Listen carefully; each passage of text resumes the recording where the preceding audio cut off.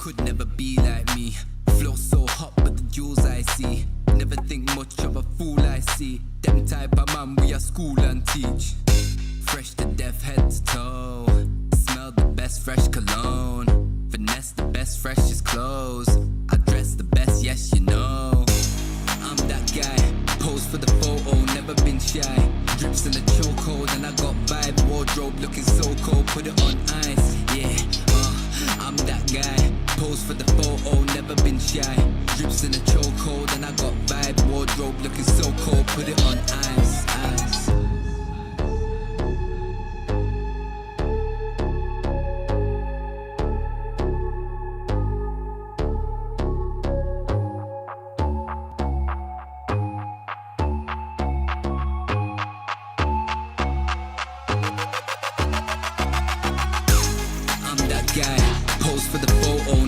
Shy.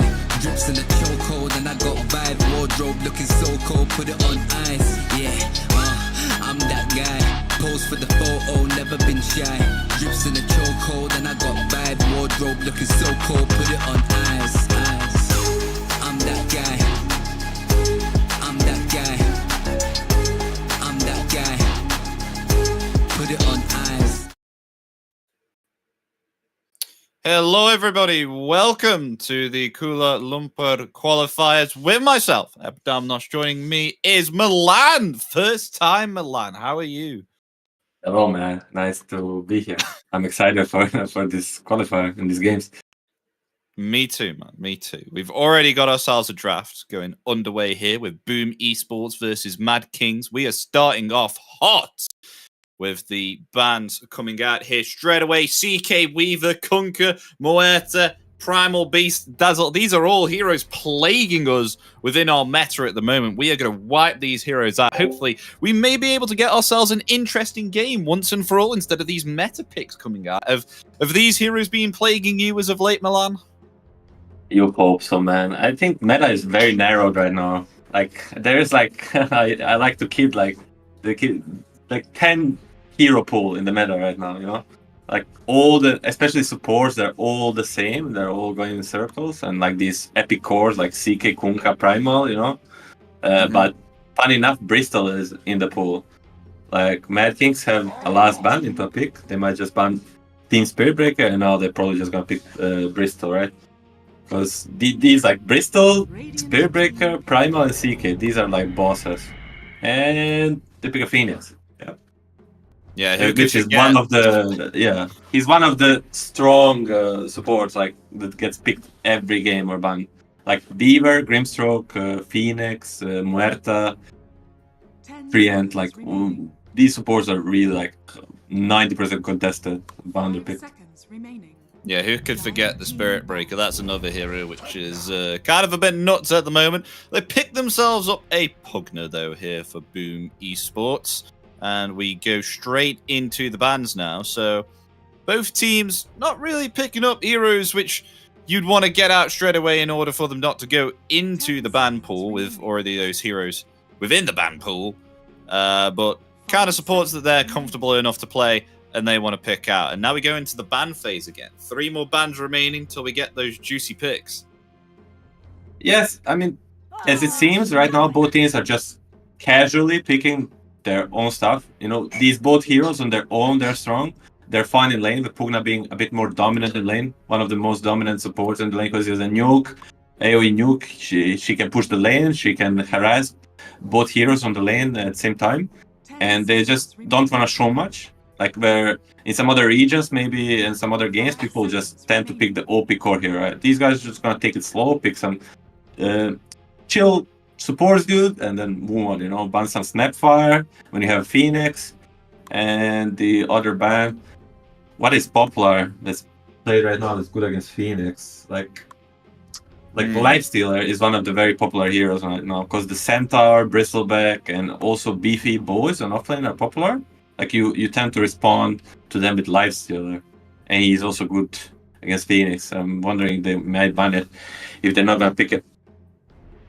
Yeah. I mean, he's been coming out. I mean, I have seen a little bit of a few players play a Juggernaut every now and again, but he's not there if you know what I mean. He's not like broken like you see everything else, but he is hanging around there. I mean, Gyrocopter was a little bit at that stage as well. Now we don't really see him much anymore, even though that he has a high attack rate. So maybe perhaps we'll see some of that. Naga Siren, some teams do still play that from time to time. There is I can see you're a man of culture too. And the first carry you mentioned is the Juggernaut, you know? It takes a certain culture to do that. I appreciate it, you know. We and many viewers probably too. It's one of the Blade Master is one of the like OG carries, you know, like Anti-Mage and Blade Master. Yeah, he is. He's like all the way back in the day, like the OG mask before they did the model update, and now he has a smaller headpiece now. Here comes the Dawnbreaker, which in theory is usually played as core, especially like almost solely post 3, unless there's a post 2 special event. But I know for a fact Matthew plays the Dawnbreaker too. Like, so it's still like keeping it flexed. And they're gonna respond Earth Spirit plus Grimstroke, I would assume, if they're into the meta. Still like very close following the meta, but Grimstroke would be insane pairing with these 2 heroes. And there it is. You bang on, Milan. Grimstroke and Earth Spirit coming out here for Mad Kings. So going to have some mad rotations here. Is this going to be an Earth Spirit 3, do you think? Or is it going to be the common role that we saw ourselves quite a lot, and that is the mid role? It's mostly mid, unless there's like a specialist position 4 or position 3 player. I'm going to check real quick. I don't see like the famous Smash. He's not playing Earth Spirit. He's too old for this hero. It's like it's you know it's Earth Spirit. I can't remember. Is that a Dota 1 here? I don't think Earth Spirit is a Dota 1. I think Earth Spirit is the original Dota 2 hero. Maybe I'm tripping. I don't know. So yeah, I think it's just mid. It's just like vanilla mid. It doesn't really get punished much. And of course, there's like certain matchups he doesn't really enjoy, but like. Necro or Wondroid or maybe Huskar, like, but other way around, you know, standard mid laners, he's just fine. He's gonna get his levels, he's gonna get his item. Like Earn or Blame is gonna start roaming the map with his Grimstroke buddy. I'm really surprised nobody's touching Bristol. This hero from TI to after TI pubs, obviously there was no patch. The hero's been insane. Still, like, his timings are just, you don't want to face it. Oh, and Oracle. So now they have themselves 2 saves here. They got themselves, you know, the False Promise, and they got themselves the Dawnbreaker with the Solar Guardian as well. So you've already got a counter initiation against the Earth Spirit, and now you've got Oracle as well to come in with, obviously, of course, the second heal saves as well. But that comes into the question, do they have a support strong enough with Pugna? They get themselves the Necrofrost, though, as well. Final pick remaining for Mad Kings. What do you think Here of comes the Necro, yeah. I mean, Necro is kind of a hero that really excels with saves, right? Like, because if you don't burst him, he's gonna get a burst heal off, and he's good in lane against Earth Spirit. And if Earth Spirit doesn't have a lane, the good lane, then he cannot enable the support. So I really like the Necro pick. Oracle, with some other heroes, I would like it more, like more aggressive heroes, so you can save more. But now they got like, kind of, as you said, too much save. But at the same time, they so far seem unkillable. So Mad Kings need to respond with some 2 big boys. I mean, they have 2 cores left to pick. Like, I would imagine they might try Faceless Void. Is that a big boy? I mean, he's a big boy. He chronos many people, and you can only save so many. And they're gonna pick Lina. Oh, okay. Does this means signify then Spirit that is 3? Spirit 3? Yeah, I thought so as well. Or could it be some sort of Earth Spirit 4 with one of the other heroes being post 3? Like, you know, melee range combination? Like Earth Spirit Phoenix 4 and 3? That could be something we used to see in history, but not recently. Even Grimstroke used to be played as core a bit. I think maybe Earth Spirit goes 3 and they make the Lina go middle ever since they've seen the Necrophos pick from Boom, because maybe perhaps they don't want Earth Spirit to have this horrible lane mid. So they picked up something with a lot of range. Then if you go Ghost Shroud, then obviously, of course, you got the magical damage to dish out. I like that, but Boom Esports instantly banned Faceless Void. I would like Faceless Void more because I don't think Boom would think of this Earth Spirit Flex to 3, so they could still get potentially Lina 23, and they could have Faceless instead of 18, because it's hard for me to see the hero they want to pick into Dawnbreaker Pugna lane. That's not Faceless Void.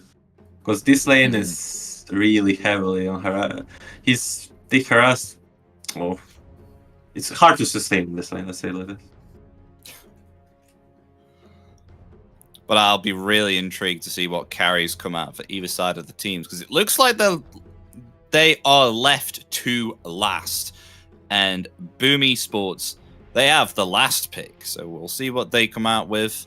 It'll be intriguing to see what they'll link up with the Oracle, for it be someone who can maybe perhaps deal some damage on the lane and get some kills and put the pressure here on Earth Spirit, because it's kind of difficult if you go something that doesn't have very strong lane presence, I feel, in this meta. I mean, especially against Earth Spirit on the off lane as well. You're not going to have the greatest of times, and you're going to have to rotate your jungle very early on. And there's the famous combination, the very old school one that OG used to run a lot. It's the Troll Warlord Oracle. It was their bread and butter. Pakash did play one Troll game the last 7 days. But maybe PA too. He did play 2 PA games and he's lost both of them. But PA plus Oracle also used to be a very famous combo. Plus it's against Lina. It's very risky, a bit out of meta, but I feel like Pakaz is maybe the best player in whole SA region right now. With no pressure. Whisper gone.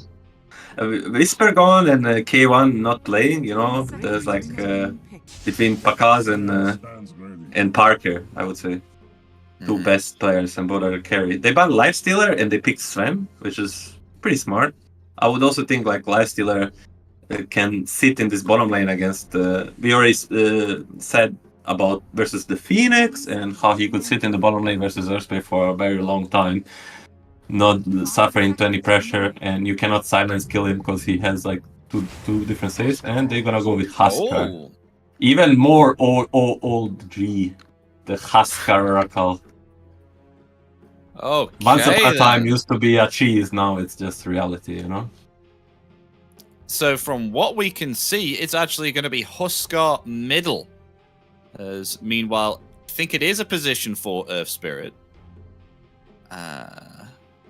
Mash is pos 3 Phoenix with let me check. Adrian is the carry and Mr. Jean is the mid. So it leaves us with Genek. He's pos 4 Earth Spirit, as we said. Earth Spirit Phoenix. Interesting lane.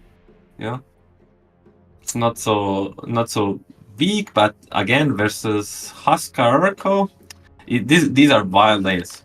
I must say, you haven't seen this in a while. And Pakaz is gonna not play Necro. Pakaz is gonna play Dawnbreaker. Okay, so it's offlane Necro, carry Dawnbreaker, and mid Huskar. I really like the Boom Esports lineup now. It changes everything. Like with these role swaps, like they used to be very passive. Now with this Huskar mid, I mean, if he does well on mid, which Lina is supposedly a decent matchup as a Huskar, but it all can be down to rotations. If Earth Spirit rotates early, Huskar might have really bad time. But if supports control runes versus Lina will not pressure Huskar. Okay, so Boom Esports versus Mad Kings. What draft are you feeling here, Milan? What looks strong in your eyes? Is it Boom or is it Mad Kings?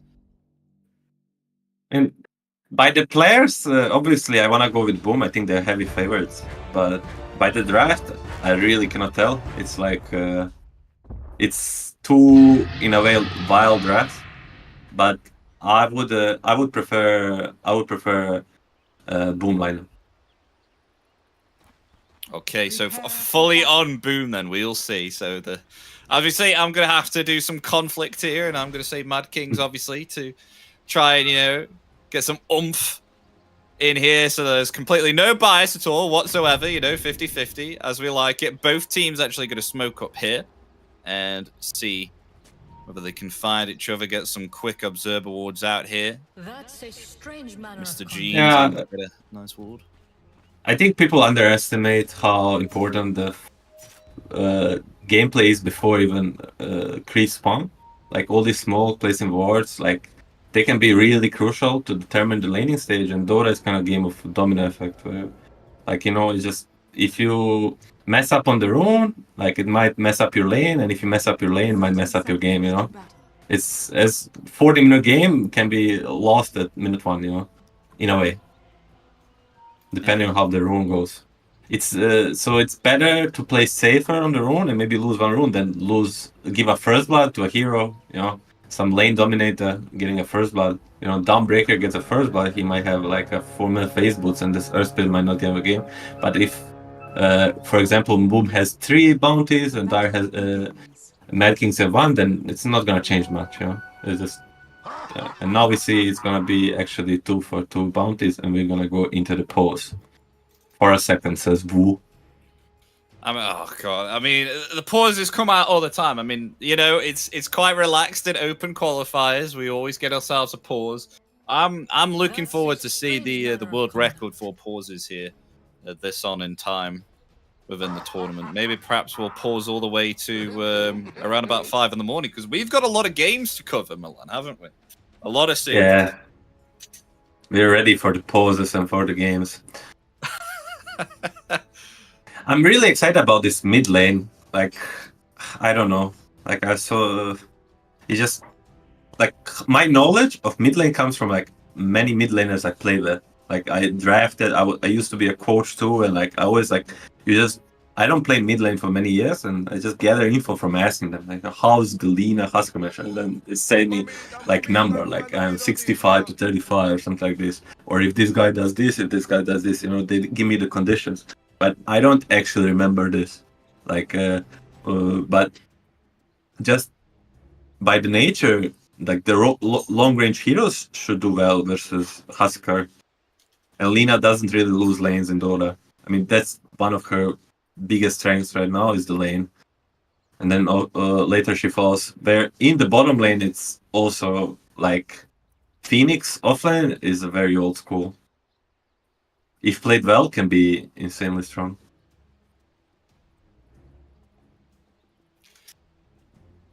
I'm wondering how Huskar is going to be on this lane, of course, against Lina. I think I have seen it a few times before. I mean, if Lina does have a few mishap here and there, then Huskar can come out on top and start to kind of dominate the game kind of early on. How do you think this one will play out on the mid lane? Because obviously, of course, you've got the range with Lina, but then obviously, of course, if you do have the mishaps and the misplays, then Huskar can come out on top.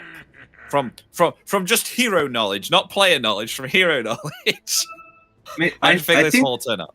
I think Huskar should struggle a bit.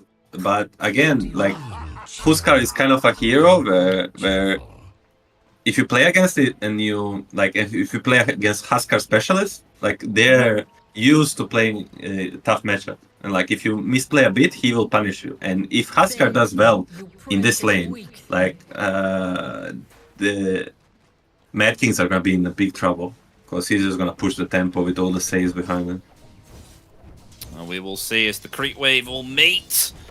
And now he's actually gone ahead and leveled the inner fire here, possibly to get the last Earthspirit hit. is starting top. No, he's tipping bottom. Okay. It's fine. Thought it's gonna be action top, but they just tried and lane wasn't in a good position. Necrophos versus the Sten as well. Once we start to get some level 4 on this Necrophos, it's going to be annoying because right now, look at this already at level 1, being pursued on the top lane. There's already 2 kills here. As on the bottom lane, they got the kill on the Earth Spirit. Meanwhile, on the top, they go for the Necro at level 1 and they punish him straight away with the fact that he is not strong at this level 1 right now. They can take him out easily, and they do just that. Yeah, but the big problem is Necro dies, okay, he's TPing in. Earth Spirit dies after he's a TP, so this Phoenix is gonna be alone for 30 seconds. It's a walk of shame. And this is the problem with the Earth Spirit support. He's quite weak, low 1. One of the weakest supports, low 1 right now. and that's why we see him more in the mid lane role, where he can just live through this first few levels that he struggles with.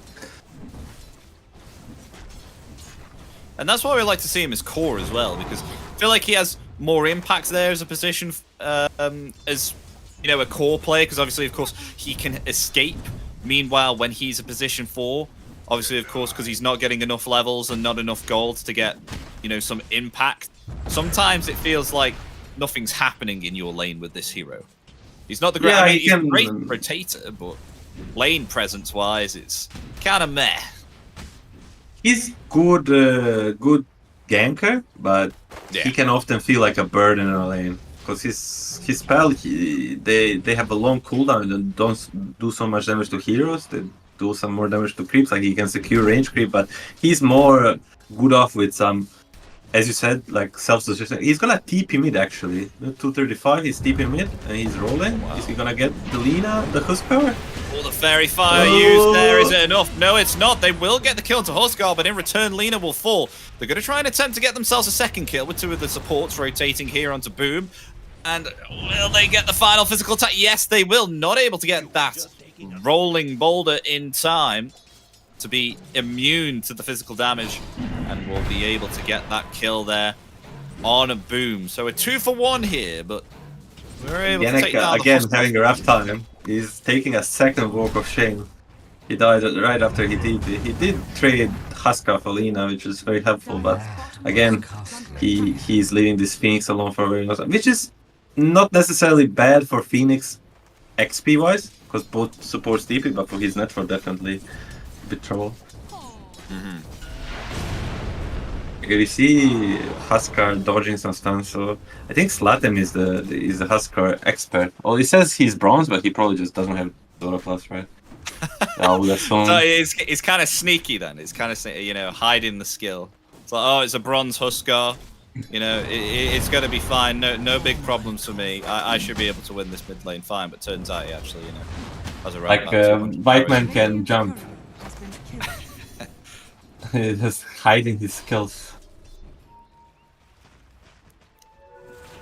And one thing we're not talked about is the Sven 24 lashes is having a blast, and Sven is also one of the heroes. If he gets like a free lane and some stack jungle, he can easily. By the way, Pakaz loses the soul ring on his career. That's very unfortunate. Minus 800 net for him in 4 for a while. That's a rough one. As I was saying, the Sven, if he gets like a free game, his network can skyrocket. He's just a hero that has a built-in Battle Fury. It's like very scary. Yeah, I've seen that all too well before, especially, you know, 100% cleave. Pretty unique hero. Just, you know, get Mask of Madness, Echo Saber, rotate to the jungle. Happy days. You are going to be getting a lot of farm if you're uninterrupted. And right now, he's at top of the last hits with 32 currently. Not like Boom has like a good matchup with Sven. Sven hates playing against some PAs, some lifestealers, some stuff like this, Larks that can like man up on him. But as long as it goes versus like Dawnbreaker or Huskar, he's not so unhappy. Like these guys will not be able to straight up fight him. Of course, he can be kited by all the saves, but so far looking good for Mad Kings. Radiant's middle tower is under Indeed. attack. Only early days at 5 minutes in.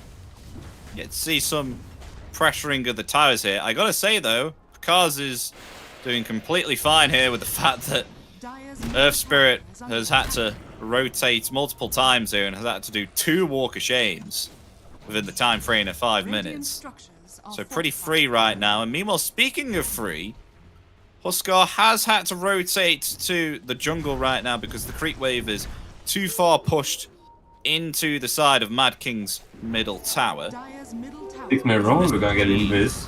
And we're gonna get the roll on Earth Spirit. He's gonna run after Matthew, but a little bit too fast on the Pagna. Usually the first Pagna is trying to sneak peek, No, they're gonna come and back, he's gonna yeah. get punished for it. It's gonna be Yeah. a Laguna Blade. Is there gonna be a Dragon Slayer to finish? Roll. We TP pulled it. roll. That's enough. But Lina the That's kill. enough. Nice. Oh, he's gonna get Lina the kill. Otherwise, he's gonna get mad, you know. GG end in all chat.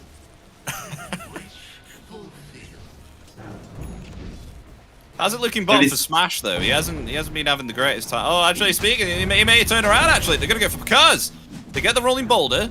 They do have the Icarus dive ready, but I think maybe perhaps they're going to turn it around with a rotation here of Huskar. They will get the kill there indeed with the inner fire, take him out. They were not expecting a Huskar to just waddle on down to the bottom lane. You don't often see a Huskar rotating in minute 640 to the side lane, but the good players, like you can tell a good player, one of their pros is that they will TP rotate with no matter which hero they play. Huskar, because it doesn't take much. Like TP is like a global blink. It takes him only like 10 seconds. He gets a kill. He goes back farming his way down to the middle. It's a very cool play, and it's a bit unexpected because it's a Huskar. Right? We also see the Wisdom rune split, which is very important now this meta. Whichever team doesn't get Wisdom, they're in big trouble. But now we see classic 1-for-1. All good.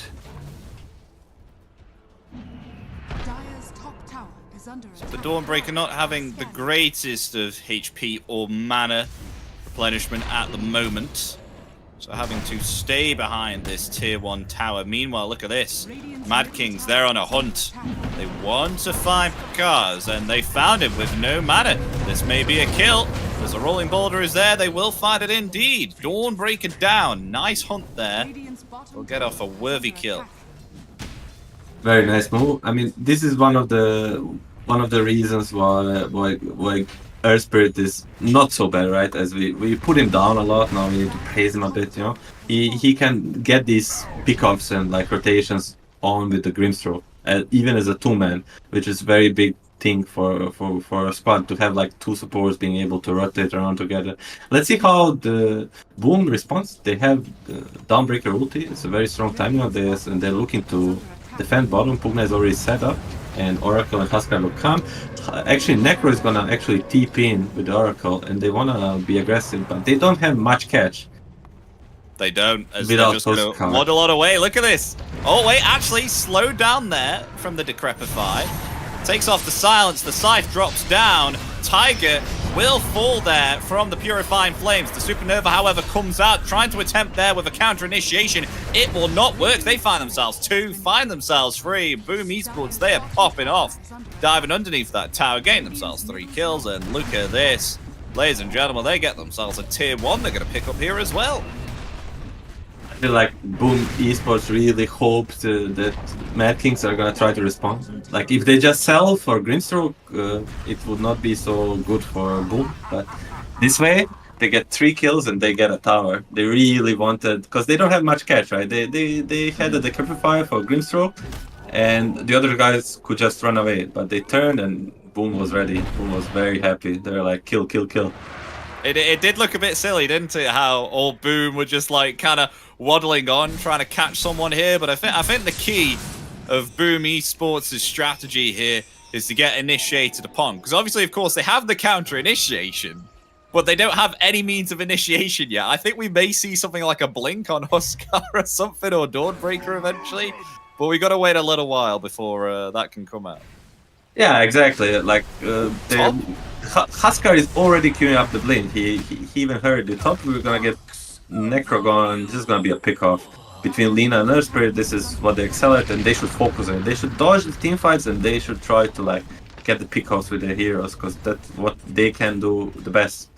I mean, he's going for the blink. He's eventually gonna get the axe, and Necro is gonna get the shard, which is mini blink, and like all these small things. And of course, blink on Dawnbreaker later. But for a while, they should struggle, which should enable Mad Kings to split. I love Shard on Necrophos so much. It's so good.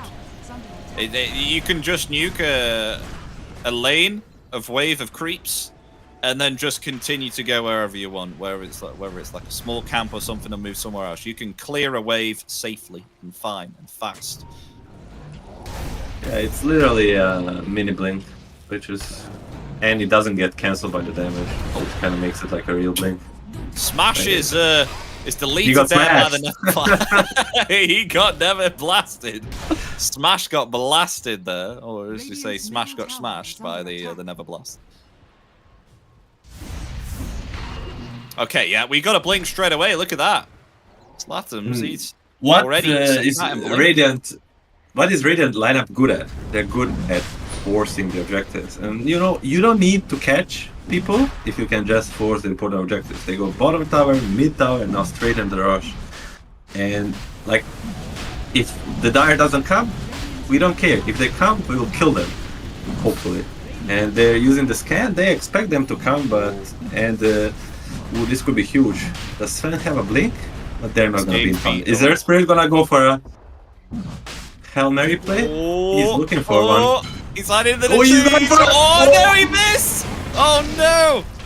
Got the Aegis. That's a kill as well. Goodbye, Earth Spirit. I mean, that was valiant. That was but very Slatums- close. He moved himself away with the Roshan as well, so it was kind of hard to predict where the Huskar was going to be. But I am certain if he got off that rolling boulder, that would have been an Aegis steal for sure. And meanwhile, speaking of Huskar, going top as well with the dive there of the life break, going to Icarus dive away. But where is Fortune's End? It's not in range, and Smash is going to be able to Sunray up to the high ground and fly off. Meanwhile, there was Scythe within the jungle, dropping down upon Tiger. The Grimstroke falls. A Laguna Blade attempts there onto the Pugna. Pugna will still survive. Never mind. In comes the Stormhammer. Finds the kill there. Now attempting to turn onto Sacred, but going to be heal up with thanks to that magic wand along with the Ghost Shroud as well. Maybe perhaps they want to turn it around now. As Slatums, oh look at that, a big life break with the inner fire onto 4, but the Supernova coming out. Can they take it out? No, they will not. It'll come out. Mr. Jeans, I think, is going to fall here from the fire damage of the spears. Will do indeed. Killing spree there for the Huskar as they stop the rolling boulder there as well on the Earth Spirit, finding themselves 2. There we go. Boom Esports popping off again. They will use that Aegis, though, very early on. Boom Esports is on a roll. They're just gonna take any fight they're given. Even if it's messy, even if Egg pops off, even Huskar dies semi-free at the start of the fight, they don't care. Just any fight, give it to us. We want it now. We're 10 times stronger than you. Just come and fight us if you wish. Blink Dagger and Huskar just fool you all. Now they're gonna hit the brakes a bit, I would assume. Just finish 1 or 2 items with this network advantage and just straight up go again. I think Mad Kings might get a breathing room right now. I mean, yeah, they're getting quite a bit of kills here, Boom, but look at Sven right now.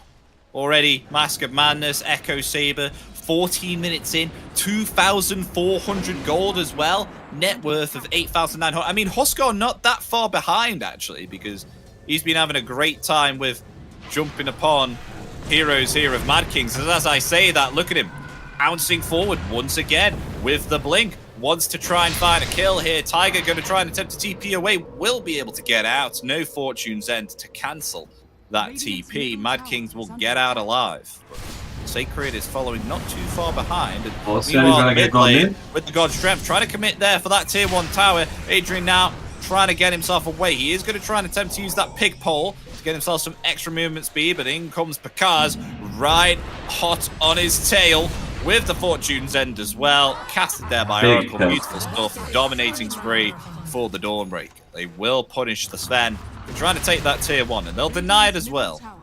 Both towers. Hey, that's also pretty big, like network-wise, to deny both towers.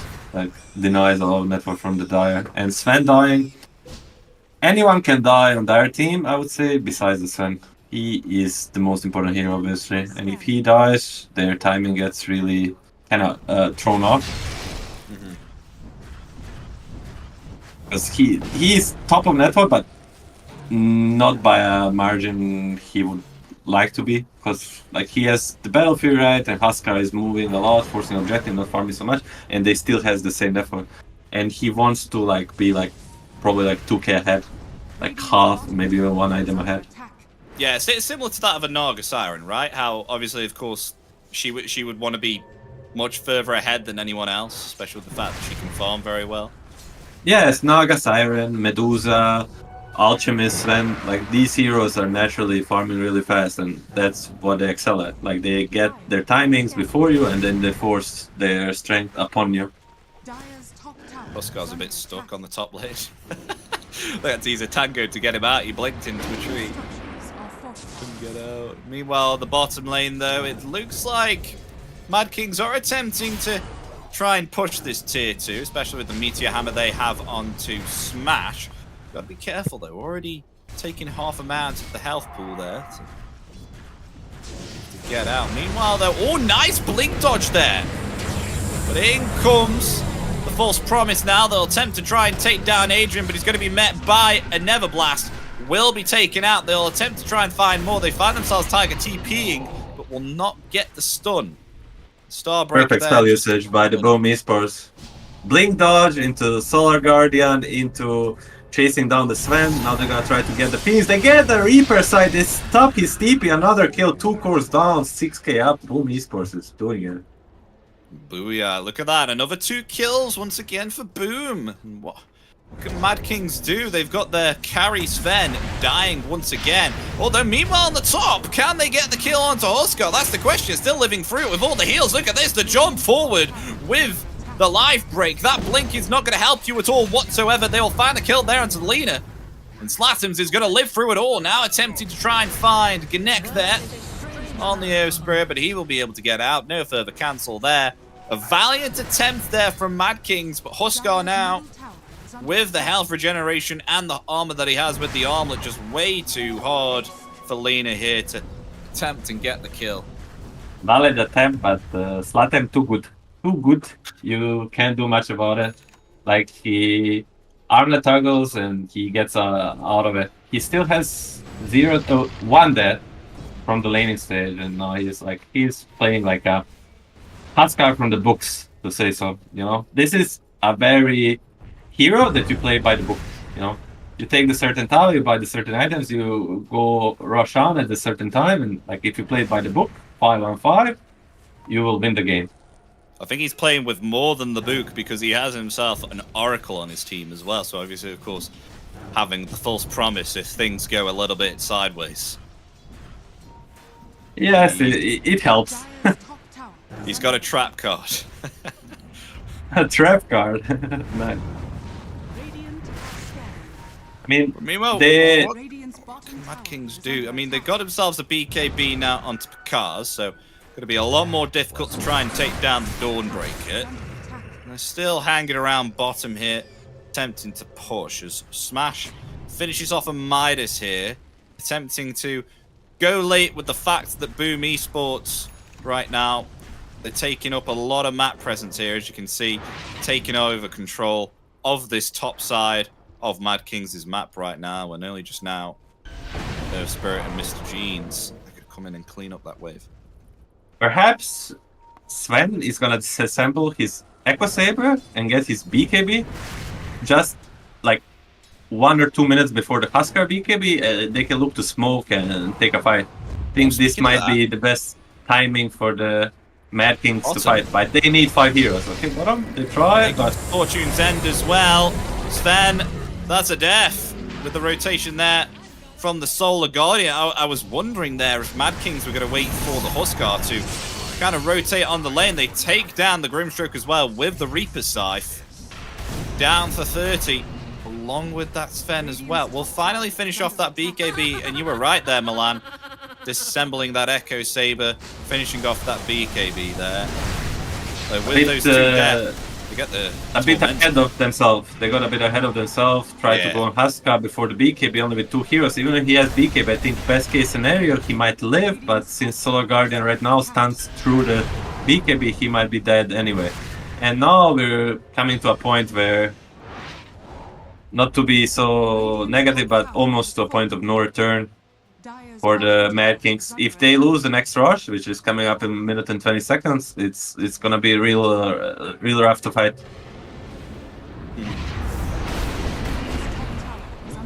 Cars rotating to the top lane here.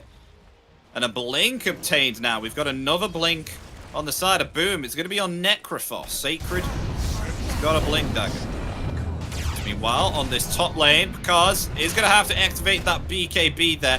Will be able to stop that rolling boulder. Does he have enough damage, though, to take down the Earth Spirit? Blocking that rolling boulder again. Yes, he will. The Starbreaker will clean him up.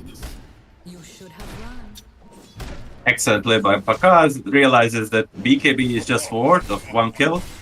Like they are struggling to catch them a bit, but even just like this one BKB pop into continuing to farm, he still can save Huskar with his ulti. There's no reason to save it.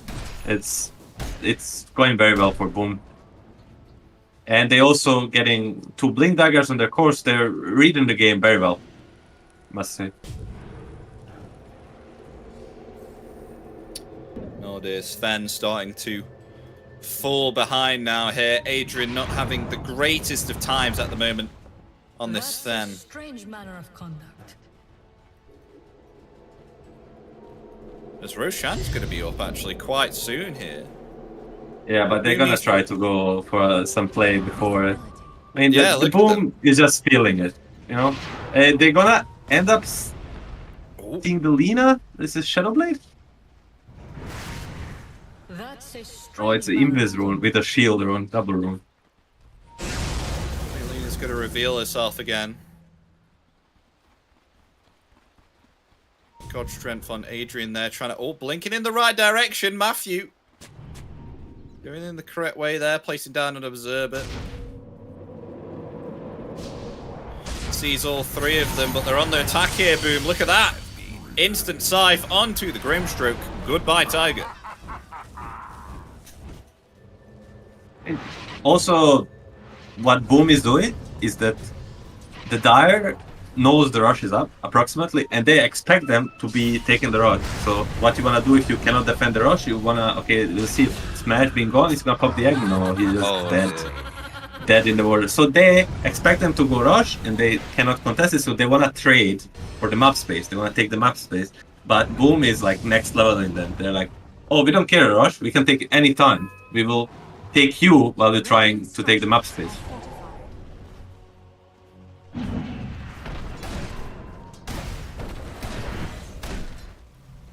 Okay, so Roshan's up now. Possibility for Boom Esports to maybe get this Aegis and finish off this first game, possibly, with the fact that some of the cores here on the side of Mad Kings not having the greatest time. I mean, especially with the fact that this is a Phoenix free, we haven't seen all that much from this hero, have we? Yes, but we need to remember that he was basically laning solo. Like with Earthspray dying twice after the TP, rotating mid too. He didn't have a good lane. And it's a bit hard matchup with Huskar, who's having a free game. The egg can always die, and like with so much magic damage mitigation on the Radiant, they just don't care much about this Phoenix. And they're gonna take the rush, and I wouldn't be surprised if they just beeline for the lane, you know? Aegis cheese, like some Necro and Dawnbreaker will push silence, and this Huskar is gonna be, how do you say, Hannibal Antiparte? Something like this. You know, he's gonna be coming for a base. Well, yeah, in your words, Milan, he's a big boy right now, that's for sure. He's a very big boy. With this Aegis now, he has a BKB as well. I think an Agnim's maybe on the way here. He's got a Blade of Alacrity to clean up. Let me just have a look at his couriers. Yeah, this is an Agnim's coming soon for the Huskar. And they may have found themselves the Lena as well, as Mr. Jeans trying to escape that blink and the life break not in range. So Lena will get away safely. I mean, it's not only Huskar with the Aegis, Huskar with the Aegis, with the Oracle behind, with the Pugna behind, with the Solar Guardian behind, even with the Necro heals behind. It's really something you would rather not see be against you. Okay, BKB, Pulp, and Pakash, he really doesn't care. But he might get punished, no BKB, but he still has Oracle behind. If they go on him and Oracle is in position, he's just gonna save him. There we go, look at that, the false promise coming out straight away. Now they want to respond, actually, try and take down the Sven. The BKB and the TP is there, but the Cypher is going to clean him up. There we go. Adrian down. Dominating spree for Sacred on the Necrophos. And with that, Mr. Jeans on the Lena has to escape, because I feel like Boom Esports are going to be able to maybe perhaps push, but the wave is cleared from what it looks like on the bottom. Maybe not. Never mind. As Necro would say, that was costly. Every death for Sven is like 1% less to win this game, and it's already like 3% for Mad Kings. you know. Actually, Smash this play in a way. the Gaben gives 6% for Mad Kings to win this game. Hey, with what happened at TI, I don't even trust that anymore. 95%. You know, do you know what I'm on about, Milan? Do you know what I'm on about? 95% win probability. Game 3 Yeah. TI. Yeah. They're outliners and everything, but it's not gonna be this game, I can guarantee you. Well, they'll take the tier 2, Eddie. I can see what you mean, because looking at the, obviously, of course, the spells and the heroes that they have, Huskar High Ground, Aegis, already having the greatest time. They have Necrophos with a blink and a scythe, should need be, come in and sweep up a clean kill, and then Oracle in the background with False Promise. We've also got Life Drain here with the Pugner as well. 2 sources of healing already here for the Huskar, and already jumping up to the high ground there with the Agnims. Nothing to do for Tiger because he is fixated upon the Huskar with that Agnims. Pretty much an upgraded Berserker's Call. Will pay the price of hanging around near that tier 3. They'll force out the Glyph. There's another life break forward there along with the Scythe as well. On to Lena. Mr. Jeans, goodbye. So now they'll find themselves very good aggression from the Boom. Huskar understanding the position map and understanding he can do this with the saves and the Aegis he has. He doesn't even have to expend his Aegis for 2 kills. And like this is the power of the Huskar timing. Once he gets Blink and Aghanims, he's no longer like easy to kite. Genic is gonna try to skip the wave mid, but he's gonna die to Starbreaker combo. And like Dawnbreaker Huskar, pretty impressed. Like it's in a sort of cheese core duo, but it's working wonders. Yeah, I don't know if die was an understatement there to just describe what happened to that poor Earth Spirit. He got decimated in 4 hits. The Desolator here from Picard's. Because now they'll find themselves a second set of racks. There's Adrian trying to farm. I don't really think there's much that they can. I mean, they have themselves a tier 2, so they can't clean up the Megas. And a Cypher Vice coming out on Necrophos as well. Oh my god, Milan, they are farmed on Boom Esports. Wow. Yeah, fat, beefy boys, you must say. But the thing is, like, I like the discipline. They're gonna take a bit methodically, not gonna force the throne. They're just gonna go through the top lane and just, try to make this game clean. I think historically, SA teams had problems with like throwing games, making them like look in a way ugly. But this is a sign of a good things, Yeah, this is pretty clean from Boom. But speaking of that, let's see how clean they can further take it, because their Aegis has just expired, and Mad Kings are on the hunt for potentially a kill here. The BKB is going to be committed there onto Huskar.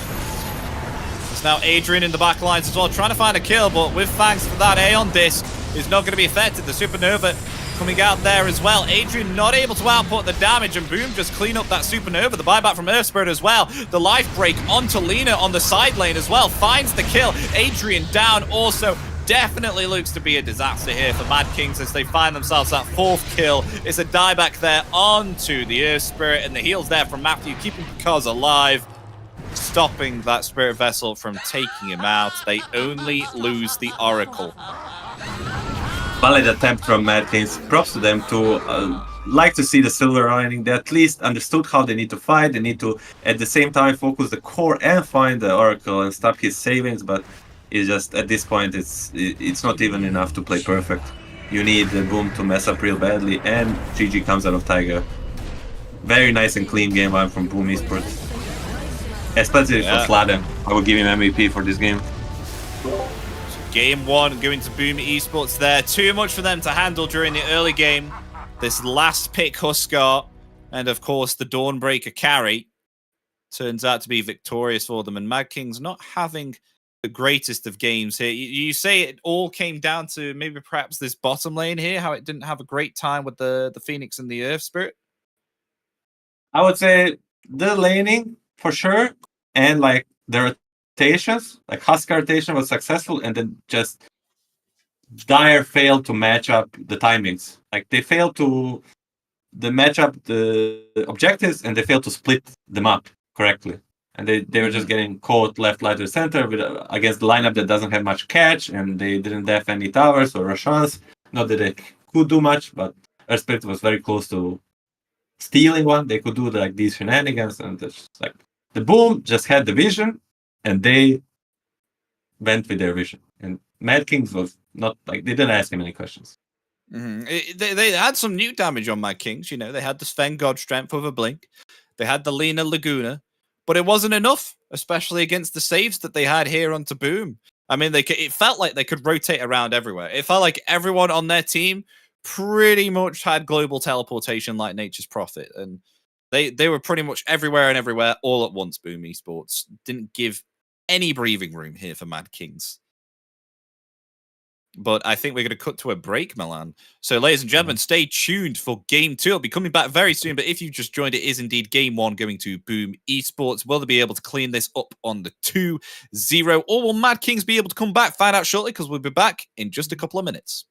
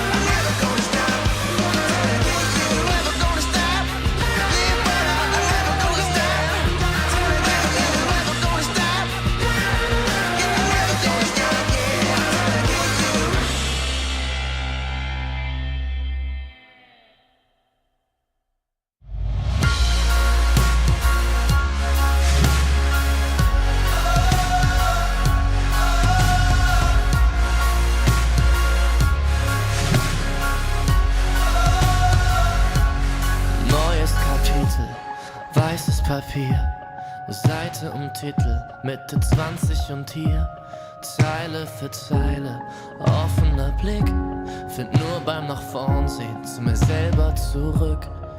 Und auch wenn's irgendwie nur eine Plattitüde ist, der Augenblick zerfällt, hält man ihn fest.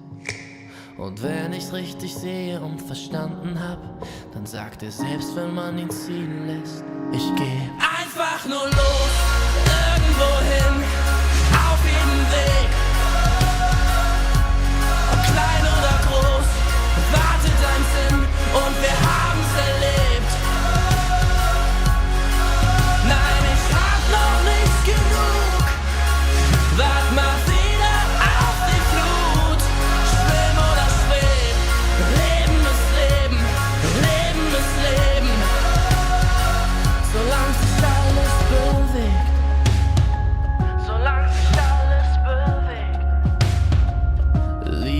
neue Gedanken. Hör auf, leisen Sohn, statt ewig im Gestern mit den alten Parolen. Nun ist die Währung, der Weg ist das Ziel. Kostet die Welt dann vielleicht gar nicht so viel. Und auch wenn manches davon sicher Plattitüden sind, man fühlt genau, wenn es stimmt.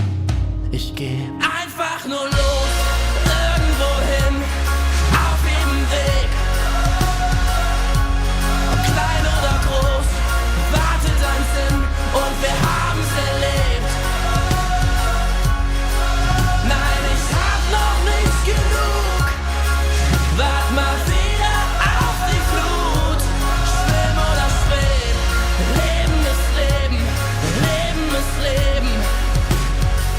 Solange sich alles bewegt und unter mir, da hör ich die Sirenen singen.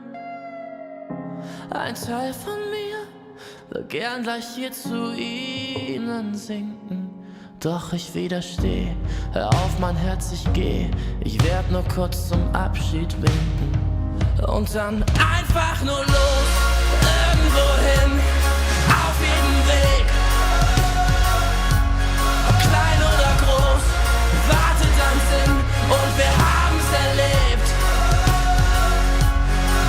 Nein, ich hab noch nicht genug, wart mal wieder auf die Flut. Schwimm oder schweb, Leben ist Leben, Leben ist Leben. Solange sich alles bewegt.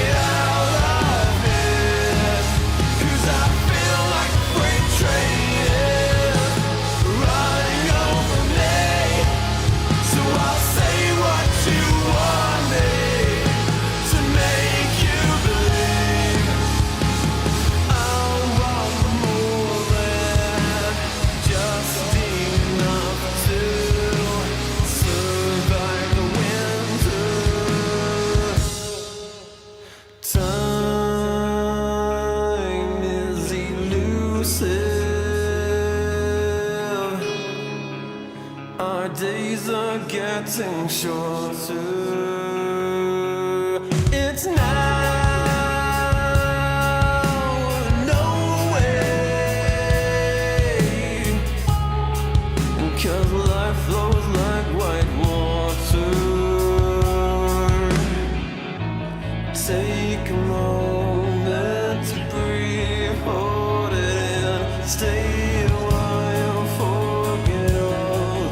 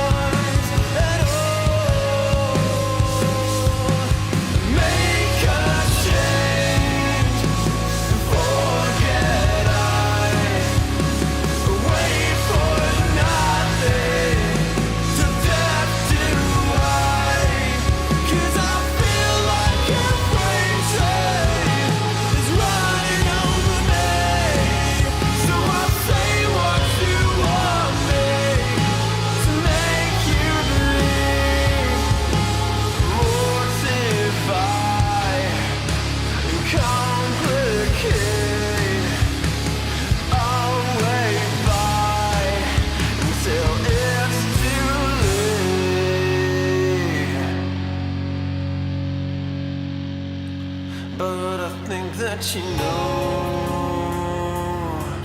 much better. Wait forever. My head is on straight forward. Hello, everybody. Welcome back to the Kuala Lumpur qualifiers with myself, Epidamnos, and joining me is Milan. We're coming in for Game 2 with Boom Esports versus Mad Kings. Boom Esports, they were able to take themselves a comfortable Game 1. Will they be able to keep it up in Game 2, or will Mad Kings be able to turn this one around?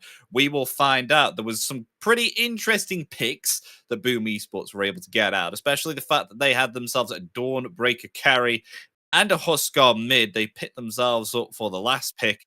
And on the side of Mad Kings, we had a little bit of an odd off lane, to say the least. Earth Spirit and Phoenix, it didn't look all that strong. I mean, especially with Earth Spirit rotating as well. It did go a little bit wonky when we got into around about the middle stage, the early stages of the games, but maybe perhaps they'll be able to turn this around. Straight away, we get into the bans already, and funnily enough, Boom Esports, they actually come out with a ban here on Phoenix. Yeah, the Boom with the first pick, they want to ban the Phoenix, they don't want to play that hero, and they actually respect it, so they'll just go ahead and delete it from the game. And for the other bans, are pretty standard. Primal, Beaver, Trent, Dazzle, but this means like some of the big boys are in. Uh-oh. Most You're notably like CK, Kunkka, Oh dear. Bristol, which we see both teams are ignoring, so we'll ignore it too. Okay, yeah. We will pretend Bristol doesn't exist. CK big one. Phoenix is supposedly good against CK, if there's anything in Dota good against CK. So I would assume Boom Esports is just gonna ban something into picking CK, which, what is it? Maybe something signature for the Mad King squad. Let's see what they like to play. They're thinking about it. They got the reserve time.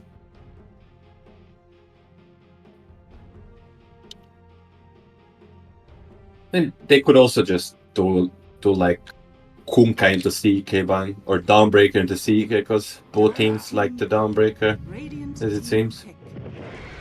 Oh, there it They is. ban the Okay, Brewmaster into CK. Brew. Brew is also kind of part of the squad, you know. He's not at the top of big boys, but he's there. He's in the shades of them, but he's still there. And the Dawnbreaker into, yeah. Which Okay. I would say that for myself, Brewmaster is better counter to CK if it can be called like that. Because, you know, if you pay attention to CK, he doesn't care about anyone or anything. He doesn't care. Pick the Dawnbreaker Brewmaster, I don't care, he says. But yeah, the Dawnbreaker is the Mad King's response. It seems as a very, very comfort pick for them. I mean, the Brewmaster evasion is really, really annoying when you're trying to play a physical carry.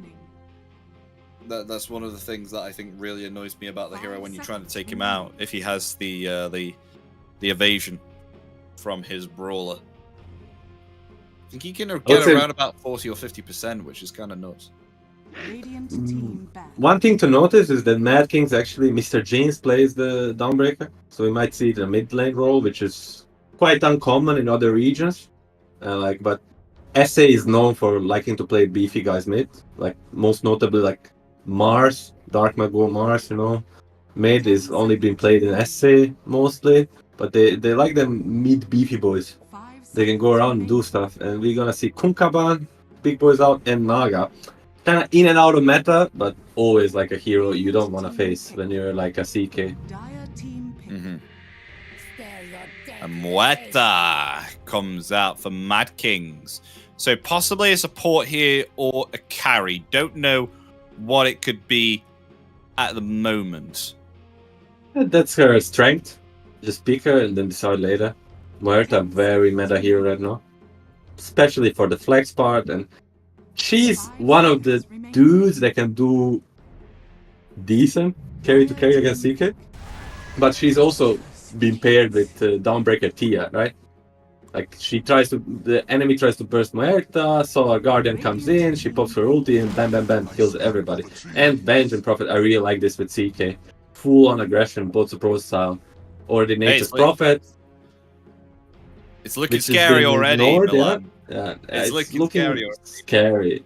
I mean, Boom Esports game 2, same like game 1, is coming with a sort of vision, which I would say is probably their coach and Matthew, right, coming up with. And Matthew is like, he's a bit of a vision guy, you know? He knows what he wants to do, and he picks for it, and he plays for it. Bloodseeker. Bloodseeker, I would say, a bit out of meta, but it's just a dude. If you have to pick a blind pick carry, or like you want to pick a blind pick core, you pick a Bloodseeker, and you're like, let's go. But historically, CK used to be a very good offlaner versus Bloodseeker, like matchup wise. Because he has sustains through all of it. And Invoker. They already did this the other day in the close qualifier. They did Invoker and Downbreaker, and now they're like double flex, right? Downbreaker can go support, Invoker can go support, but most likely it will be like Invoker support and last pick like mid or offlane. With probably offlane being last pick. 5 seconds. So this is most possibly an Invoker 4 then for Bad Kings. Yeah, exactly. At least looking for the open qualifier, sorry, not the close one. Maybe they'll continue it. You know, if you're comfortable with something and it's working out well, then you'll keep on going on at it. And the Tidehunter for Boom Esports. Definitely a hero for Sacred. He's very good at this hero. And like, it really fits on with the draft. More minus armor with like Vent, Wave of Terror, Crest on Nature's Prophet, Gosh, a lot of physical damage on CK, teamfight to match the Dawnbreaker. I really want to match the teamfight part of Dawnbreaker. Like you want to have a Phoenix, or you want to have Winter Wyvern, Disruptor, all these heroes that really match the teamfight. And when he's paired up to lane against melee hero, like Bloodseeker, he gets to a point where he doesn't care much. Like he's already kind of in a point if he has a decent lane, and like he's not gonna die this game. Question is, what support will be with who? Do you think on Boom Esports? Nature's with Tide or Venge? Depends on the two other picks, but I mean there's mostly like mid laner left for Boom. And Mad Kings can still go into different roles because of their flex of their heroes. But I would say I would put CK and Venge too, because Venge likes to be more on safe lane because there is low range and like it's easier to play. And Nature's Prophet is just gonna be like roaming to this. Because it's better for Nature's Prophet to roam from bottom lane because Tide is kind of more self-sustainable after he secures him a lane. You know, with the Anchor Smash and the shield, and he can just roam them up. But I would say there's both ways are very fun, very fun. So ban-wise, Lina and Earth Spirit, they're gone. Final ban coming out to be Enchantress. Yeah, they expect them to pick another support, which is very weird. I would assume Mad Kings want a core. They have a last pick, and it would be weird to last pick support. I mean, it's not that bad if you're very happy with your core situation in the draft, but it's just it doesn't like prove a strong point. But if you were to last pick a support, that would be like Undying Range to dominate the lane. Okay, another Necro pick. Okay. So kind of good against Dawnbreaker and Bloodseeker here, but not the best against Muerta if they want to put this as an important core position on Boom. So intrigued to see if this Muerta is a position 2, or it could be potentially Invoker as they move Muerta around. That's a quick Lash pick. Yeah, that is a quick Lash pick. They go out with Adrian, a Lash +2. It's a +5 Muerta, +4 Invoker, and Smash is gonna get the Dawnbreaker. I mean, I like that they moved the Dawnbreaker from the middle when they see the Necro. It's quite a bad matchup for him, I would assume, and they're just gonna go with the Lash. Something that we don't see very often, but in this game, particularly, it can work with the Solar Guardian, but I still prefer heavily Boom Esports Draft. So Boom once again. I mean, they were pretty confident with that Leshrat pick. I'll be interested to see if Mr. Jeans does have himself a good time this time within game 2, because even though he got picked off like once against Latin, but I feel like in this game when he has himself Leshrat, he might be able to do some damage. We'll see. Yes, but it's Leshrat versus Furion and Bench. With the 2 side lanes on the Dire that can self-sustain themselves. Like the CK can stay alone versus Dawnbreaker, and the Tai can stay alone against Bloodseeker, and they can just rotate up on this Leshrat. Like, control the runes, not let him pressure the tower. Like, Leshrat doesn't really have like supports to really like roll with. The Invoker and Muerta just, in a way, just 2 dudes. We already see Nature's Prophet TPing low 1. This is something we often see in pubs and in competitive. He just does the 2 wards, and then he might even TP for couriers right after the game starts. I mean, after the horn shot. And he already runs off, but they see him. They see the Nature's Prophet moving back, and they know an Observer Ward is placed around here. As they've pinged it out multiple times. Wow. They actually go for a sentry on a low ground to check multiple spots, and they do the blood right on the high ground. Very, very sneaky play, but at the same time, Boom Esports is gonna make their way around, but they stumble upon Watcher, so it's not gonna result in much. Probably just 2 for 2 rooms. We see, by the way, Matthew on the Nature's Prophet. I see him. I'm very interested in how much he's going to contribute. Oh, and if he's going to go for the courier snipe play. There's a bunch of couriers out of base right now. It's been meta for a very long time to put your courier out of base, just in shop range, so you stay precious seconds, because couriers low 1 are very slow. And is he going to go for it? He's not. That's very hype stuff. If he does, I'm hyping it a bit too much, sorry. It's like, whoa, 2-2 bounty runes, oh my god! No couriers sniped. No couriers. What do you expect of this mid lane?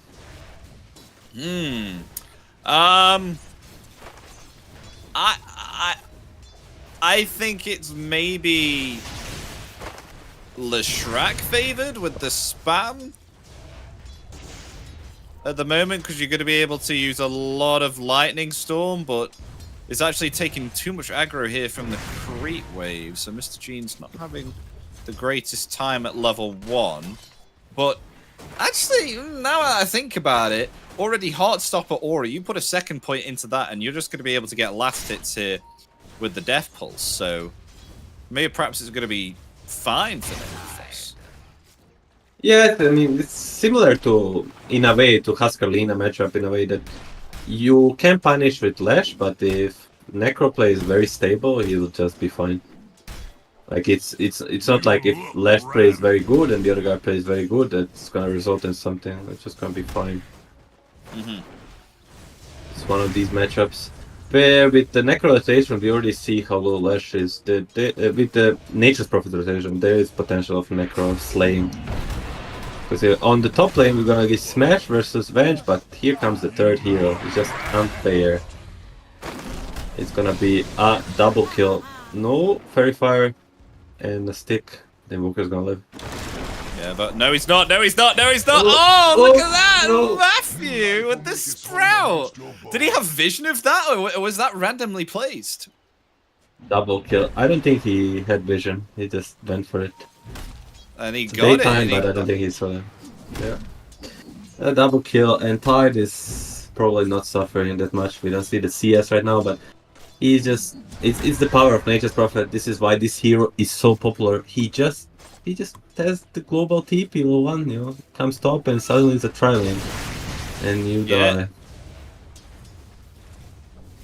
It's back in 10 and Tide not really caring here. I mean, I'm quite surprised that Sacred has not put a point into the Kraken shell here. Actually going into Gush and Anchor Smash. We'll be further intrigued to see whether he puts a second point into the Anchor Smash or a value point into the Kraken shell. He's probably getting some ranged lasses with the Gush, or they used it for a low on harass when they were two together, which is fine. Still, like, the most important thing is the lane position. And it's like very close to his tower, and he doesn't really care about much anything else. He's not gonna have heavy farm, but 12 CS, a lot of XP. Meanwhile, mid, we talked about it. Nature's Prophet makes a rotation by foot, tries to TP. There's gonna be tornado. You see, he's gonna be on tower. Cold snap, tower hits, he's gonna die to Lash stun, and Wow. Lash is gonna live. Look at that, and now they go on to the aggressive now, trying to find another kill here, Mad Kings. They go for the Necrophos. He's out of position, hiding in the trees here. We'll try and attempt to turn it around, but does not have any more mana. Both the supports will try and take down this mid laner. Will they have enough damage? Oh, they'll turn it around, and look at that, because Necro gets the kill. The level 2 Heartstopper aura will bring him back to almost full HP. That was pretty nice for Necrophos there. So actually getting something out of that and just coming back to lane with pretty much full HP. Yeah, that's the scary part when you're chasing Necro low HP and trading hits. Like, if he ends up getting a kill, like, it's all done. Like, there's no more fighting with him. Then Heartstopper Aura heals him very much. And top lane, Smash, we see getting pressure. There's gonna be a CK stun into a Venge stun. He will be very close to dying, but I'm not sure they have enough to chase him. No, there's gonna be Reality Rift and he's dead. Oh, so far so good for Boom Esports. Oh, Adrian also? Ooh. Very scary. But this is Tied on his own, by the way, Milan. Matthew's barely been here, and then as soon as he comes back, look at this. Bloodseeker already having to respect that the nature's back. This hero, bang on right. He's pretty popular, and this is the reason why, because he has the input like this. Especially he has a with last and a big here. well. Yes, exactly. I mean, it's the problem, like, because he leaves with the TP from a spell. Then you're like, oh, there's no Nature's Prophet, let's punish this guy, he's solo. But he has the other TP, so whenever you go too aggressive, he's already back there to back him up, and you're already being too aggressive and you get punished. That's the real strength of this hero. He is basically at two places at the same time, no matter what. Well, nice deny by Gennett. Bad wordplays, but denies it and makes it worth it. I think maybe they want to go for the Necrophos on the mid lane as well, but meanwhile, on the top of the river, trying to attempt for a kill here onto Smash. The magic missile coming off cooldown in 3 more seconds. They won't commit for it. We're going to wait. Meanwhile, though, they do go ahead and get themselves that kill onto the Necrophos middle with the Moeta hiding around to the side of the trees. They obtain that middle kill. Nice rotations for the Mad Kings Esports supports, and they're gonna try to secure Rune. At least they're gonna try, and they're gonna get the Elu Rune on the Tide on Boom side, but they're gonna chase the Venge. There is gonna be dead shot in few seconds. I think they should have this kill, especially with Lash closing in. Yeah. Yeah, with that Lightning Storm, they get the kill. It'll actually go to Invoker, though. They need to be careful with diving around this timing, because one more strength of Nature's Prophet is we can TP to that Wisdom Rune. And if you forget about him, or you're stacking or doing something else, like, he is just steal it right in front of your nose and TP out, which can be very painful. But we see already Invoker being in advance onto the Ancients.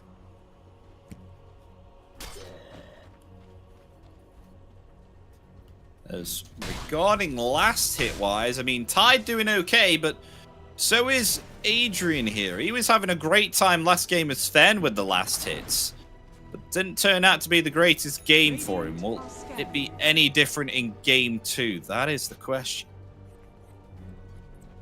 Matchup wise, I would say he has a very tough matchup. I mean, so far so good. Like, he's first on net for 50 last hits, but he will need almost a perfect game to have a huge impact. But meanwhile, CK going to be initiated on here by Mad Kings as the Starbreaker comes down. No mana remaining onto Pakaz, trying to get away. Will he survive? Yes, he will. Healing himself there. The CK is fine. Not only fine, he's closing on level 6. He has Lotus Orb and 18 stick. He's soon to be looking to get aggressive here. Meanwhile, 8-minute roll, we're gonna have a clash mid. They are Magic Missile there. There's Pakaz rotating in. Wants to try and get the Reality Rift. Never mind. Rotation from the Necrophos as well.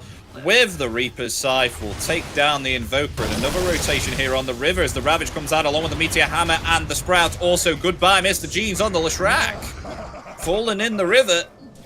Will pay the price for getting that double damage route. They'll rotate and find a second kill there.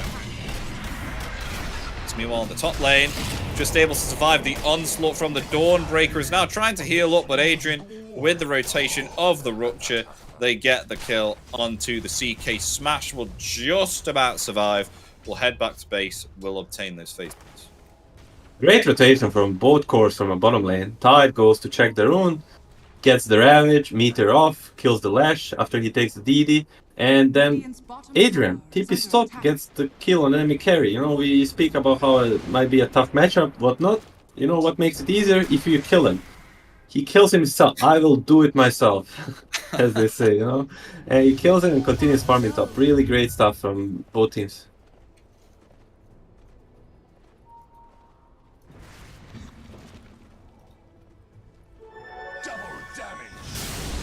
So meanwhile, on the bottom, Sacred with this Meteor Hammer now should be able to start pushing this tier 1, but unfortunately for him, Gnek keeps on spamming out the EMP, stopping from having any mana. Has just been able to call in a Mango though. We'll be able to place a Meteor Hammer down on that tower, but a rotation from Mr. Jeans. Coming forward now, wants to try and find the Tide.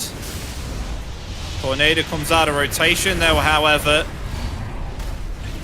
Smash helps to obtain the kill there onto the Tide. It's now the Starbreaker coming down. They actually may have found themselves the Necro as well. They will! Necro gone! Looks like maybe perhaps Boom could have turned it around, but never mind. They find 2. And Mad Kings came out on top of that one. Sladen getting a bit ahead of himself. Great rotation by the Lash, understanding and using... Okay, there's gonna be another go mid. Smash is gonna get on top of Matthew, and that's a third hero dead. Mad Kings rolling, you know. This is why they first picked the Dawnbreaker, you know. This global presence this early really helps them take these fights to the Boom Esports, you know. The really good proactive play by Mad Kings.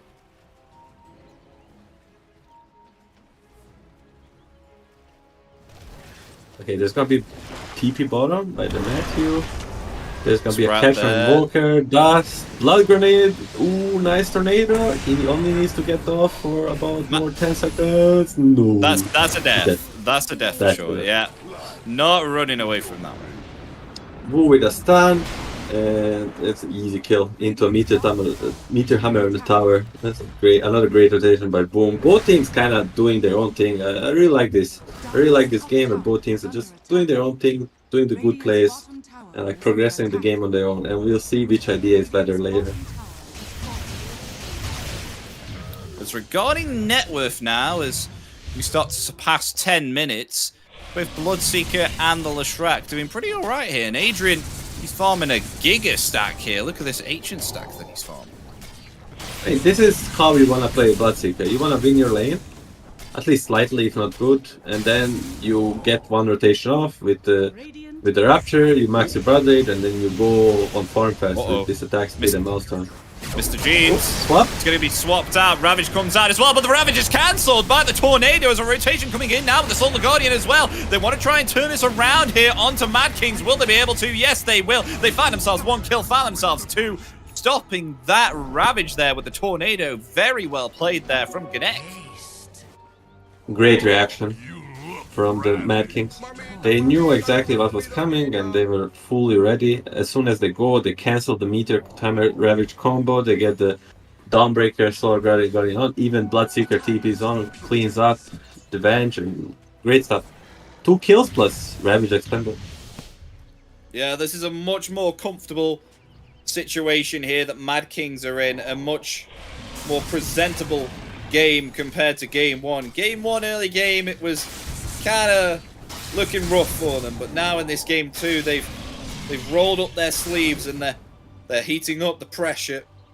As indeed, they're able to start punishing Boom Esports now from doing stuff like that. I mean, that was a 3-man smoke. It looked to definitely possibly be a kill there until the Shrek, but with the counter initiation and the plays that they had and cancelling that Ravage just turned out to be great.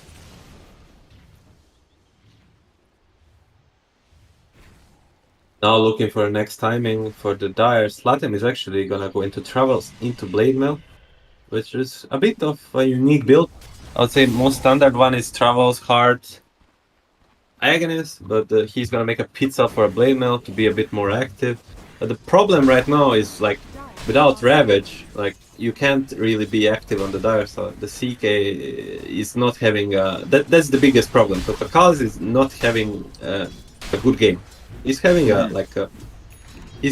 solid game, nothing to write home about, and that is a problem because they really rely on him getting aggressive while this Necro is kind of just like he's just like a tank. He's not really catching people. Now we see a smoke for 40-minute room. And we do. Smoked up as 2. They'll try and move themselves top, see if they can see anything. The closest person, though, is Slatum's.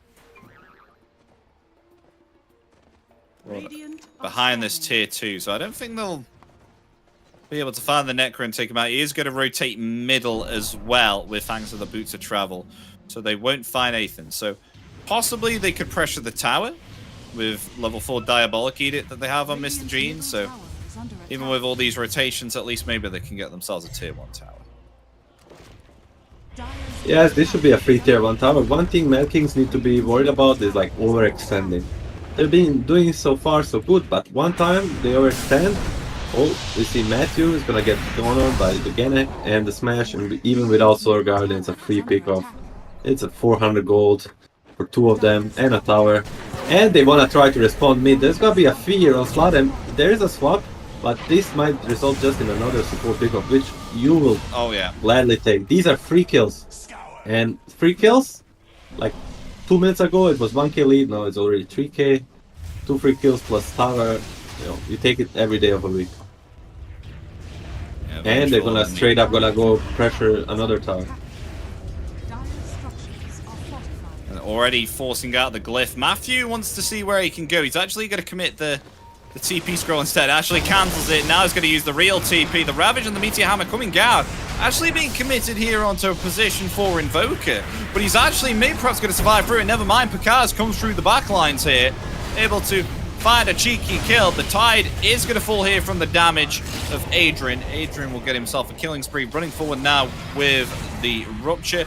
Double kill. Maybe perhaps he can get a triple kill if he can get the vision here onto the Nature's Prophet. Yes, he will. The triple kills there. Mad Kings are on a roll. Especially Adrian, he's really feeling himself. And the Boom Esports is also feeling the pressure. Like they use the Ravage Meteor combo for Invoker. Mad Kings don't react immediately. They wait a bit. Okay, the guys, they're overextending. They pop the Solar Guardian. They get a turn. Tower plus another 3 kills, 5k. With 4 minutes, like they get 1k GPM lead per minute in these last 4 minutes. It's a great, and another Ravage extended. Now for 2.5 minutes, they don't care about anything.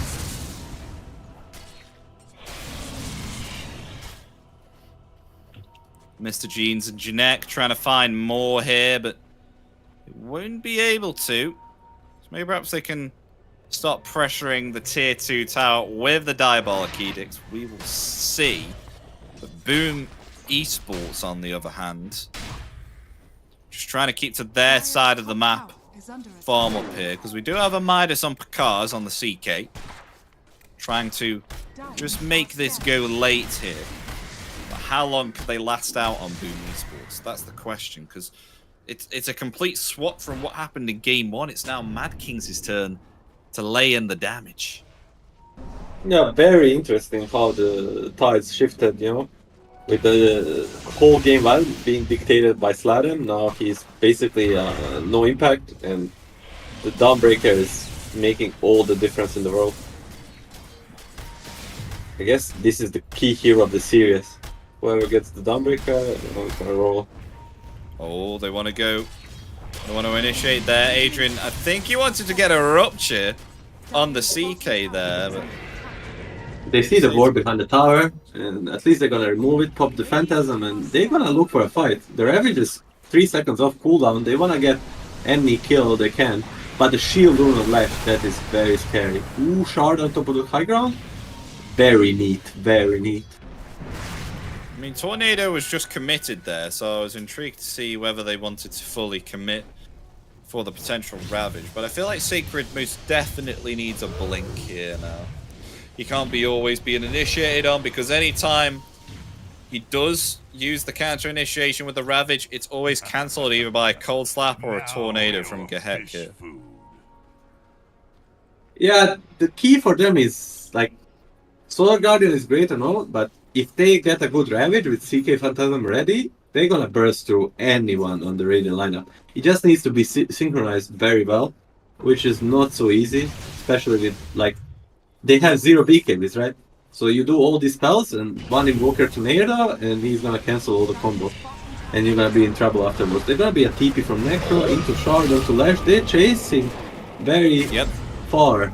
Ooh, The swap comes out onto there. Rapture.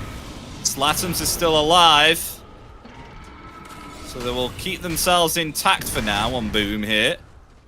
Will they look for something? Mr. Jeans will actually TP to the top lane. Oh, no, mind, we'll go to the mid lane, actually. Smash, however, does have the Celestial Hammer in 3 more seconds. Will actually come forward.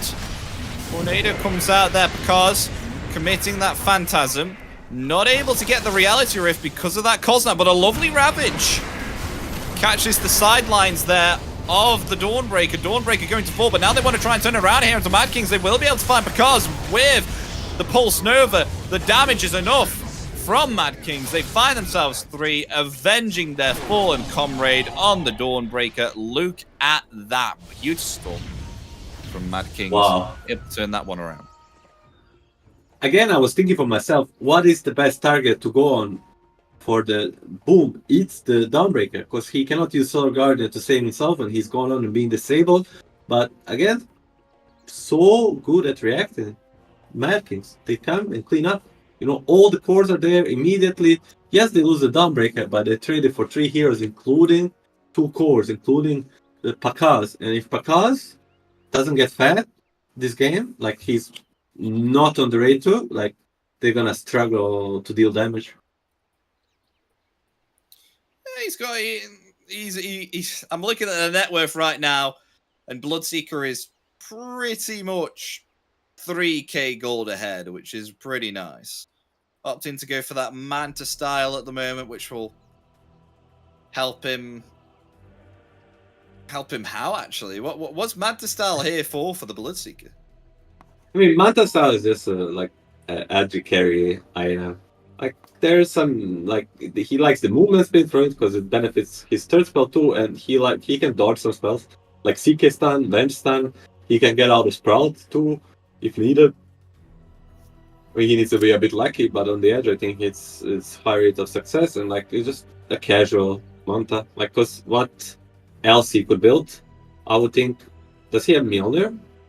He has a Maelstrom. I'm not sure if he has a Mjolnir, because that's a really item that Bloodseeker should get. Like, the Bloodseeker is aiming to get like a lot of spell damage, and then with the talent and Aghanim, he's gonna turn into like this new beast, you know, like 5,000 more gold, and he's gonna be another beast.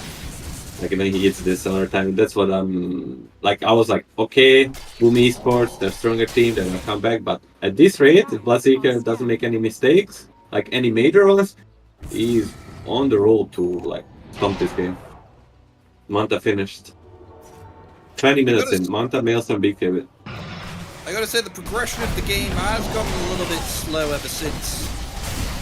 All the side of each team is trying to farm up their items. They will get the Tormentor though on the side of Mad Kings, but they'll also get the Tormentor on Boom. So to each their own. Just trying to farm up here. I mean, I especially think that is good for Boom Esports here, because that is definitely what they need. They need some gold. They need to try and recover in order to get themselves a better team fight here. And if they have themselves the nuke damage, then maybe perhaps they can take out the supports on Mad Kings here, because they're having quite a significant impact. I mean, Gnek, ever since he's been using his tornadoes, been able to cancel quite a few ravages here. Yeah, again, he got a shard, like the Invoker shard on the WW. It's very strong. It's one of the more underrated shards, and they're gonna try to catch Slad on top. Genek's been very proactive and really good at finding these pickups. Just walking around here with the Ghost Walk. We've got Mr. Jeans and Tiger coming in closely. They know Slatums is farming around here. There's the Tornado. There's the Pulse Nova coming out upon that Ghost Shroud. Not the right time to activate that Ghost Shroud, Slatums. You're going to take too much magical damage there, and you will fall. Meanwhile, they'll also find Matthew here. That was a solo kill from Smash. Yes, this is one of the good sides of having Dawnbreaker with a Nature's Prophet, because he doesn't need to be with his team. He has ulti to connect. He can always chase for the support Nature's Prophet. It's not like the old times, like where the Nature's Prophet core, like it's hard to catch and like he might even turn on you. But like pulse 3 Dawnbreaker versus pulse 4 Nature's Prophet, every time he fires him with this Hurricane or Harpoon, not Hurricane. I'm sorry. He's just gonna kill him. He's just gonna be his food. As they'll fire that tier 2 tower now. 11k lead. Minute 23. What does the game band say? Let's play the game band's game. What do you think is the win percentage for the Radiant and the Dire? I don't know. Let me think. What could it be? I think they're having a pretty good dominance here. I'd say 77% win probability. I'll go with 81 to 19. Let's see. Oh, it's 80! It's 80 to 20. Very educated guesses from noob players. You'd call yourself a noob? Oh, of course, man. This game is way too complicated to call yourself good. Like, no way. I'm still a very noob player. That's the first time I've ever heard of an 11k player calling himself a noob, to be honest. Blade Mail into Heart, as you said, a bit standard, a bit soft for a Blade Mail, but at this rate, it's not looking good for Boom Esports. Very wondering when it's gonna be a rush time for Mad Kings. I mean, we can see what happens since they have the BKBs. Heart of Tarask is about to come out soon onto Necrophos here. So maybe we could see something swap around. There's still a chance. 20% is more than 5%. Exactly. There's gonna be a smoke that's gonna hit a CK. It is. BKB will be activated, but so will the Pierce the Veil, as Picard is trying to heal up here with his passive and go through here onto the Leshrac, but he will fall. Solar Guardian is there. They'll attempt to go for the Tide Hunter now. They find themselves 3 kills here. Yeah. Mad Kings, they've popped off once again here. Opting to try and find the kill there onto the CK. They do just that with no rotations coming in there for a very, very long time. And look at that. 3 kills obtained. Props to Mad Kings. Props to Snatch. Like, they were very chill in the T-fight. They waited for full duration of BKB to go off to pop the Solar Guardian. They didn't panic for a moment. They knew that everything was in their hands. They just not need to mess up. They waited, and as soon as his BKB is to finish off, like the thing is, if they go on him while he has a BKB, all the Sword Guardian goes to it. There comes the Ravage. There comes the chance to turn it around. But even if they Ravage all of them, if CK doesn't have a BKB active, he cannot deal the damage. And if CK is not hitting, there is no damage on the other side.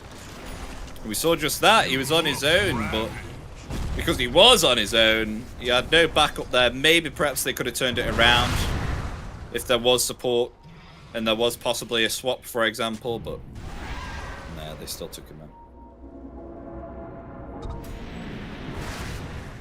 So Boom going to take back their outpost here, with Mad Kings giving them a little bit of breathing room. I mean, Roshan's still up here. They could possibly take that as well on Mad Kings. They haven't had that opportunity yet. This is the first time Mad Kings has expanded the Solar Guardian with Ravage not being used. Usually it's been trade, so now it's back, and now they again on the track. Oh. It's gonna be a Rapture on Tide into a swap. Sorgon is up. They're gonna try to run for their lives on the Boom. But Mad Kings, you know what? They're not gonna let them. Is now the attempt to try and go for the Tide here, but trapped within the Sprouts during that BKB usage. As now the side comes down along with the Ravage as well. They're going to actually turn it around here. Boom! They get themselves the Invoker and the Bloodseeker. As Jeans is still pretty healthy though, however, they'll turn onto Muerta. Double kill here for Picard. Maybe perhaps they can get themselves the Dawnbreaker here as well. The Magical Missile coming out along with the Sprouts, also trying to get himself out of there. The TP is there, but it's going to be cancelled by the Chaos Bolt, and look at that! They find themselves 4 kills on Boom. They'll turn it around. And the only one to escape with his life is Mr. Jeans on the Leshrac. He will move himself bottom. Hey, you know what's up? Sprouts up. You know, that one miss of a Quelling Blade changes the whole fight, changes the whole game. There's been 15k leads, cut down to 8, they go straight in the rush. There's gonna not be time for Boom to lose the Sages. They're gonna just take it for free, kinda, and it's gonna be 5k lead and it's full game turn. Cause of what? Cause of Sprout, because of one missed Quelling Blade usage. It's that simple. Nerf Nature's Prophet, that's what I say for sure. This Sprout is quite ridiculous, that's for sure. Having to buy a Quelling Blade on every hero, every game, it is always against you. It's not fun when it's against you, my lad. It really is. I feel bad for Adrian. He's played a hell of a game so far, almost 0 mistakes, and then 1 misclick literally, and now he's like almost on a back foot. Still 9k lead, but with no Aegis, they will not be able to progress their lead so easily.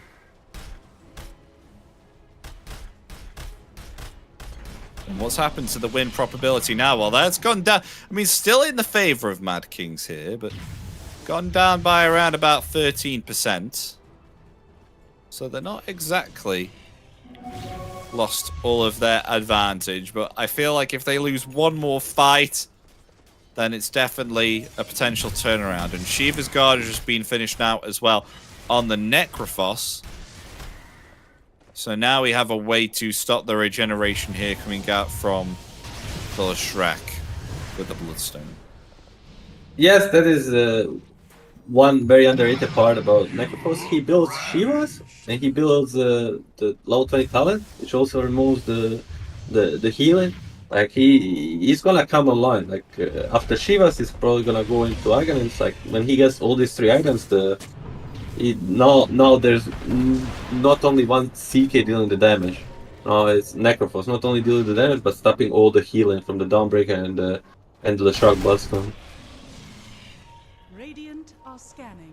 So we got ourselves Ravage back again now for Sacred, along with a Blink Dagger. So maybe perhaps Boom can go on the aggressive this time, I wonder. With the Aegis, for sure, but the map being like the lanes are kind of solid, but it's hard for them to get initiation if they're not smoked. Daytime, it will be a perfect time to smoke, but with Invoker running around in the Invis, it's hard to get a good initiation.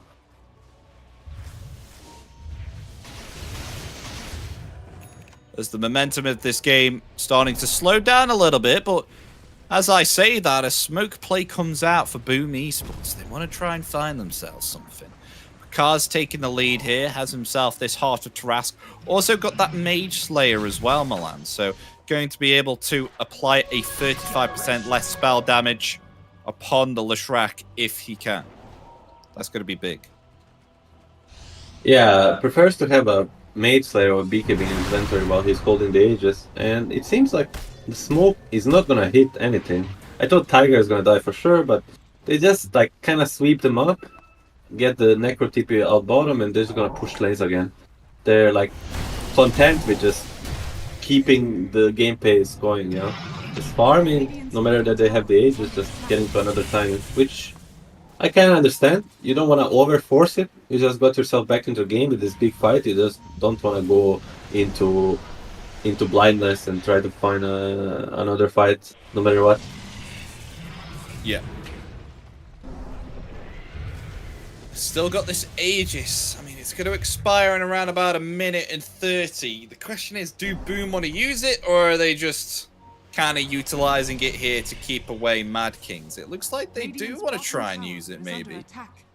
I'll go for a smoke play here, try and look around the top left of the map, but there won't be anyone to catch out here at the moment, because Mad Kings are hanging around their They might get his Smash. They might do, actually. Smash hanging around a little bit. I would say Smash is the best target after Bloodseeker. Because if they get the Bloodseeker and they pop all the spells on him, on the room. Matthew's caught. That's a kill. Alright. Okay, meanwhile, there may be a kill on the other side here. The Scythe comes out. It will be a 1-for-1. Both supports will be taken down. Killing spree for Slate on the next. 1-for-1 easy. That is Scythe down for 100 seconds, so I'm not sure if they want to try something. Another side charge, you know. They're gonna get the Tormentor and they're gonna lose the Aegis, and they're happy. They seem to be very happy with the game state, and they're gonna go for another time in. I think as soon as they get the Bloodthorn on the CK, they're gonna go for the smoke again. He has Aegis. He wouldn't mind dying there anyway. Yeah, I was gonna say though. Best time to take the Tormentor, 10 seconds to Aegis to expire.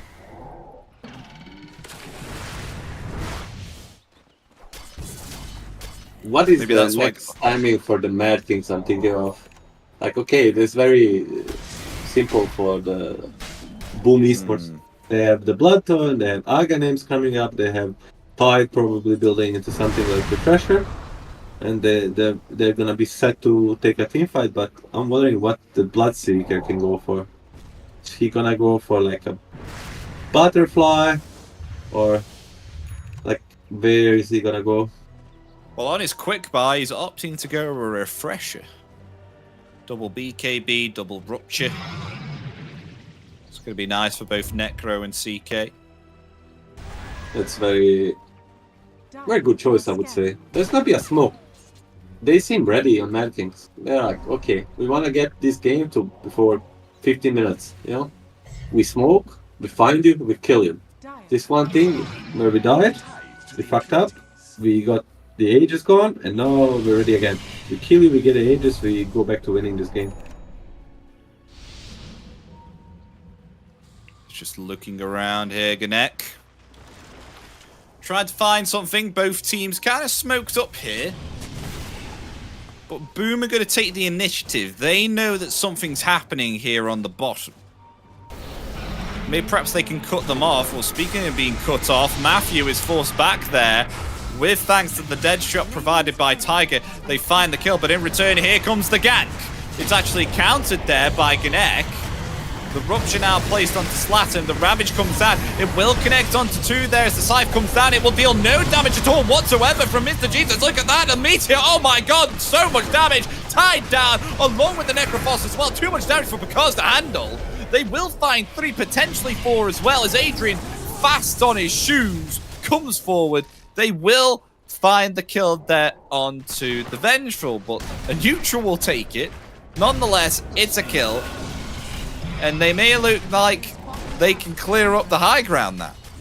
Mad Kings. Great fight for Mad Kings. They just got what they wanted. They wanted them to go on one of their tanky cores, like Clash, and to try to burst him. Then the Dawnbreaker Soul Gunner comes in. He gets the BKB off, he gets the Bloodstone off, and he turns the fight completely. Zero chance for the Boom Esports. Very good play from Mad Kings. Oh my gosh, Adrian's attack speed. It's mental. Give him alacrity as well. There we go. He will rip through those barracks. He'll go for the second set now. Oh, there's still a tier 2. Can't get that one. They'll go for the second best thing. They'll go top. They should be able to get this for free. But no Ravage if Taken available. wants to defend. There's a swap there. Vengeful gonna have to sacrifice her life in order for the Tide to escape. Ravage still down for another minute. There's really nothing here that Boom Esports can do. I mean, the cores are coming up in around about a few more seconds, but they've already completed their goal. They'll get themselves 2 sets of racks, and they will get themselves back. Easy 2 sides for Mad Kings, and now they go back to pushing out lanes and getting to spend their earned gold. You know, hacks coming up for the Lash. This game looking dire for the dire, you know.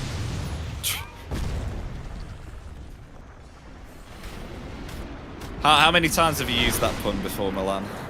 Oh, I'm not sure. I think it might be first time. Really? Yeah, this is. There was much came up to me confidence when you like, said that. it just came up to me, you know. I think it's one of the most common puns I've ever heard in Dota 2. Onto the rush. Is it second or third rush? I would say it's the second one. Second roach. Yeah.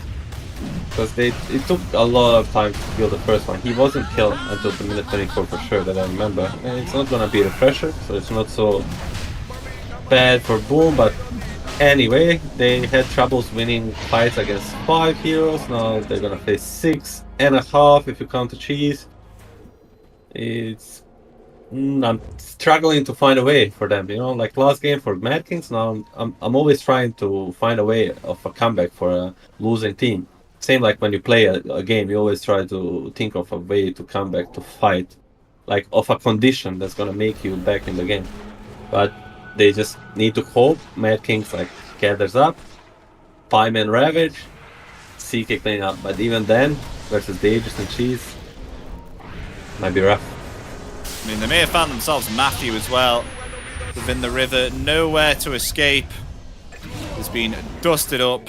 Found there by Mr. Jeans. Godlike for him. Necrophos is pretty much 6 slotted right now. And Leshak is 7 slotted. That's a problem. Oh, I'm trying to CK. Oh, the Abyssal Blade cancelling the TP. Solar Guardian coming down as well. This is an instantaneous kill there onto the CK, and Ravage. That was questionable because there's no CK going to fall there. GG is called. Yet there's no way they're going to pull that one back out their sleeve. It's game 2. GG. It's going to be going to Mad Kings here, who completely turned the momentum of this game 2. Caught us by surprise for sure. And we're going to a game 3, ladies and gentlemen. Game 3. Big props to Mad Kings. How they turned back this game. First game they get, you can say stomp. This game they come out stomping, you know. Get the good lanes out, get their favorite heroes out, get the Dawnbreaker out, and like I would definitely say pull out an upset. I mean, even though that they had themselves the Ravage, which could have potentially served them well in order to start the fight. Just what went wrong here? I think they were just being able to get lots of pickoffs here on Mad Kings to the point where Boom Esports, they were never able to actually get an opportunity to win a team fight here. It always seemed like Mad Kings always got a pickoff all the time. I would say Mad Kings played really well. And Boom played a bit sloppy, especially in lanes. They didn't get what they want on the CK, and then Necro got picked off on the bottom lane once, and like they just got a bit behind from the laning stage. And then from there on, it was all like Adrian show. if he didn't make this one sloppy mistake top with the Colin blade, it would be like 0 death game almost. Yeah, that was mad. That was mad. He activated his BKB and everything and got caught in Sprout for what? I think that was like 6 seconds. And that was Full almost duration. the duration. Yeah, almost the duration of his BKB as well. So only had like 2 seconds of obviously that spell immunity remaining. But wowee.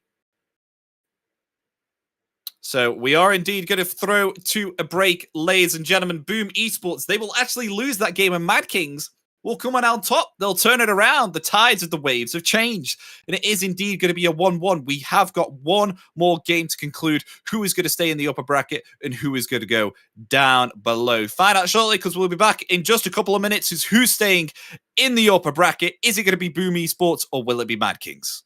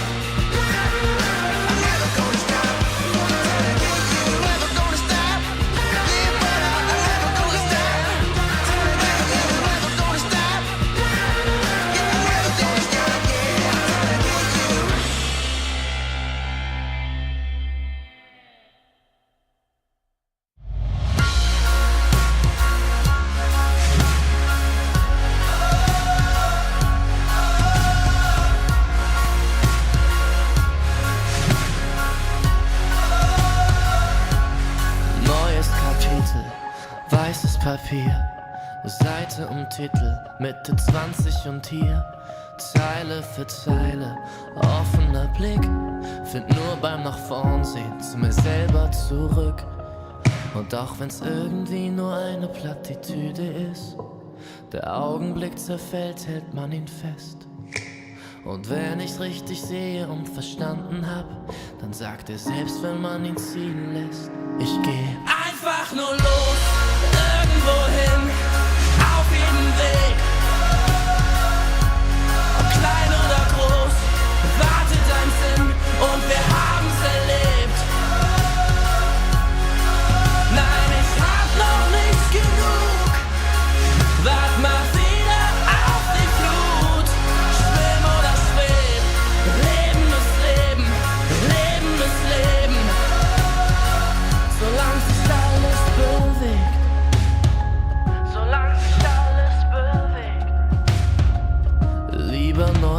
Gedanken. Hör auf, leisen Sohlen, statt ewig im Gestern. Mit den alten Parolen, nun ist die Währung. Der Weg ist das Ziel, kostet die Welt dann vielleicht gar nicht so viel. Und auch wenn manches davon sicher Plattitüden sind, man fühlt genau, wenn es stimmt. Ich geh einfach nur los, irgendwo hin, auf jedem Weg. Ob klein oder groß, wartet ein Sinn und wir haben's erlebt. Nein, ich hab noch nicht genug, wart mal wieder auf die Flut. Schwimm oder schweb, Leben ist Leben, Leben ist Leben.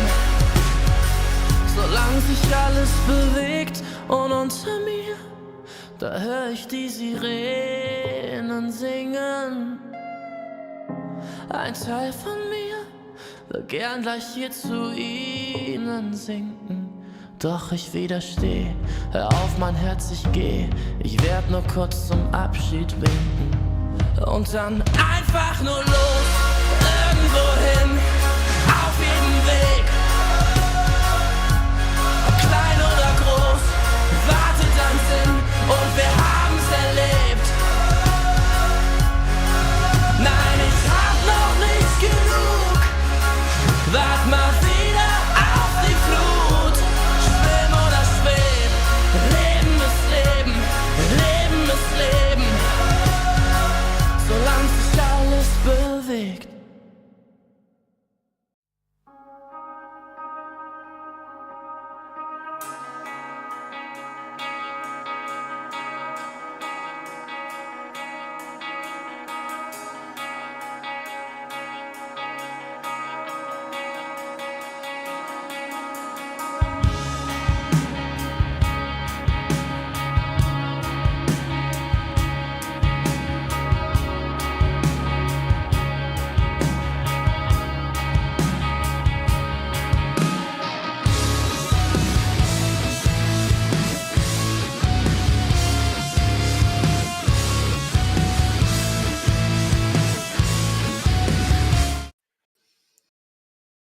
Hello, everybody. Welcome back to, of course, the qualifiers of the Kuala Lumpur. We've had ourselves game 2 from Mad Kings Esports versus Boom Esports.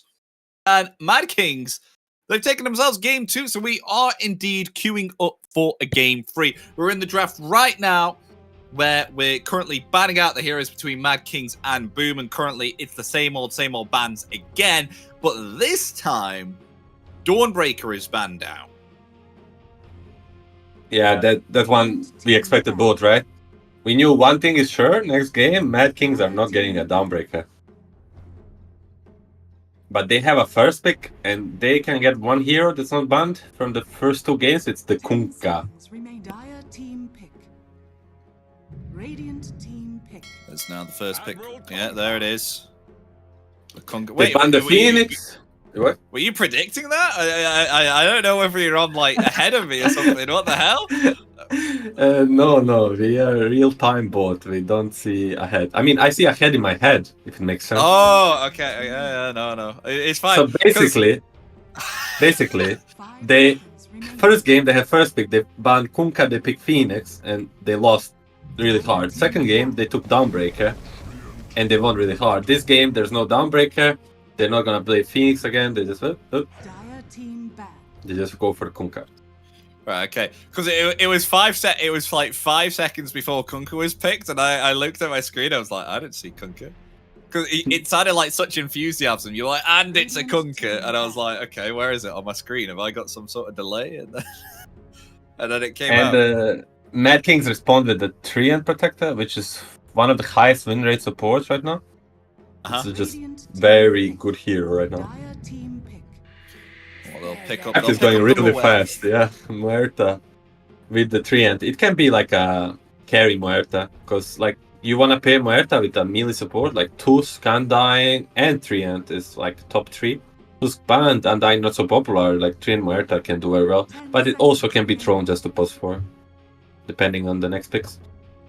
5 seconds remaining. Yeah, we saw that before, how Muerta was a support as well. So we'll see whether potentially they'll want to turn it into a core. I mean, it's a pretty good carry. I have seen it mid quite a couple of times, but it can get punished quite easily. Ancient Apparition, though, will be picked up, going to counter the healing from the Treant Protector. Yes, Ancient, kind of classic hero nowadays too. One of the boys in the meta. He's just good against all the tanky guys. And he's good against Treant, not only cancel his healing, but the W can find him in the trees. He's good to burst with the Kunkka combo, just amplifying the Kunkka magic damage. All around very solid hero. And for the other support, saying, I think this Kunkka, they need to pick a range support so they can put it off lane with Kunkka, and it's gonna be a Dawnbreaker. Dark Willow. It's That's an D and W. interesting looking Dawnbreaker right there. Must have had D a and model W. change. Yes, Dark Willow, which is just a, strong laner, casual dude. Good pairing with a lot of magic damage with A. It's always good. Burst damage. Strong lane. Matthew signature. Looking good. I'm very interested which second core is gonna be for Mad Kings. I wouldn't If be they're gonna surprised put if maybe Muerta core. Say I again, think it sir? could be a flex though.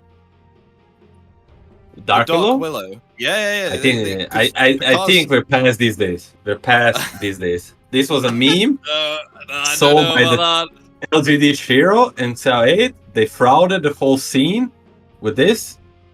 Arteezy fall for it. Some other dudes fall for it. They all went down the drain, and now we're past it. It's not happening again. All right, I'll take your word for it. What happens though if we do get into it? I know. I don't know how to say in English. Like, I'll put like this fire over me. I don't know. I will Google it later. Brewmaster, very solid hero, as we said before, part of the big boys club. Yep. Just pick it no matter what. It's gonna have a decent lane, decent game, a lot of impact. If he gets to his timing, like AC Radiance level 20, is gonna be a real pain in the ass.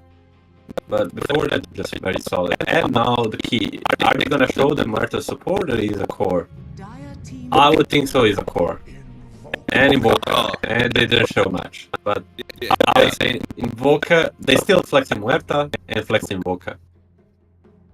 Great pick. With the 24 pick, you wanna have everything open down the line, if possible. And this makes exactly that. It's exactly the same as it was last time with the Invoker and Muerta flex. What are they gonna do on the boom side? They see the Brewmasters, so they should be picking up a carry for Pakars. First to mind comes with in these years comes with Faceless Void. Second to mind is the Slark. What does Pakars prefer? I would say Faceless Void. Definitely. I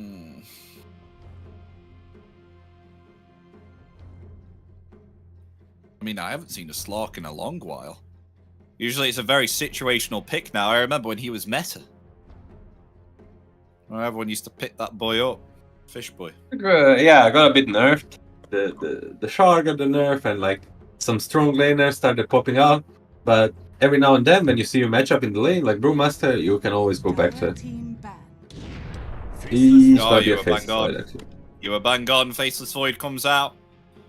Now we definitely know that that's a carry for sure. And they're not going to do anything stupid like off-lane Void, which ruins my pub gate. Have you ever had an off-lane Faceless Void before in your game, Milan? 10 seconds. I had a Slasher Void in my game. Do you know a Slasher way of Void? If I remember, Slasher is I remember when I used to watch his guides, and that's how I got out of 2K. Am I right? He's kind of. I thought you said that's how I got to the 2K from 5K. No. So, in short, Slasher's guide about Faceless Void is that you buy mech and bunch of Sauls. This is before the Saul nerf, of course. And you chrono everybody, and you solve your own teammates.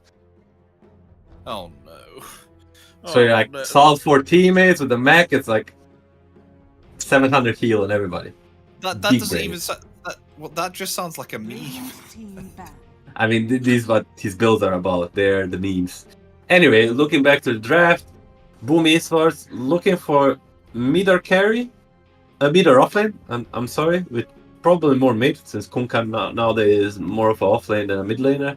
And Mad Kings can be looking for carry, can be looking for mid, can be looking for post 4. You never know, depending of what Boom's picks. Yeah, because they've done this flex with the Invoker and the Muerta again, so we don't actually know whether this is going to be mid 4 or 5. So 10 Let's seconds see, remaining. Slad and signature heroes. well, they've got Invoker is one. 5 seconds remaining. Okay. Well, we'll see when they pick it up and they choose the heroes. That's when we'll know. That's when we'll know. Dire team ban. So Bristle banned. Finally, we Well, got no some one was attention picking to it this up. broken hero.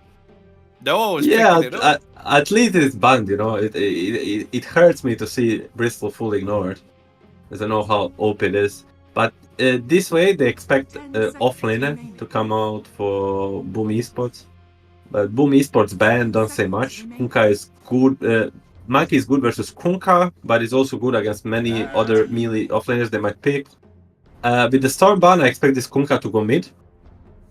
It's one of the good matchups for him, and then to pick up a new offlaner like Centaur, or what else does Sacred play? Let's take a quick look. 10 For the pick. seconds remaining. Oh, you got 5 seconds. Quick. Ooh, Seconds Quick, give me remaining. that. Sacred. One more I- second. No, they had 10 more okay, reserve never time. mind. Yeah, they have 10 seconds reserve time. I know. I would say Cent is my guess. We'll see. Oh, Axe. you're wrong. It's Axe. It's Axe. I mean, you're No. not far off. I mean, I guess they do the same thing, you know, blink and initiate. So I'll give you the benefit of the doubt. You weren't far off. Sort of, but X is much better against Muerta carry than Centaur. So 10 seconds remaining. whole game long with the Blade Mail, he can threaten him. And what is Mad King's gonna go for? Versus the Kunkka mid for my boy Mr. Jeans. I actually wonder because I do like they can't really go Muerta carry because if Axe just calls and blade mail, then bye. So I definitely think that this is going to be a support Muerta. So the Invoker is going to be on the mid lane. So maybe perhaps they're going to choose an off lane. So they're going to have Invoker crosswex mid. I would guess Puck. Park. Puck for my boy Mr. Jeans.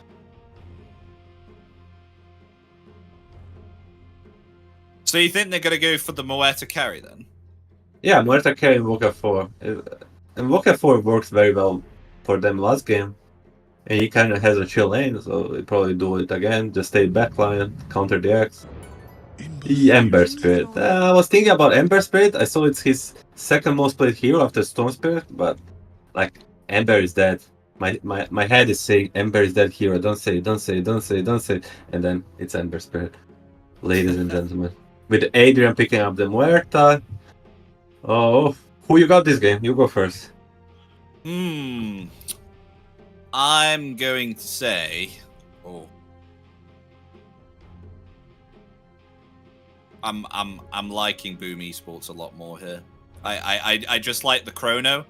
You get a chrono on Muerta, you can just delete it. You can get a chrono on Ember, you can delete him. That's if you are indeed farmed as a faceless. Axe does need some time, but I think Slatum against Ember Spirit middle will do, I think, pretty fine. So I don't think he has a lot of problems against him. I think he'll do fine, be able to rotate around, get quite tanky as well. And the fact that they have Dark Willow as well. Dark Willow, quite an underrated support. I think Boom Esports. Well, I'll just have to go against you. I mean, it's easy to go for the favorite, but I think Adrian showed real good gameplay last game, and I think this game, then if they do well in lanes, like he might just get to a point where he's gonna be really tough to crack. But no, Fuck. It's so hard. My heart wants to go for the Mad Kings, but my brain is telling me, bro, it's because Faceless Void. Hello, don't gamble against it. Yeah. So for me, also Boom Esports and Pakaz. But let's see. I'm sort of biased towards Mad Kings, always cheering for the underdogs, but let's see what they can bring this game. Yeah, we'll just have to wait for around about the 30-minute mark when Kaz is pretty farmed on the Faceless. I mean, when we look for catch as well. One thing is very interesting is the Orb of Venom on Taiga. They're looking for full-on aggression bottom lane. This bottom lane is gonna be up for grabs. Better pay attention to it.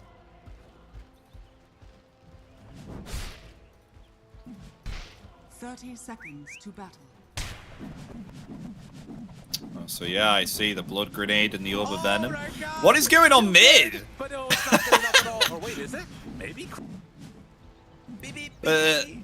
I mean, okay. Good old essay, Dota. I mean, if they like to have fun, alright, fair enough. Respect for not diving on either of each other. Okay, maybe now Smash will Battle begins.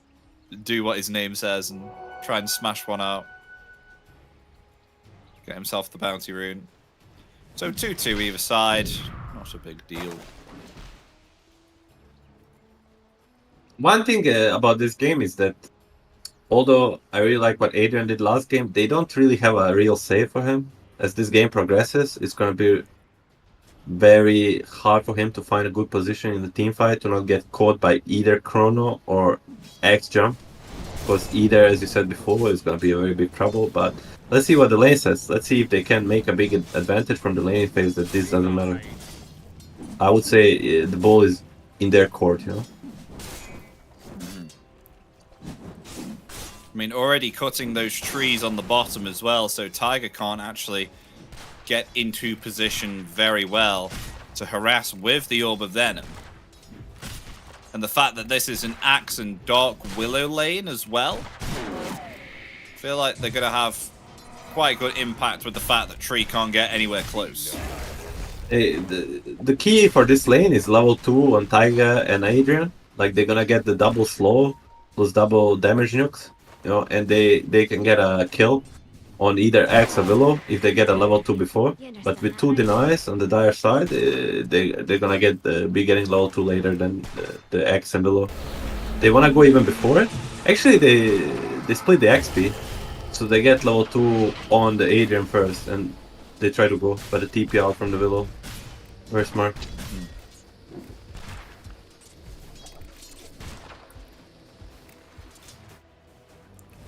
How are things looking on the top lane here? Smash going instantly Midas here on the brew. First item. Yeah. Double Bracer Midas is gonna be. It's kind of standard on brew. Either you go earn into Midas or you go like 1 or 2 braces into Midas. Because you just have so much sustain. You just want to farm until level 6, and then it doesn't matter if you have boots or anything. When you pop your pandas, you're gonna be pressuring people anyway.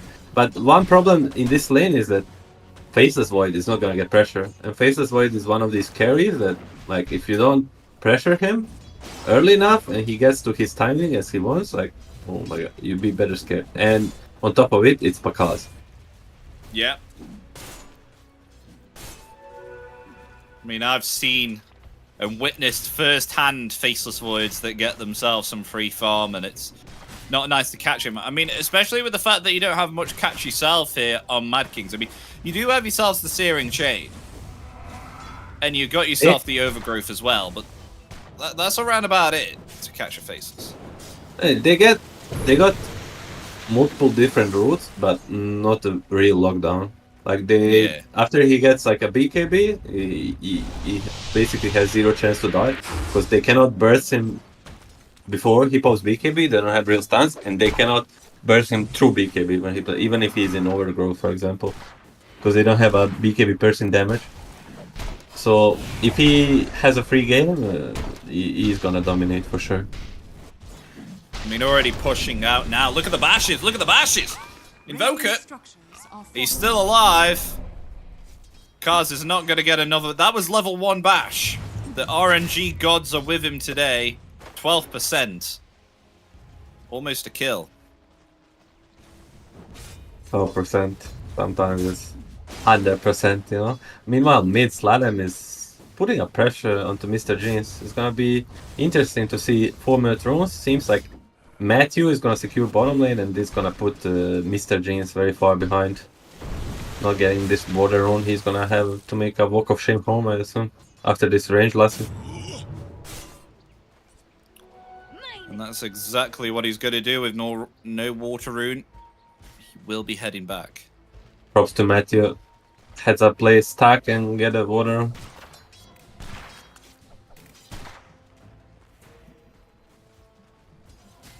Very interesting there, not being more aggressive bottom. Because like with Matthew checking the rune and both of them having both spells, like they could at least try to threaten this X. But it's the worst of... Oh, are they gonna go make a go at Matthew? No, not really. They're just content with farming here. Oh, there's a rotation from A, so they actually might get going on. Well, there is. Meanwhile, mid lane, first blood with thanks to the Tidebringer, but action happening bottom as well. One more physical attacks he needs to take down the Dark Willow, but the Shadow Realm is there. Tornado comes out with a rotation of Invoker. Adrian will survive, and may perhaps they'll turn it around here to take down the Axe. Yes, they will, but in return... Oh, look at that! Wow! The tree! Tiger actually got a double kill there because of the Nature's Grasp that he fired down the lane. Dark Willow wanted to come back and try and deal some damage, but will be taken out in the process there as well, so actually able to find 2 kills on this bottom lane. Yeah, 0-0, minute 5:10, minute 5:20, 2-2. Crazy game. It's props to Sladem, not only sending Mr. Jeans back home on a walk to shame, he also solo kills him right before the 6-minute rune, so we might even get in time to contest it. And bottom lane, nice rotation from A, but even nicer rotation from Invoker. Very quick TP to respond. Let's see 6-minute rune. Does Mr. Jean get lucky? But as it looks, he's not gonna get either rune. He has no ulti, and it's gonna be Arcane rune for Kunkka, which is insane. No level 6 on Mr. Genius. There's gonna be a torrent. I think we can get a kill here because the supports are rotating in.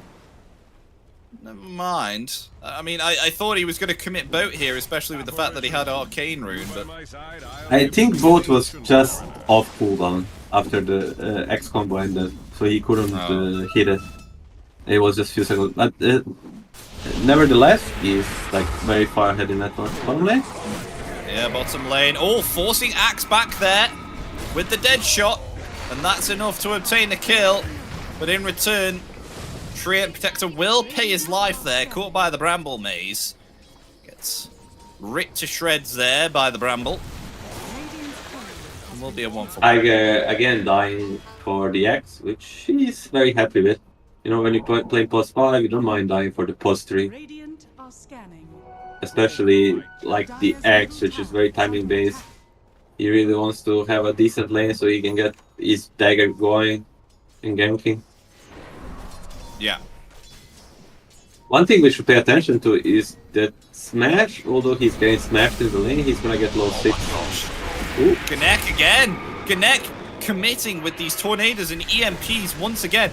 Is going to be stunned in place there by the cold feet.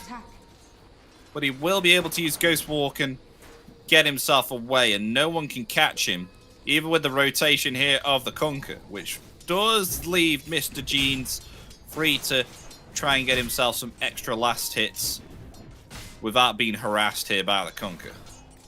Gennett is styling. Like last game he was playing very well, and this game no wonder they picked him in Woka again. He's very good at like being at the right place at the right time. Mid 8 rune. Again, no luck for Mr. Jeans. Unfortunately, he's gonna have to TP base and Rafael while Kunkka gets the free haste rune. At least Kunkka, for the lack of Mad Kings, he doesn't have ball, so he's not gonna make a very great use of it. Yeah, and it's just a passive lane up top as well, with both the Faceless Void and the Brute. just farming up. We're about to get a Midas very soon for Mr. Smash. I think with the game state, Mr. Smash wants to use his Primal Split more than Faces Void Pakaos wants to use his Chrono, you know? Although he has Midas Outbreak, he would really just want to use this ult either for a tower or just for any random kill, even post 5. But I wonder if they're gonna give him a chance. Oh, and Mr. Jeans did Remnant away, but was brought back with the X-Mox there. Funny stuff. Cute play by Stalin, messing with the farming partner of his.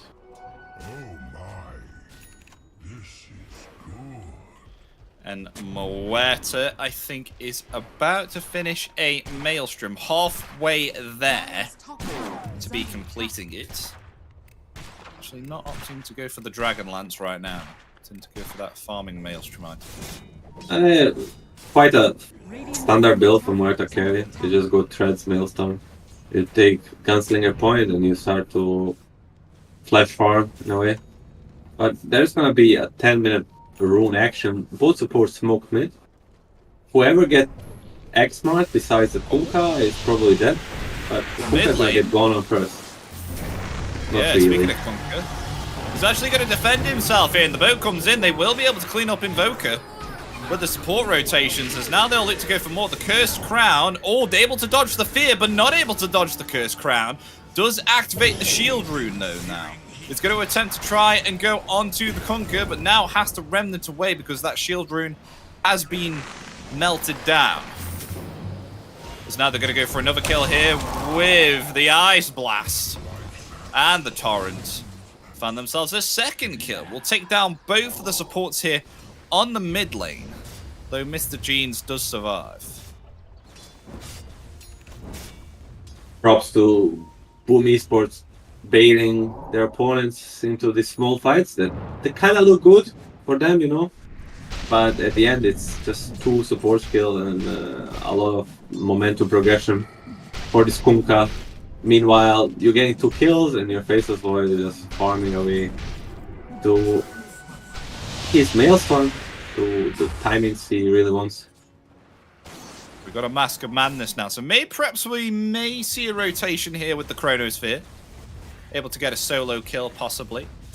With a Javelin also in the inventory, too. I think Brewmaster would really want if someone went to him. Like, without boots, it's hard to make a rotation. But he doesn't care. Is he not even gonna buy boots? It's gonna be Midas into Radiance. That would be pretty Hey, epic. we're just getting a second carry here, Milan. We're just getting a second carry, that's all. I cannot tell if people buy boots or not in my pubs. I think they do buy brown boots, you know? Just because it's like... The Sacred is so expensive, it's not worth to save up for it. But he's keeping a pair with his Ember Spirit, unfortunately, not with the enemy of laner. It's hard to say. Game is going like steady for both teams. X-Mark on the Evoker. There's gonna be a ship. It's gonna be a perfect timing with the A ulti into Bramble Maze and just free pick off. Game is going like steadily for both teams. Like they're both getting to their timings, but I think it's just favoring Boom. Like they're getting the free pickups, they're getting to their time, but their timing, their idea is just better, in my humble opinion. Well, both of the carries doing around about the same, both last hit count at the moment. Regarding net worth, they're pretty much even right now.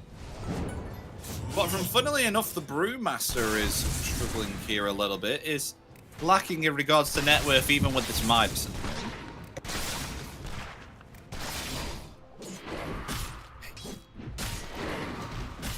Instead of going the Blade Mail onto Axe, we've gone for Link Dagger straight after the Vanguard. So maybe perhaps Boom Esports are looking to try and get everyone involved in these team fights more and obtain themselves some kills.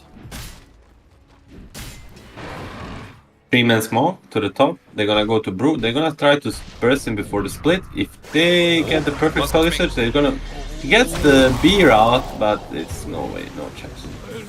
Because the status resistance actually doesn't work against the Chrono. That's why Faceless Void is very good against Brewmaster. Yeah. Bramble there as well, onto Mr. Jeans. Oh, nice Berserker's call. Will it land the Curse Crown? No. Able to dodge it. Remnants away. They will only find the kill there onto the Brewmaster. Nice try, though, from Boom. Good dodge from Mr. Jeans. Mr. Jeans is showing his like experienced Ember player. Although his network is lacking, that like the way he used the Remnant, the way he used the Fist, like it shows like he's very good at this hero. I mean, we see now no Chrono, no Bolt. They might try to force this down mid with the double damage on Mr. Jeans, and with they're gonna try to smoke on Brewmaster and the Treant, and they're gonna go around. They're meeting with the Invoker, and they're gonna be like the collapse mid. Maybe even Adrian and Muerta will come. We'll smoke, he pops out, and no catch. Oh no, just went a little bit too close. The just formation was wrong. The Invoker should be in front, and he's the initiator. If the Invoker was next to him and pops his spell, Master comes close, he pops his spell, and they at least get one support kill, maybe even a tower. Radiant's top tower is under attack. Pulse Cars doing already halfway there to be completing a Yasha. Chrono not until another minute, but we do have the rest of Mad Kings trying to push this tier 1 tower top. Treant may join as well. No rotations as of yet from Boom Esports. Nothing to come and defend this tower. Is under attack. Boom, without Chrono, they might just like give up this. Also, there's one big thing, there's like a DD on Mr. Jeans. Like, this is one of the fights that they could actually lose, and they don't want to risk it. They're just gonna trade space. Because they are also aware of their timing, and they're very relaxed right now.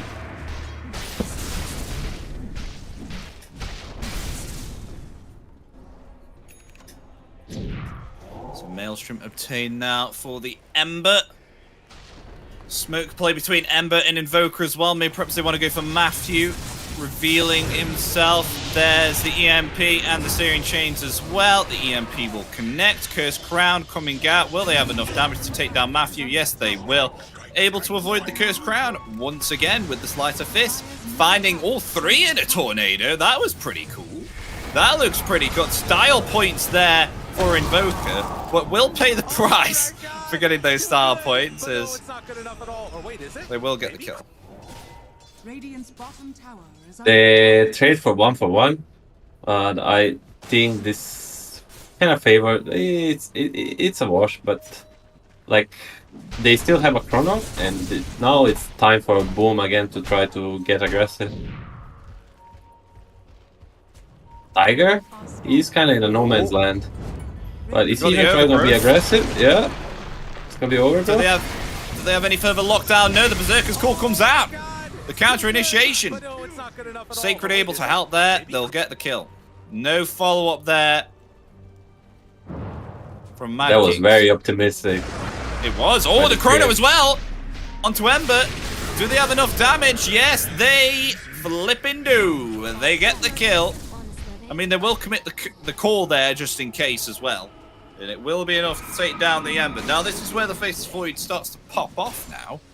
Getting it around about 9,500. But speaking of carries, we haven't seen Muerta in quite a while. How's she doing? I mean, that is one silver lining for the Mad Kings, is that the Adrian is farming away. But as we said again, like, there's just too many things for him to handle on his own. Like, if his team is very fat, if his other cores are very fat, like, they can take off the heat from him, you know, they can tank some spells. But as it looks right now, the Dire will be in position to focus every single spell on him, and then it doesn't matter how fat he's just gonna die.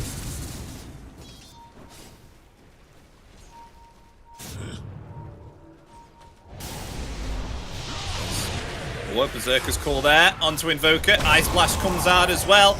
That will most possibly be enough to take down the Invoker. Yes, it will, but AA will trade his life. So now another Berserker's call comes out once again there onto Mr. Jeans, who's going to try and rem this away, but is brought back by the X marks.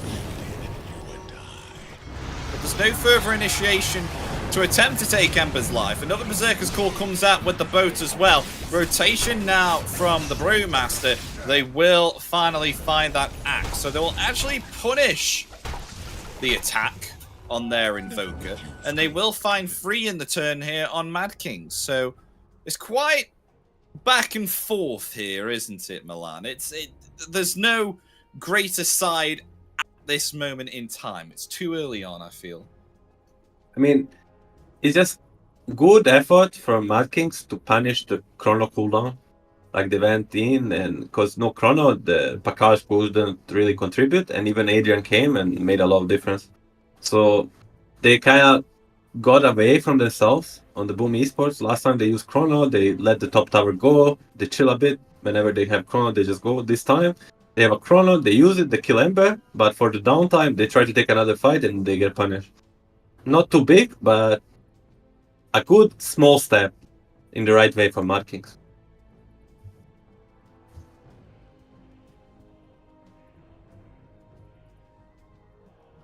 Initiate the go, go, go.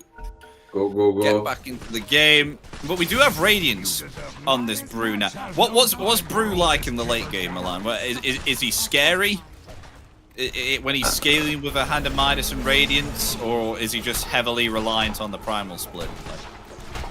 I mean, you don't play the right click Brew. I don't think ever. Maybe there's like scenarios. Like he's very scary, but through Primal split, he has 1200 HP on Primal split the talent to low 20, and he has low 25 talent where the Brewlings get the passive. So through this, Radiance works in the split, AC works in the split, he buys Octarine Refresher, it gets really obnoxious to play against this hero. Like the split push he can do, the lifts in the air, all the stuff he can do in the team fight, and split pushing is like gets really tough to play against it. So very, very late game, all they have Faceless Void, like the Mad Kings can play off this Brew getting really fast. It's like one of the most obnoxious late game heroes they can face. Like besides like Naga and stuff like this. I tell you who's a really annoying late game hero in your face. It's a Faceless Void. A Faceless Void. Yeah, I mean, Manta already on Pakaz. He's going for a Milnir now, so at least he has himself a Dispel here for the Overgrowth or the Searing Chains, because he knows that's the only thing that can catch him. So gone the Manta here instead of having to go out all out here on a BKB. It's a bit risky, but again, it's like a calculated risk to say so. Like, hey, can die, carries but, have to be risky. They have to be risky in this situation. That's what carry players are like, aren't they? You know, like sometimes they don't get themselves the BKB, and you're like, oh, why haven't you bought yourself a BKB? It's like, because I don't want a BKB. I would say BKB is super safe choice, but it's good, a good sign for Mad Kings. You know, at least now they have a condition. You know, if they hit him with another root or another silence after the Manta, there's a condition to kill him, and as long as they're conditioned, then they're happy. There's always that stigma around BKBs, whether they're manly or not. BKB is for noobs and and cats. You know, noobs and cats. You know. I'm not a BKB enjoyer sometimes. Sometimes I like to do a Pakaz and get a Manta style, because greediness. They're going to take a Tormentor though. Oh, Matthew, careful. Don't die to the Tormentor. That's definitely not what you want. Yeah, it's a scary life for supports now. Could it get any worse? Like, not only do you have to, you know, do the not fun parts of Dota, but now like you're almost dying to Tormentors, and every time you do take one at 20 minutes, you're going back base and healing up. The support life just gets worse every patch. I mean, he did get the shard on A. He basically got granted 1400 gold, so I wouldn't say it's so bad. Speaking of the shard, it's very solid. I wouldn't go ahead and say it's OP, but let's put it on pause where Pakaz is going to the triangle. He's gonna walk up into Adrian. He's gonna press BKB? No, this should be free kill on Pakaz. Yeah. See, this is the Faceless Void late game that we're on about. We said Faceless Void gets picked up. It looks like a scary late game. Look at this. He's going in for more. He is going to get EMP'd, though. He will not dodge it with the Manta. A little bit too early. You get the double kill. He still has a Lotus, so no danger for him. 2 kills, very nice play from Boom Esports. I always want to say Bad Boom. Every time I'm saying the name, it's so close. I know. It's so close. Anyway, they're gonna, after taking their shard, they're gonna opt to take the enemy shard too. Matthew, watch out! You get low, 1000 HP for 1400 gold. Seems like a fair trade to me. Okay, so the support, I take back what I said, okay? The supports both got shards now. 1400 gold. They cancel his TP. He has low mana, but as I said again, he has the Lotus, his Manta, he's just gonna be fine. He might even bait him into bad position. Let's look. Yeah. No Chrono though. There's no one to follow up. Oh, they're smoke, they're coming. I think at least AA will die. Sunstrike, yeah, it should be only A. Although Smash and Tiger are chasing, so A and maybe something more. No TP on Void. If they catch him, yeah, they found Void. They found Void. Tiger sitting underneath. They have the Overgrowth ready as well if they want to commit it. Kaz doesn't have that TP, as you said. He's going to try and time walk away. Will commit the Manta. There's the Overgrowth. There's the damage. Is it enough? Yes, it is. Goodbye, Kaz.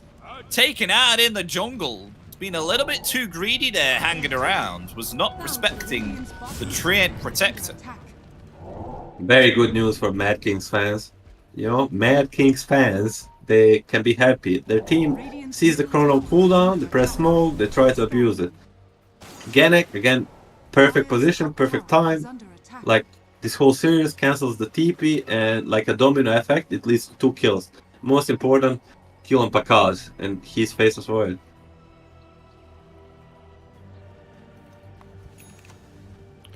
So Mr. Jeans, he wants to opt to go a shard here, get themselves a fire remnant? I mean, have you ever seen Ember go a shard upgrade before? I didn't think it was good value, right? It's one of the underrated shards, because he gets the remnant every time he gets a kill, and the remnant deals damage on the spot, so he cancels blades and stuff. Oh, okay. I mean, yeah, I can see why that is underrated. And when he dies, he gets the remnant on the spot, I think, too. Like, also, I would need to check, so. Kaz is going to get a kill here. Get his revenge against Tiger. And it looks like they're going to go Roshan as well. Treant down. There's no one to stop them right now because Mad Kings are on the other side of the map. So we're going to get a free Aegis here, it looks like, on the side of Boom Esports. Yes, 3 Aegis, and the name of the game was so far is the Chrono up, Boom only. Chrono down, they need to be a bit careful. Not even like Mad Kings are only, they just need to be a bit careful. Although this Roshan comes at the price.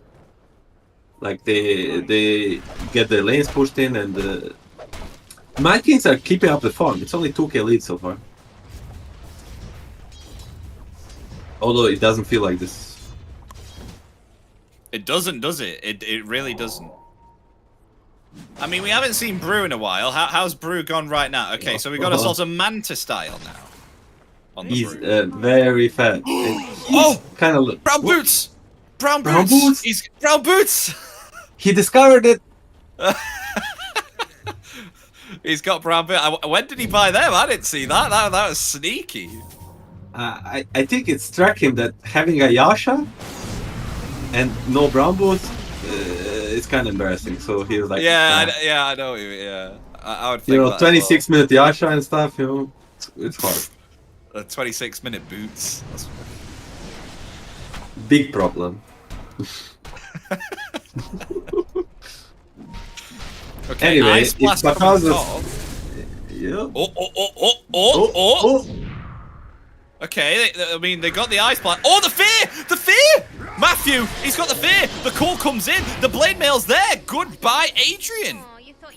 Uh-oh. That's not what you want on Mad Kings. I mean, we're speaking about Mad Kings fans. I don't think they'll be pretty impressed by that pick off there. Yeah, I mean, it was very clutch from Matthew. Props to him. Adrian getting picked off there is and Faceless Void farming. Meanwhile, it's not looking good for them. Let's see if they can dodge at least other deaths before the next call. Torrent as well. Ice Blast. Oh, look at that! Mr. Gene's gone as well. They will commit the chrono, but I don't think they needed it there. But nonetheless, they still get the kill. That's very surprising attempt of defense. Like, I was gonna say that let's see if they can dodge like other deaths until the Aegis expires, but they went straight into them. They didn't even try to dodge. Yeah, they did pretty well with that. They'll take the tier 2. Tier 2 tower gone down now. As Picar's going for a Skadi.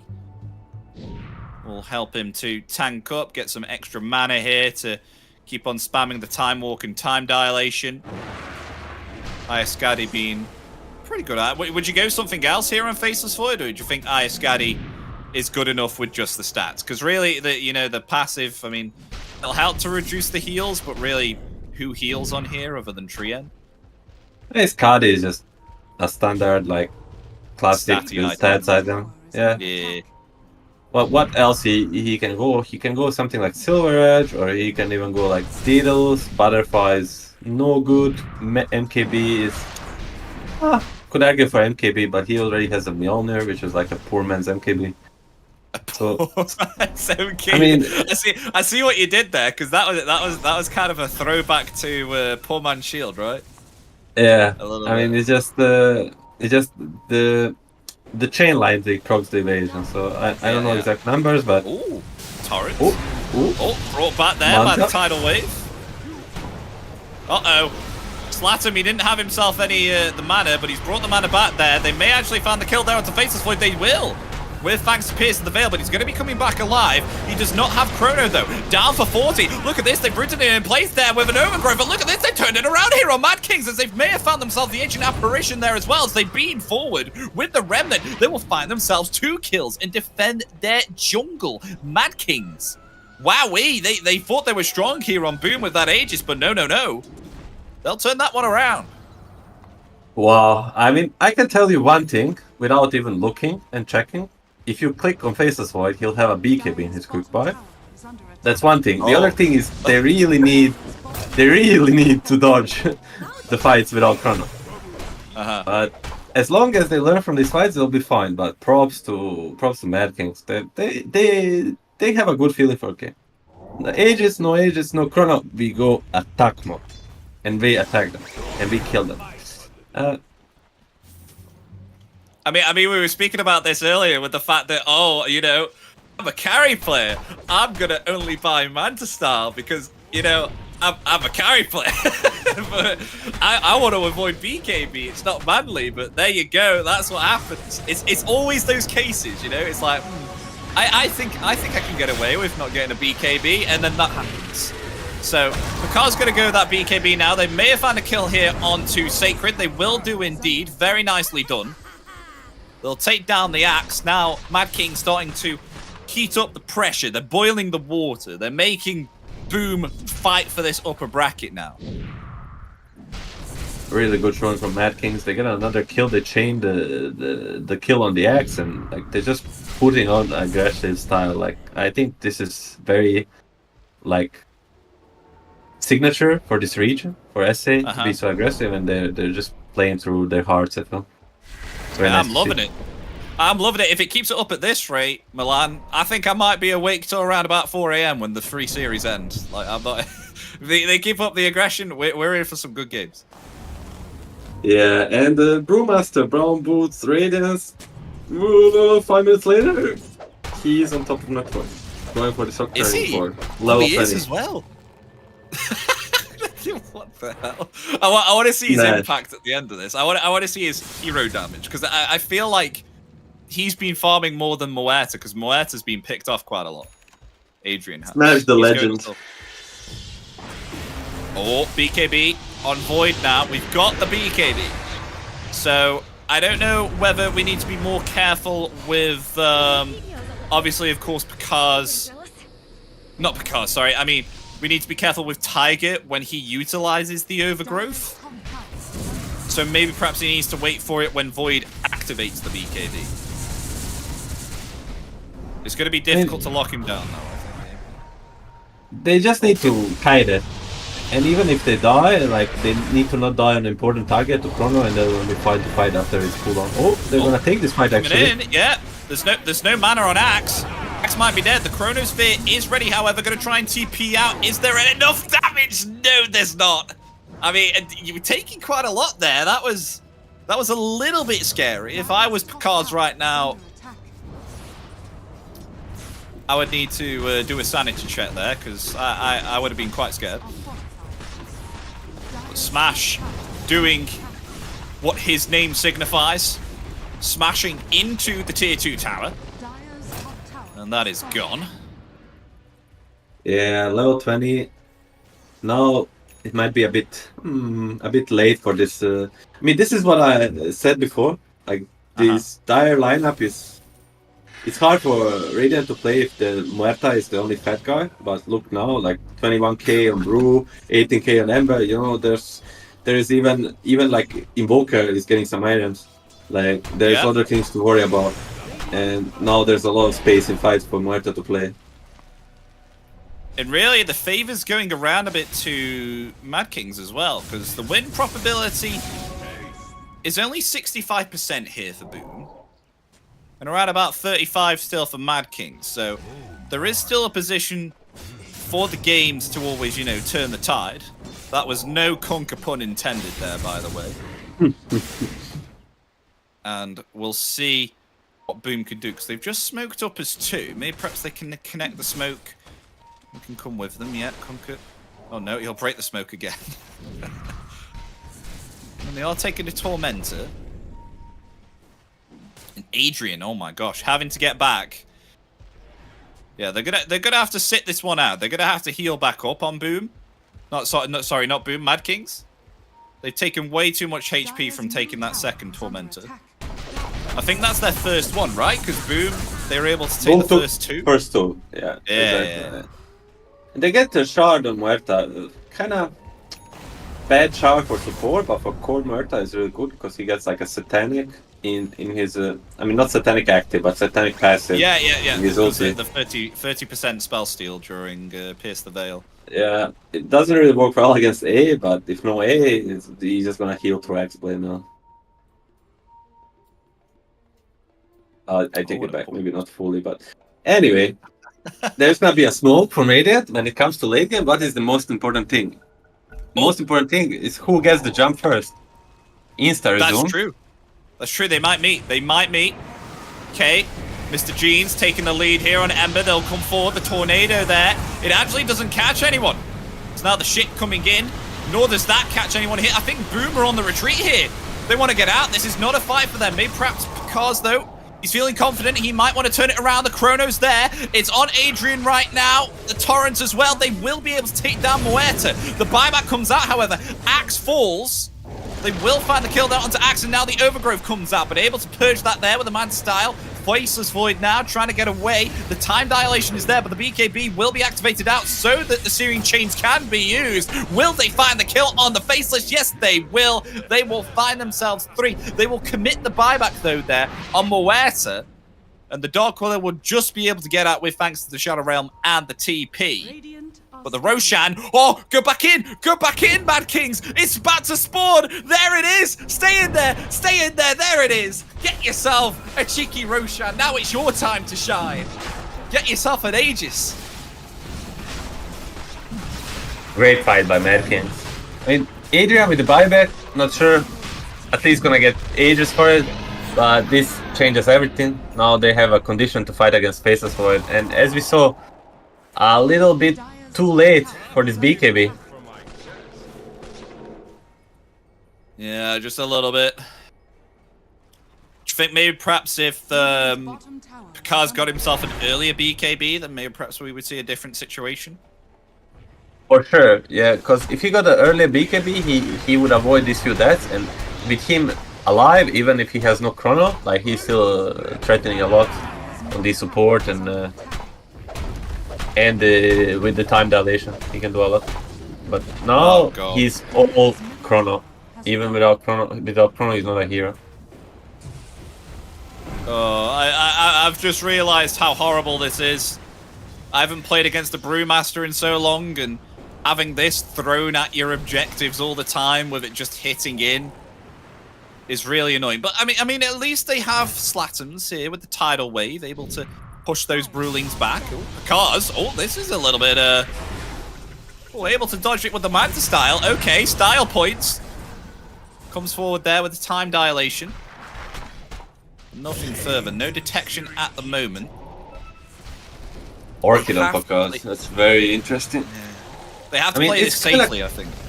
It's kind of classic Bloodtone versus Brewmaster. Like you're looking for this condition to burst in, but the other hand, it's also very all-in, I would say. Yeah, only buybacks available right now on Kunkka and the Dark Willow, because obviously, of course, just said, going that Bloodthorn.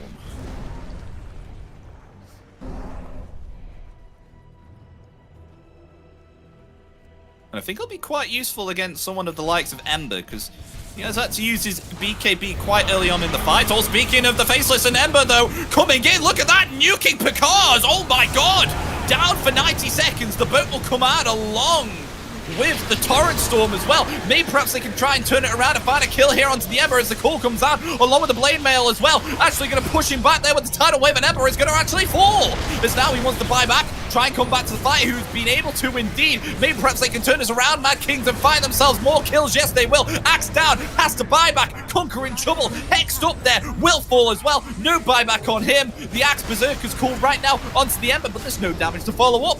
Ember, he's going to be able to live through it, and with this, Mad Kings may be able to just find themselves a bottom set of racks and maybe even end it here and now, because Kunkka down for 80 seconds with no buyback. The Faceless Void down with no buyback. They're in some trouble, Boom. That was mad fight by Mad Kings. You know, great spell usage, great buyback. They're pushing their limits real badly here, and it's real bad news for Boom. Was that another pun? Mad King's doing some mad gameplay. Maybe. They're just here having fun. You keep the count. They're gonna get second racks. I'm gonna keep the count of frags. You keep the count of my puns. Second racks down. 15 seconds of Faceless Void. One glyph. One racks left. I think it's bad news, but here it comes. Here it comes. Pakaz gonna TP in. He's gonna try his best. They've got Megas. Mad Kings have the Megas. The question is, are they going to commit with the Chrono straight away, or will they wait it out for the Kunkka? Because obviously, of course, Slatum's down for 10 more seconds. Looks like they'll wait it out. Oh, there's Cypher Vice as well on the Invoker. Another Hex. They have two Hexes here. Hex on the tree end. They will take down the Muerta there with the Berserker's Call. There's gonna be a Chrono on top of him? Oh yeah, there is indeed. They'll be able to find Adrian. Goodbye, no buyback. Muerta. That is a dieback. Meanwhile, though, we've got ourselves some Panda Brewlings trying to finish the game here. They are not going to let that happen. They're going to take down this Earth one. They will find it, but where is Brewmaster gone? Did he send a Brewling somewhere else? He did. He did. He was not suiciding himself there. This is obnoxious part, is that he can always send the wind one out, and you are in no man's situation. If you let him live, he will just take your fucking the tower, and at the end of the at the end of the Brewling, like what's he gonna do? He's gonna send it in Fontaine, and he's just gonna die, and he can spawn it on the other one. It is literally a no-lose situation for him, and no-win situation for you. You know what? I'll give you the benefit of the doubt there, Milan. That was a worthy situation to swear, because when you're against a hero like that, What can Yeah, you it's do? just, What it's just can you freaking do? annoying. Yeah, I mean, let's see. Boom is pushing the tempo. They know there's no buyback, but there is many other big heroes on the Radiant side. There is Invoker to steal. There is a Living Armor in 14 seconds. There's another Glyph. There's gonna be another one if tower is down. They just need to relax. Let this Glyph do the job. Let Invoker do the job, and wait for them Muerto and go again. Ooh, more style points for Picard. That's another man to dodge. Oh, coming forward with the time dilation as well. Actually being hexed up here. They will have themselves another hex. Uh-oh. Picard, is he okay? Oh, the cold snap. He's just able to get out there. I don't think you want to stay there for much longer. The boat and the tidal wave will help them retreat as the mega creeps slowly creep up upon Boom's base. There's MJZ. Uh-oh, he's been caught. Searing Chains are there. Goodbye, Ancient Apparition. Down for 60. But he's got the buyback. Oh, and Matthew. Whoa, wow. That tornado. The TP just able to get out. But now it's the defense of the mega creeps now. How long do you think this will go on for, Milan? As long as for Smash once, you know, he's gonna start sending out the boys in. Yeah. It can be a death by 1,000 cuts, or it can be just a fast death. Depends on the boom. But nonetheless, Oh no, was that another pun? Was that the third pun you... Was it? Or else it's gonna be Boom. On Boom Esports. Yes, boom. Blood Torque for Faceless Void, at least there's a condition if they ever see a Brewmaster not in Primal Split. Interesting enough, he decided to take a different talent on level 25. He decided to take a Cinder Brew Ignites, the Fear. It's very interesting, but I think he thinks his Brewlings are tanky enough. They don't need the passive.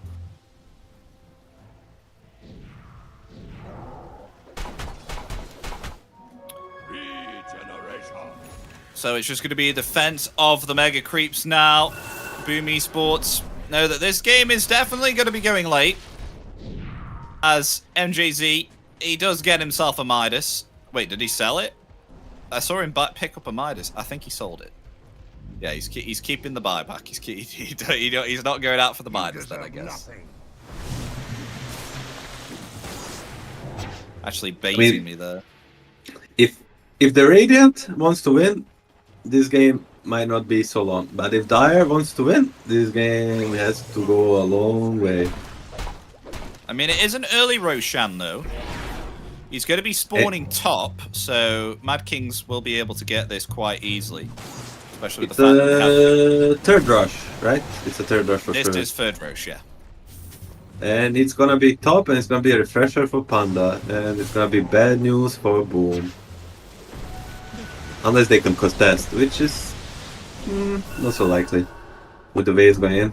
If Mad Kings played it well, there's no chance for them to contest. Yeah, I don't think they can contest at all, especially with the mega creeps, because that last push that we saw, Sacred wasn't there. He was stopping the creep wave with his counter healing, so they didn't have Axe to do an initiation beyond the high ground. So I don't feel like they can go for this one. They'll have to let the Aegis go, but I still don't think that's big problem, because they'll still use the Chrono onto Muerta. Just Picaz has just got to make sure that he does not get hexed up, because they have 2 hexes here. I wouldn't be surprised if they go for a third one, to be honest. And they are in the heaven now. Support. Oh wait, they do have a third one.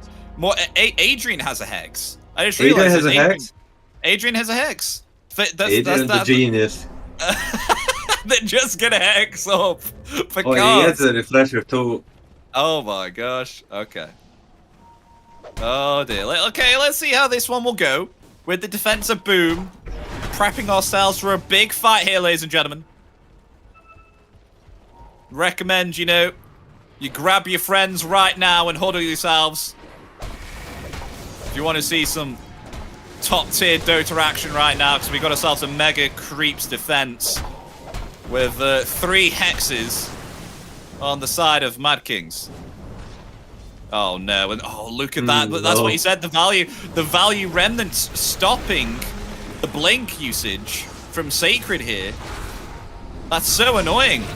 Oh, no, but a call coming forward there. Oh, lovely tornado. Beautiful stuff from the Invoker. But is it enough to take down Muerta? Muerta's still able to live through it all. The Ancient is exposed. Smash will be able to be troublesome here. They're going to try and take him down right now. The Chrono is going to come out there onto 2. They will be able to take down the Brewmaster now, trying to find Mr. Jeans as well. But he will be able to use the Slider Fist and get himself away. The Overgrowth now is going to be able to connect onto 2. And Adrian coming out. Look at that with the pierce of the Veil. They take down Faceless. The buyback's there onto all 3 of them. Trying to come back to the fight right now, but another tornado. Once again, this Ancient is slowly falling down. Will it be able to survive? Will they be able to clear the rest of Mad Kings right now? They're trying their very best to keep this Ancient alive. Will they find the MBS? They will. The Glyph is there. Axe and Dark Willow, they're going to buy back as well. As now, G's coming back. Faceless dead. Down for 120. Is going to TP back. They're all coming back. The buyback's already expended. Only 3 remaining. 2 remaining. 1 remaining. GG. Ancient gone. GG called.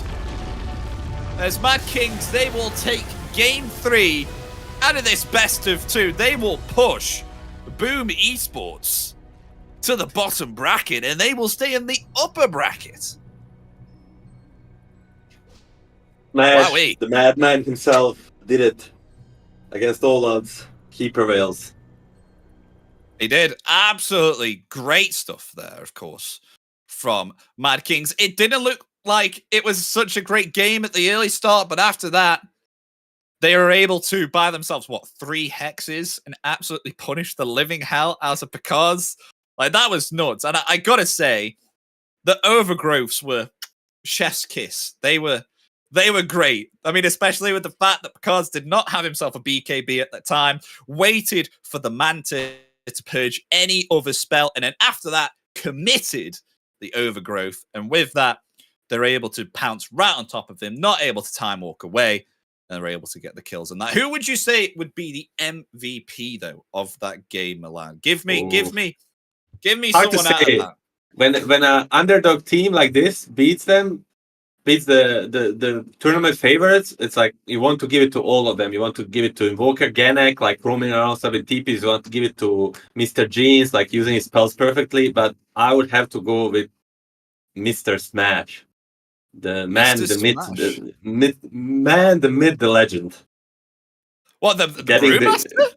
Yeah, exactly. Getting the kids on his back, getting his kids on the road, and beating the tournament favorites, not the fan favorites. I'm sure Smash is still the fan favorite of all of them. Okay. So I'll give him. Well, I honor you for mentioning an MVP, because I really don't know who I would give it for here. I mean, the Overgrowths were great.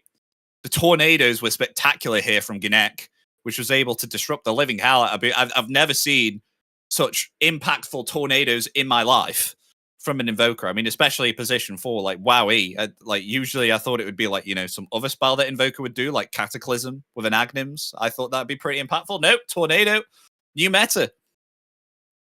And then Mr. Jeans as well, able to control really well with the Syrian Chains. I honestly have no clue who I'd give MVP to, but nonetheless, Mad Kings come out on top, ladies and gentlemen. If you are just joining us, a 2-1 victory for them against Boom Esports. They prevail the odds, and they will proceed on into the upper bracket. But it's not over for Boom Esports, because they are still within the qualifiers as of this moment in time, but they are just in the low bracket. But we do have some more series coming up for you shortly. We've got 2 more to go.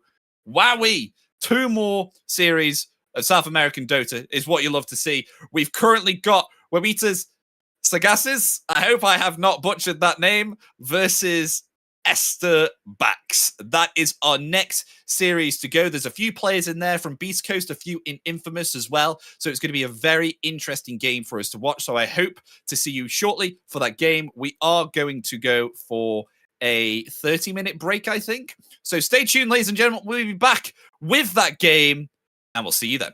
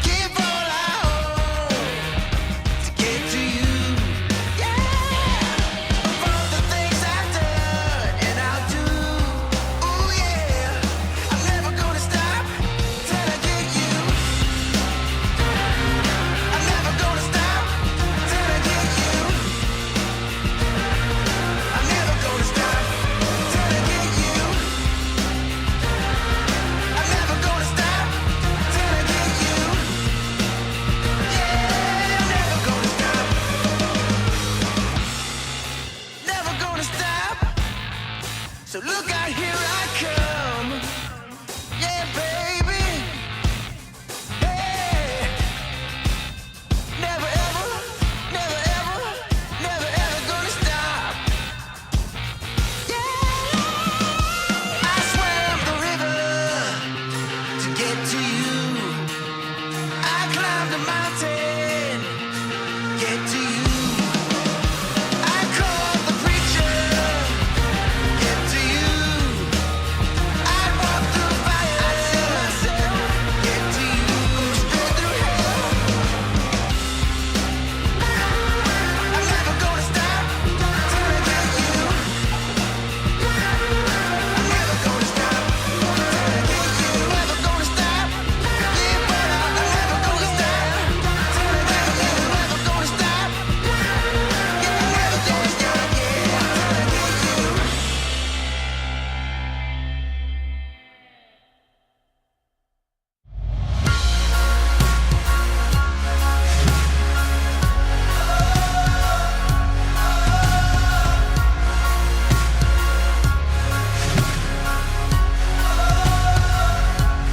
Neues Kapitel, weißes Papier, Seite um Titel, Mitte 20 und hier, Zeile für Zeile, offener Blick, find nur beim nach vorn sehen zu mir selber zurück. Und auch wenn's irgendwie nur eine Plattitüde ist, der Augenblick zerfällt, hält man ihn fest. Und wenn ich's richtig sehe und verstanden hab, dann sagt er selbst, wenn man ihn ziehen lässt, ich geh einfach nur los, irgendwo hin, auf jeden Weg. Ob klein oder groß, wartet ein Sinn und wir haben's erlebt. Nein, ich hab noch nicht genug, wart mal wieder auf die Flut. Schwimm oder schweb, Leben ist Leben, Leben ist Leben. Solange sich alles bewegt, solange sich alles bewegt. Lieber neue Gedanken, hör auf leisen Sohlen, statt ewig im Gestern mit den alten Parolen. Nun ist die Währung, der Weg ist das Ziel, kostet die Welt dann vielleicht gar nicht so viel. Und auch wenn manches davon sicher Plattitüden sind, man fühlt genau, wenn es stimmt. Ich geh einfach nur los, irgendwo hin, auf jedem Weg. Ob klein oder groß, wartet ein Sinn und wir haben's erlebt. Nein, ich hab noch nicht genug, wart mal wieder auf die Flut. Schwimm oder schweb, Leben ist Leben, Leben ist Leben. Solange sich alles bewegt und unter mir, da hör ich die Sirenen singen. Ein Teil von mir will gern gleich hier zu ihnen sinken. Doch ich widersteh, hör auf mein Herz, ich geh. Ich werd nur kurz zum Abschied winken. Und dann einfach nur los, irgendwo hin, auf jedem Weg. Ob klein oder groß, wartet ein Sinn und wir haben's erlebt. Nein, ich hab noch nicht genug, wart mal wieder auf die Flut. Schwimm oder schweb, Leben ist Leben, Leben ist Leben. Solange sich alles bewegt.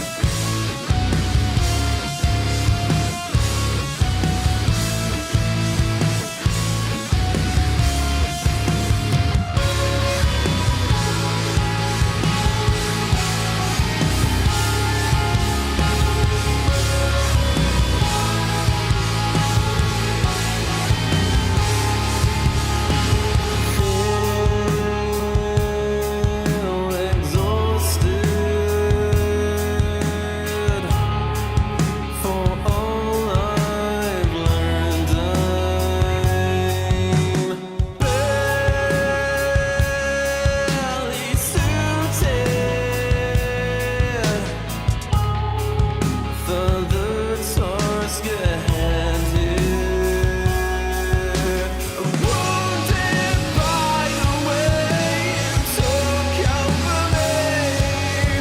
No point in being here at all. This friction has no place in this relation. So tell me another way. Call it a landslide, a bird's-eye tear. And I can't wait to finally get out of here. 'Cause I feel like a freight train running over me. So I'll say what you want me to make you believe. I want more than just enough to survive the winter. Time is elusive. Our days are getting shorter. It's now or no way. 'Cause life flows like white water. Take a moment to breathe, hold it in, stay a while, forget all that you know, and forgive everyone. It's all in your power to turn away. Maybe I've been blinded, 'cause all I see now is a fairy tale ending is not in our course at all. Make a change, forget wait for nothing, to death do I. 'Cause I feel like a freight train is running over me. So I'll say what you want me to make you believe. Mortify and complicate. I'll wait by until it's too late.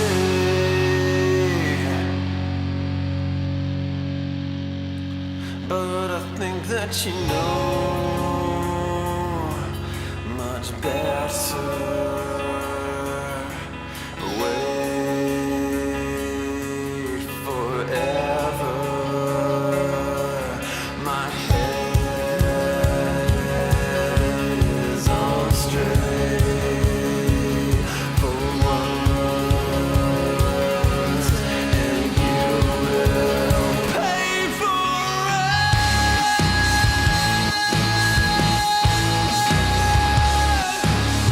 Yeah.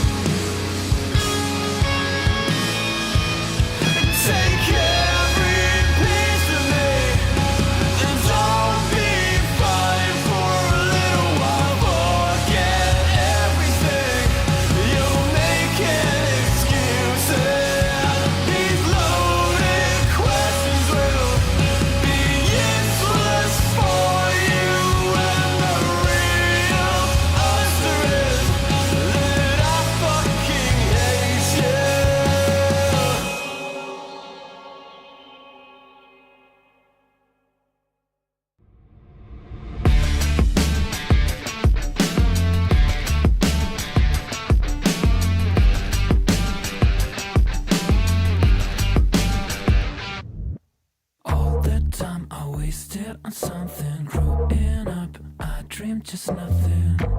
Ooh, what are you? People talk loud, I get what they're telling me. I fucked up, but I didn't give a bit. Ooh, what a true. Hey, I gotta say, something's going wrong, and everything's upside down. I'm falling. Hey, I gotta say, I'm always on a run. I'm getting closer to the light. By the time I'm changing my remedy, blowing up, I get sick and tired of this. What a truth. No one talk now, I'm feeling lost on it. Silence is loud, I get it safe from it. What a truth. Hey, I gotta say, something's going wrong, and everything's upside down. I'm falling. Hey, I gotta say, I'm always on a run. I'm getting closer to the light.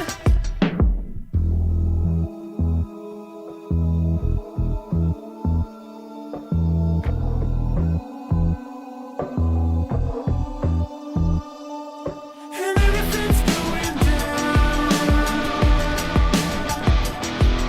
Yeah, everything's going down.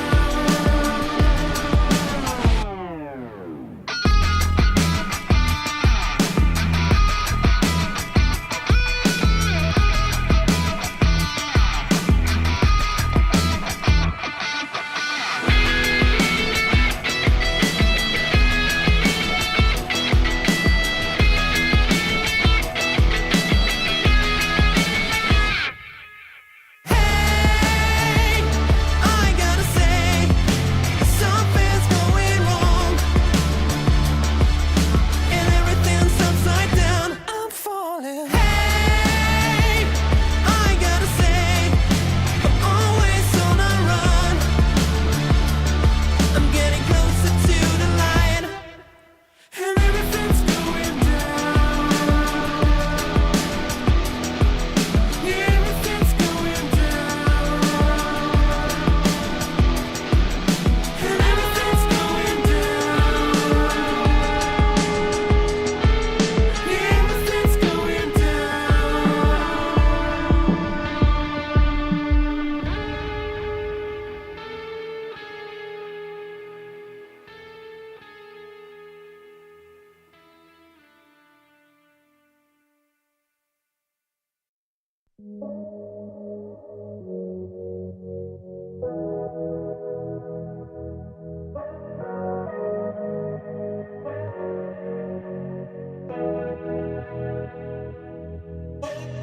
Landstraße in den Süden, Kickdown, Moto Guzzi, Sozius, Traumfrau, Monika Bellucci, High-Res, Roadtrip, Neapel, Rom, Overnight, Truck Stop, Insta, Snapshot, Polaroid, 40 Love, Korken knallen, Karte Door, Spa-Time, Bubble Bath, Aftershave, Miyake Sport, Private Coach, Crunches, Lunch Break, Yacht Club, Seafood, Aperol und Lachsteak, küsst den Ring.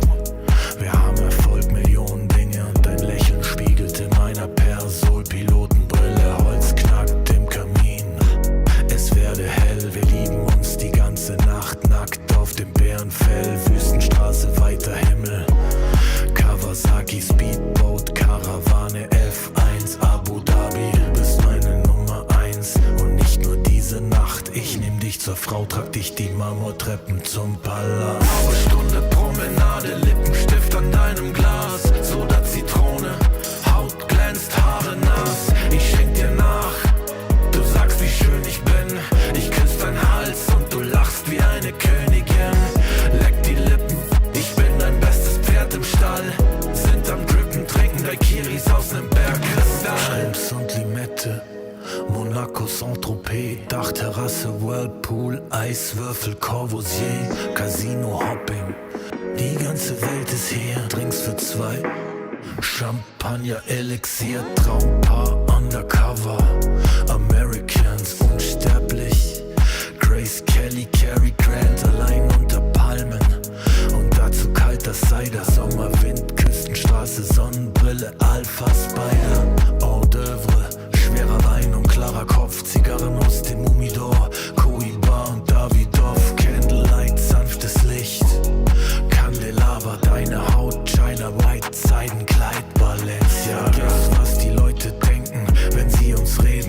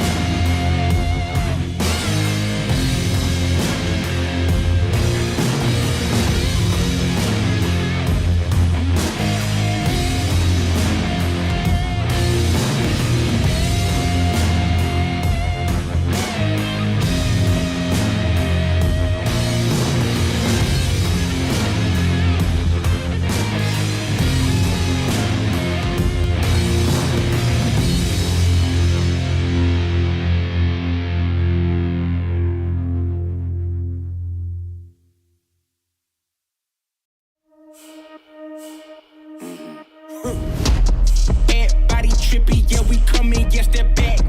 Yeah, we walking with a body bag full of cash. Cut from a different rare, we raise it like a flag. Unapologetic. We gon' keep running it back, running it back, running it back. It won't stop. Running it back, and that's we gon' keep running it back, running it back, running it back. Running it back, running it back, running it back. Hey, 10 toes, I'ma never miss. Boy, I'm locked in, never take a loss in the sport. Boy, I'm top 10. Giving work all around the clock. I know they watching. Got it out of the mud, ain't had no options. Oh yeah, let me go ahead and change my style up.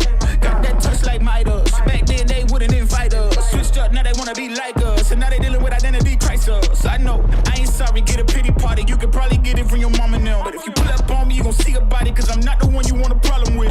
10 toes down, if I stumble, watch me stand up. When it goes down, get the toot to your man's dog. You can blame it on your homies, got you hyped up. Whoa. Everybody trippy, yeah, we come in, yeah, step back. Yeah, we walking with a body bag full of cash. Cut from a different rare, we raise it like a flag. Unapologetic. We gon' keep running it back, running it back, running it back. It won't stop. Running it back, and that's we gon' keep running it back, running it back, running it back. Running it back, running it back, running it back. Hey, look, hand me the ball, I'm running it back. Answer the call, I'm all in my bag. They want me to ball, I charge on the max. And then they promote cause they paying me tax. I'm the solution and I'm the problem. If it ain't profit, it ain't an option. If you try to play me, I'm gon' get you packed up. If it's up, then that's up. Nothing's getting past up. No, we bout to act up. This whole game is wrapped up. Talk will get you smacked up. Refresh, you should back up. Hanging up these plaques up, it's fast, bro. Know that I'm a menace, catch you lacking with your hands up. 10 toes down, if I stumble, watch me stand up. When it goes down, get the toot to your man's dog. You can blame it on your homies, got you hyped up. Whoa. Everybody trippy, yeah, we come in, yeah, step back. Yeah, we walking with a body bag full of cash. Cut from a different rare, we raise it like a flag. Unapologetic. We gon' keep running it back, running it back, running it back. It won't stop. Running it back, and that's we gon' keep running it back, running it back, running it back. Running it back, running it back, running it back.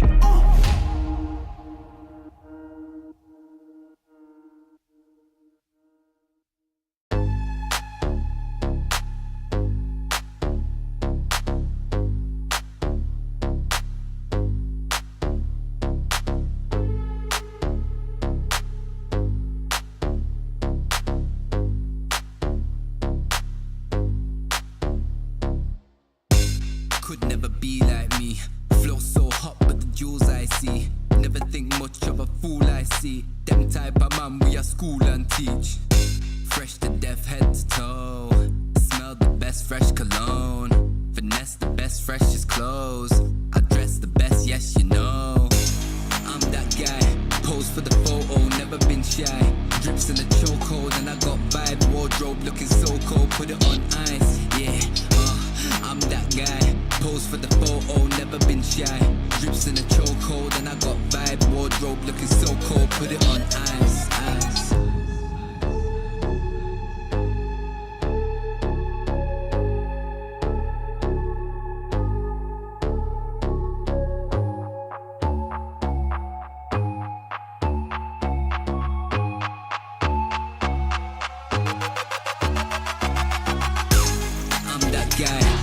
For the photo, never been shy.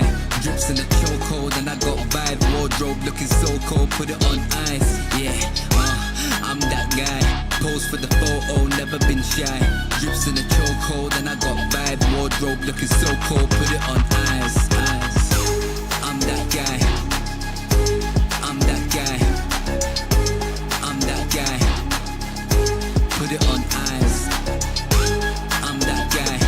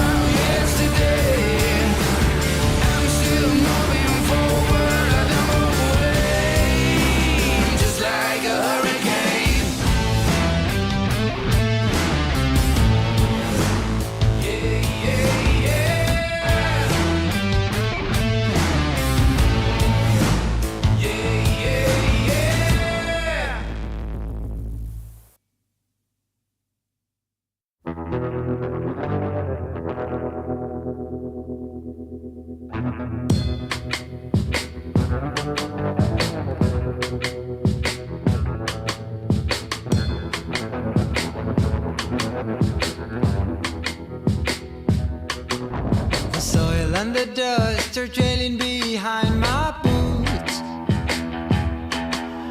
Blown by the wind, showed me a piece of my past. The soil and the dust is where we go.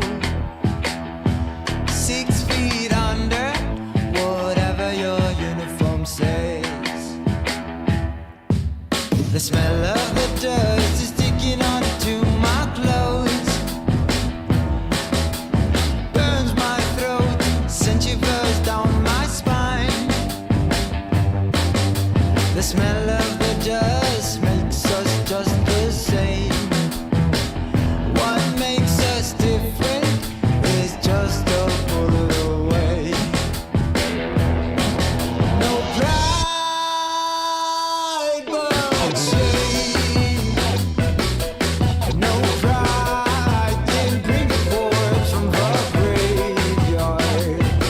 May the souls rest in peace up above. Some say we'll follow them down in the wind. Sooner or later, we're gonna pay the bill.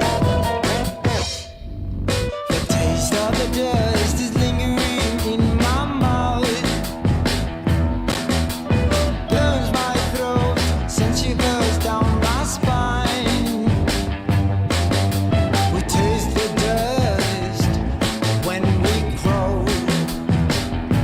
6 feet under, whatever your uniform says. No pride but shame. No pride can bring the corpse from the graveyard. May the souls rest in peace up above. Some say we'll follow them down in the wind. Sooner or later, we're gonna pay the bill.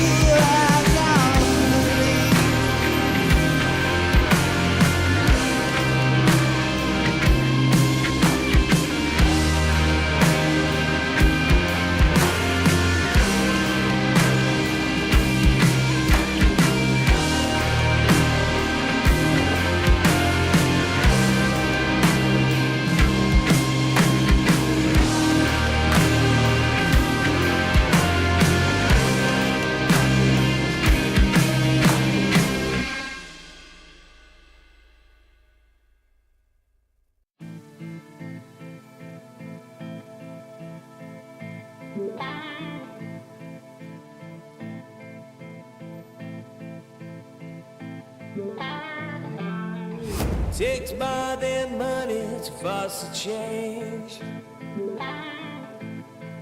Takes more than time to heal the pain.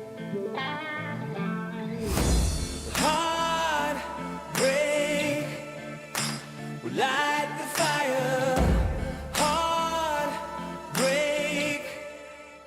will light the fire.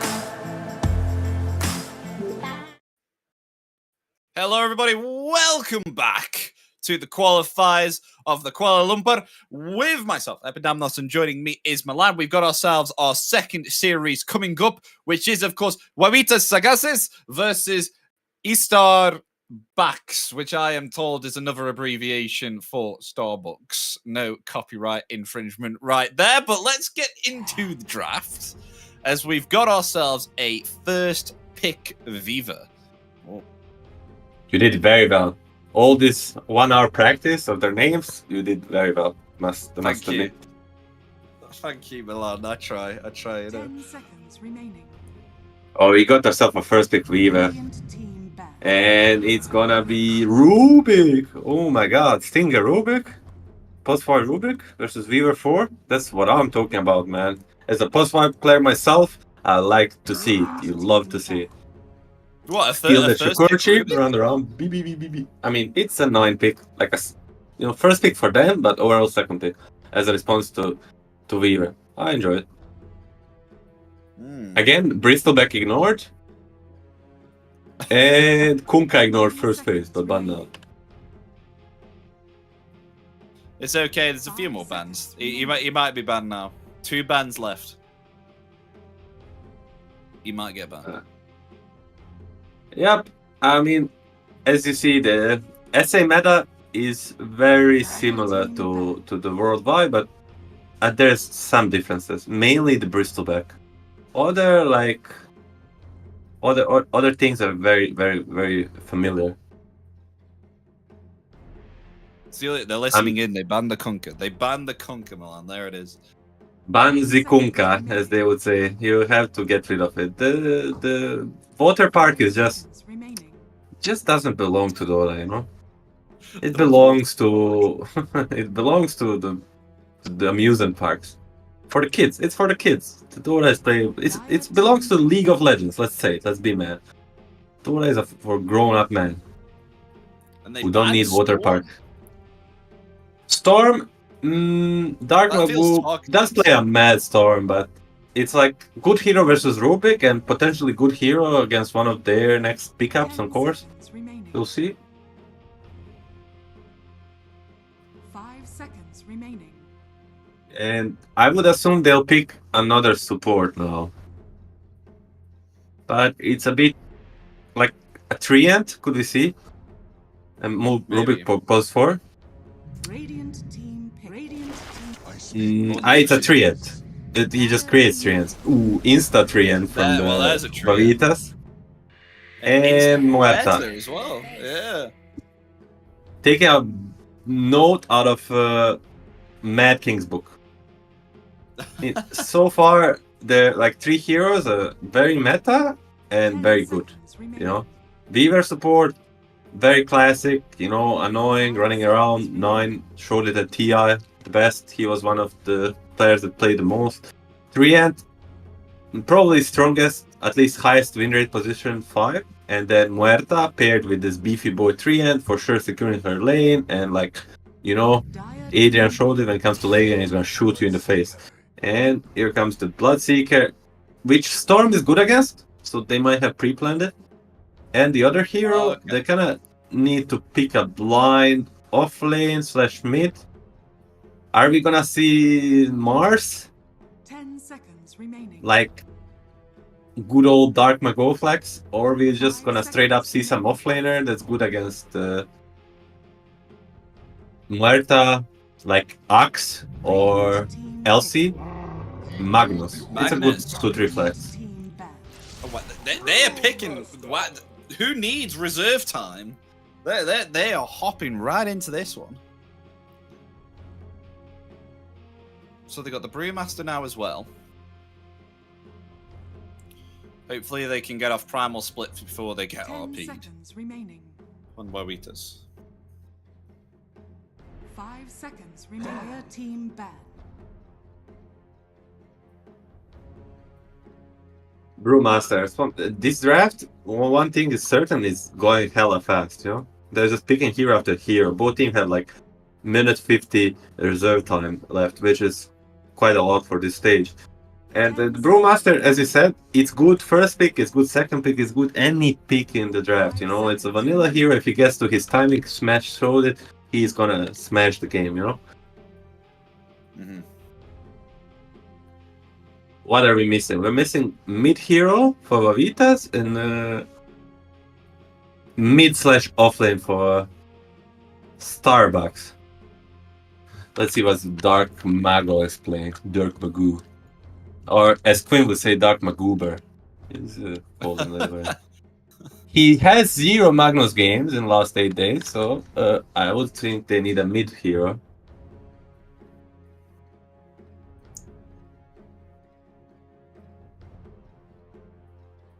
And for Starbucks side, Alone is gonna play.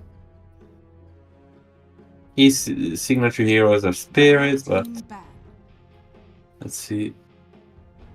Oh, they banned Earthshaker, right? Okay.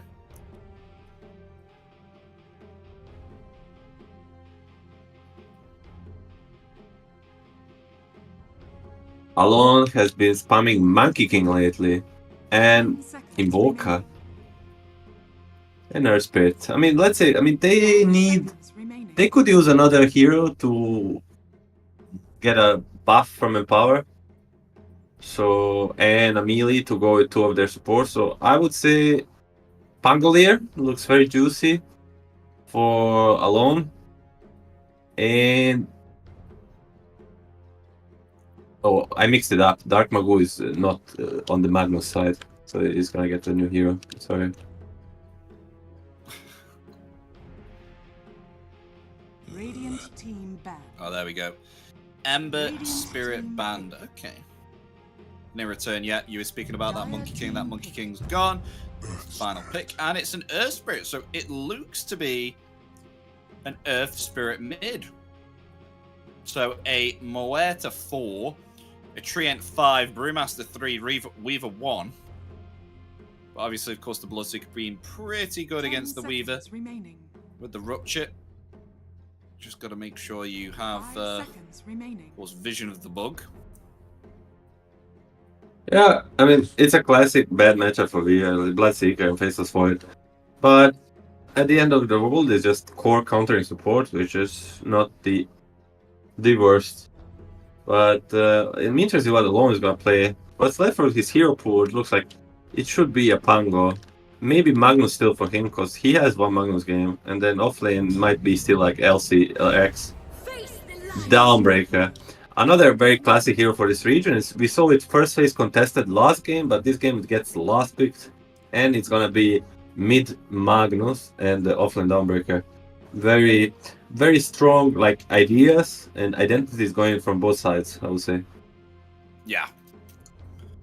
So looking at the pick, I am quite liking Starbucks quite a bit, especially with their initiation and counter initiation that they have with the Dawnbreaker and the Magnus. But in return, Wawitas, I do like the Treant with the Weaver.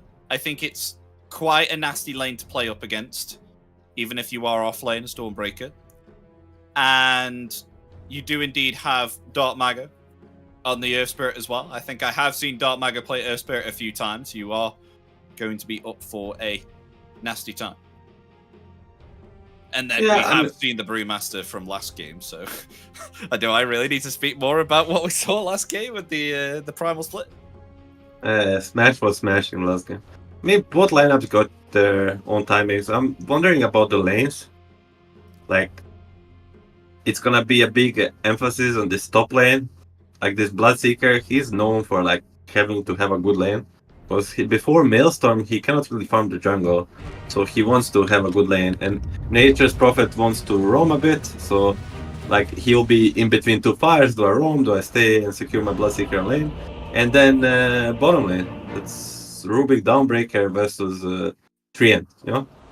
It's like Treant is this wild card where he could smash a lane, but he also like he's on the verge. If he messes up a bit, he dies once or twice. It's gonna be a problem.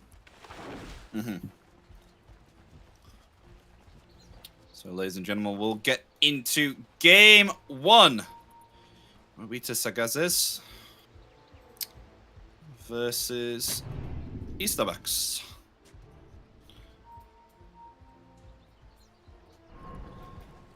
So the smoke down. They've already got themselves an observer ward nicely here.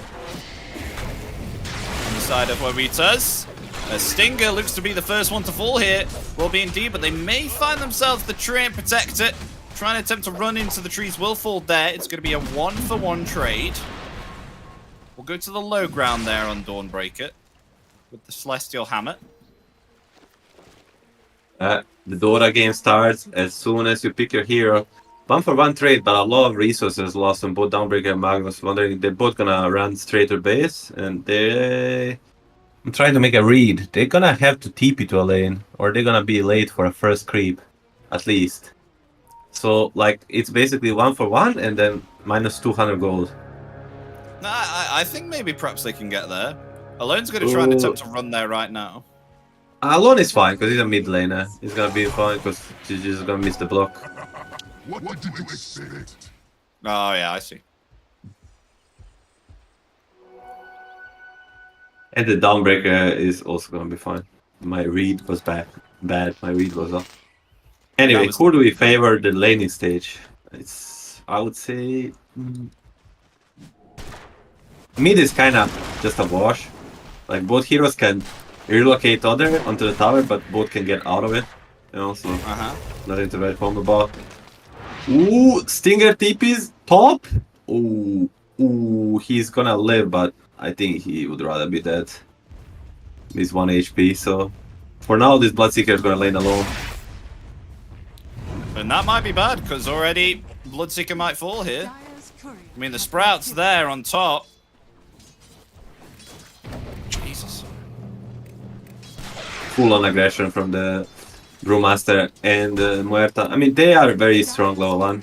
With the Cinder Brew into double nuke, they can ignite both, and it's like a really strong combo. I mean, Muerta is very strong level 1 and the level 2. Like, they want to aggress, and with Stinger coming with 0 HP top, they're already on the back foot.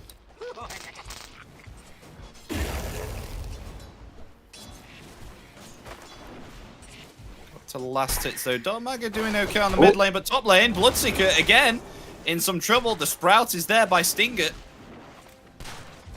Bloodseeker will just get away again. No tangos though at the moment.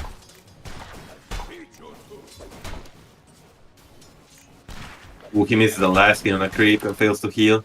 I mean, this Bloodseeker is not feeling well. We already spoke how his laning stage is very important, and he's struggling so far a lot. It is, I mean, especially what they did like a few patches ago. I can't remember if it was the most recent one. I think it was a few ones ago, where his thirst actually doesn't heal him as much anymore when you actually do get a last hit.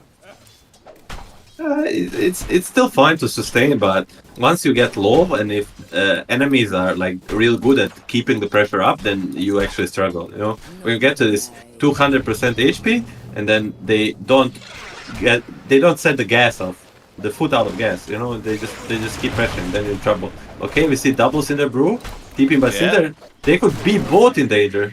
Oh, this is quite aggressive. I mean, they'll turn it around with a blood grenade. Oscar may actually fall here from the blood rights. Is this going to be a kill for the Bloodseeker? Yes, it is. Maybe perhaps a kill on Moeta as well. The body blocking is there. Look at the Sprout and waiting for the final physical attack. And they'll turn this lane around. Double kill on the top lane. And just like that, the whole lane is turned around. Overextension by the Radiant, and the MNZ gets the double kill and gets fully healed. They get the Lotus too, they get the big pool. This lane is turned like 180 degrees in 20 seconds. And you can see exactly what happens, exactly what you said, of how the fact that both of these heroes can play with each other underneath the tower, and they can also get away as well. Dark Mago just kicking away alone there and rolling back into him beyond the river.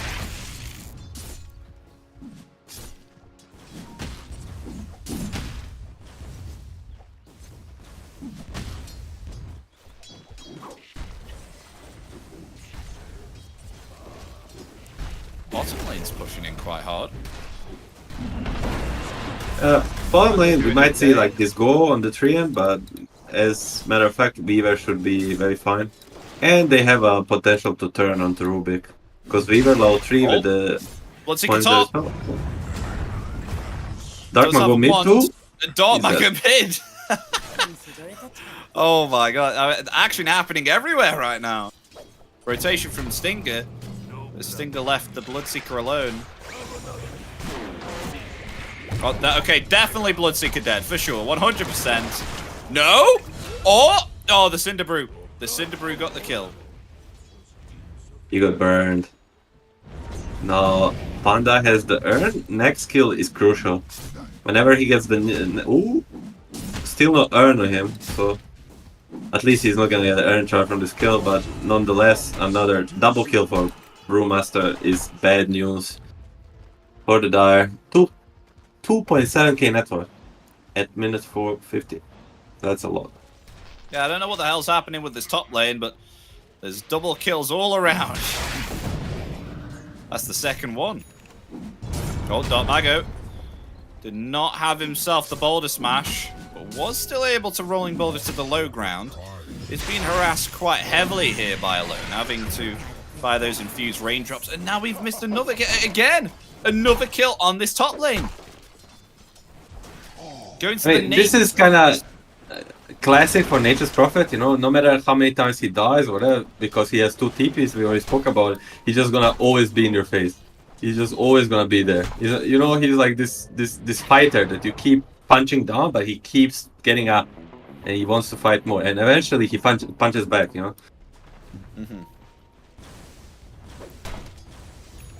Now it's classic 6-minute rune. Let's see who's gonna control it better, who's gonna get more lucky. As it seems, there's gonna be a 6 heroes mid at 6-minute rune. Very classic. Yeah, we had Muerta rotate in for the Earth Spirit, but still not going to be able to get that double damage. It'll be the Magnus who gets it. However, they're still going to try and attempt to kill him. I don't know. The double damage has been activated. The RP there as well. Oh, lovely dead shot, though. But nonetheless, the telekinesis bringing back the Earth Spirit takes him out. Finds a double kill, possibly a triple kill.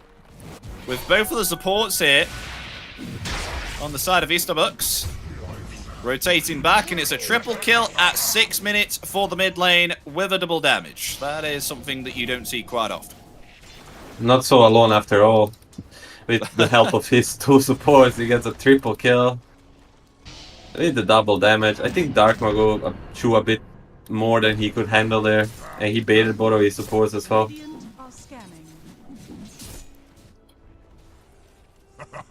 Wisdom Rune is gonna be 1 for 1, it looks now, but Lumiere wants to try. Ooh, click war! He loses it. Hammer, though. He might die for it. He doesn't have Shikuchi. He's gonna commit. He's gonna commit. He gets 1 kill. Maybe perhaps he can get 2. He's just got himself to level 6 because of that kill. He's gonna go forward now. He gets the kill there with the Geminite, but has been revealed because of the thirst from the Bloodseeker. And the last hit doesn't get it, but the TP is there. Nature's Prophet, he will finally get the kill. He will take down the Weaver. May die to this neutral creep, never mind. He's okay. Wow. What a big boss play. He almost got the rune too.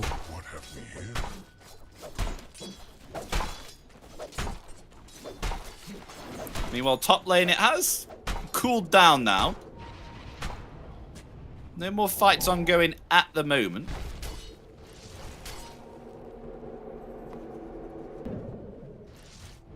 We see interesting, like last game Smash was going double braces, no brown boost Midas. In this game, Oscar is just rolling Vessel first item, like total opposite of him. Bottom lane? Like Stormbreaker may be dead here. No, wait, not before either. Wait, Lemire? Did he hear that rupture? Why did he do that? He didn't have himself time lapse. think he was trying to get the kill there with the Shikuchi and just fully committed for it, but just died with the rupture on him. And then they get the kill top as well, with going underneath that tier 1 tower, with thanks to the gank there of the Magnus. Very interesting. Magnus has a 4-0-3 build, so it's kind of full on. I'm not gonna say ganking because he still can farm jungle with his Q, but he is more active than not, you know. But it's a bit in between. I think himself, he's going this build and not buying Blink, but Echo Saber, so it's a bit weird in this sense. We'll see how it works out. It is quite weird indeed.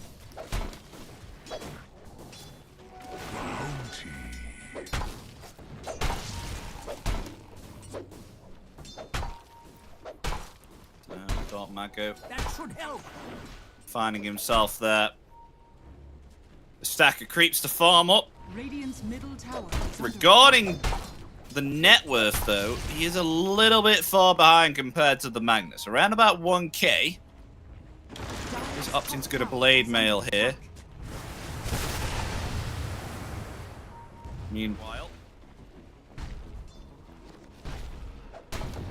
we have Waras trying to look around here for either the Bloodseeker or the Nature's Prophet, and they've gone either side of each other here.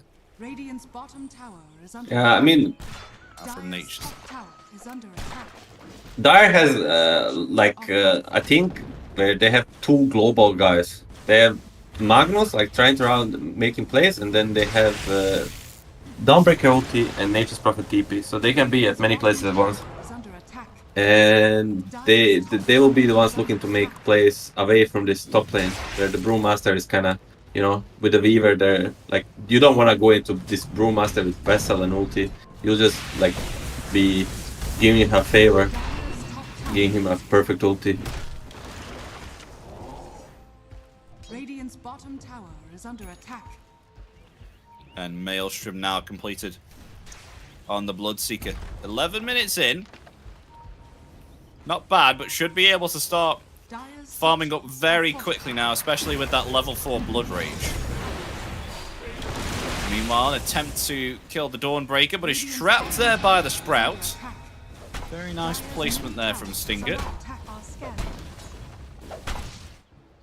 They're gonna be tower denied, and like kind of both teams not taking too many risks now after like a bloodbath laning stage. They put like a bit of brakes on, and now we'll look for a big fight on 12-minute rune. And after the Magnus gets a Blink Dagger, which is very far off. He just finished the Echo Saber. I think they saw that Magnus did indeed have that illusion rune there, so didn't want to commit with anything like a silence or anything like that in case he were just to purge it. And of course, they do have those TP rotations as well. Got a rotation now. Dark Mago and Lumiere to take down Stinger, but in comes the Solar Guardian, keeping the Nature's Prophet alive. But never mind, the Overgrowth comes out. It will be a 1-for-1, with Moeta dying in the process as well. The RP was committed there, but look at this. Dark Mago attempting to get out. Will get out with his life, as now the Primal Split staying on top of the Magnus here, attempting to skewer away underneath this tier 1 tower. But the Primal Split is going to end. Oscar, he needs to get out of there. Controlled by 4 heroes here on the side of Estock. So they go forward, rolling boulder now with Dark Mago, landing straight into the face of the Dawnbreaker. That bloodbath of a team fight there, they'll only find 1 kill. Insane back and forth team fight, but at the end it's not so bad for as it looked for the Radiant side. It was looking rough with this Brewlings dying, but it was so long that Weaver TP'd out and came back to fight and cleaned up 1 kill.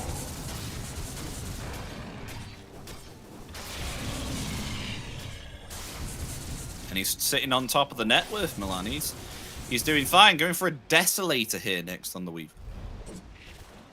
Yeah, it's a very standard build, like Threads Falcon Blade, Dragonlance, Tezo, and then you get a shard or like a small crit, and you're like this insane DPS guy. Like that just plays on good positioning and like help of his team instead of like buying the defensive items. Oh, there's gonna be a go top. We got the swarm. They don't have overgrowth, but it should be enough anyway. There's no way to run. Yeah, there's no way getting out of that one. They will find it with the Shikuchi.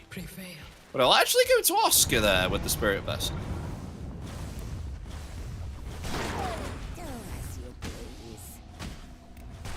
I mean, I was a bit worried about Oscar like going too all in with his vessel, but if game stabilizes, he's still gonna be farm.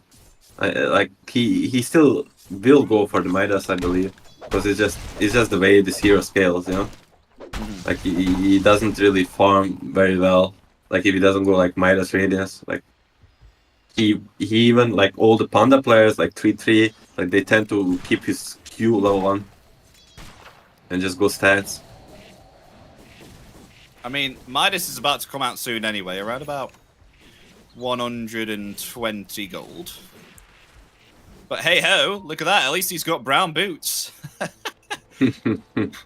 Not like 26-minute brown boots. Yeah, I mean, you know, a wise man once said, if it works, it works. Who am I to judge, you know? Yeah, to be fair, they did win that game. Smash and Mad Kings did pull out the biggest upset so far, and, you know, it worked for them. I'm fine with it. Maybe not perfect, but good enough. And he is actually gonna skip Blink Dagger for now fully on Magnus. He's aiming to get a Harpoon immediately. Okay, there's a 3-man smoke. They're gonna find just a +5 Stinger. But there is TP in, and they might fight it back. Dawnbreaker ulti is not gonna be enough to save for now, and he might be in trouble himself. This Dawnbreaker locks in place there with the Rolling Boulder, and will be found there, taken out. That's a second kill, maybe perhaps a third kill as well, silencing up the Rubik, another Rolling Boulder, and a dominating spree for the Brewmaster. 3-0. I mean, they try to use the Dawnbreaker ulti like you normally use it. You know, you get a guy going on, you use it, and you turn back, but just not strong enough right now on the Starbucks side. They need more time.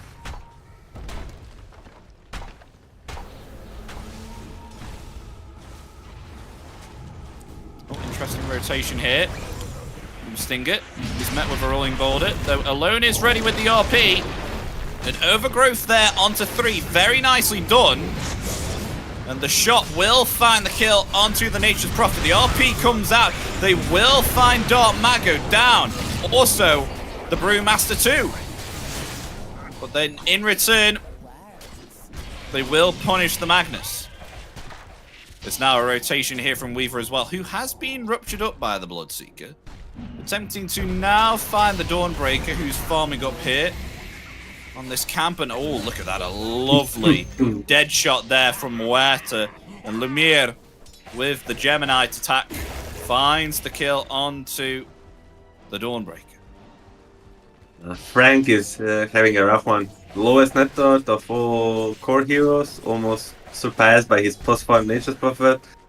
You know, he's having a rough one. Not the greatest of times at the moment.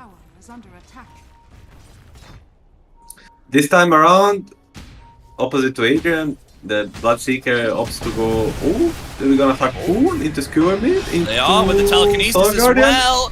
Is he able to get out? No! Not able to get the Rolling Boulder there on time, but in return, they will find a kill on the Nature's Prophet on the top lane. Lumiere getting the kill once again. This Weaver is on the roll, and as I said, he's gonna go Tezo into Daedalus with Shard somewhere along the way. Hopefully he gets it from the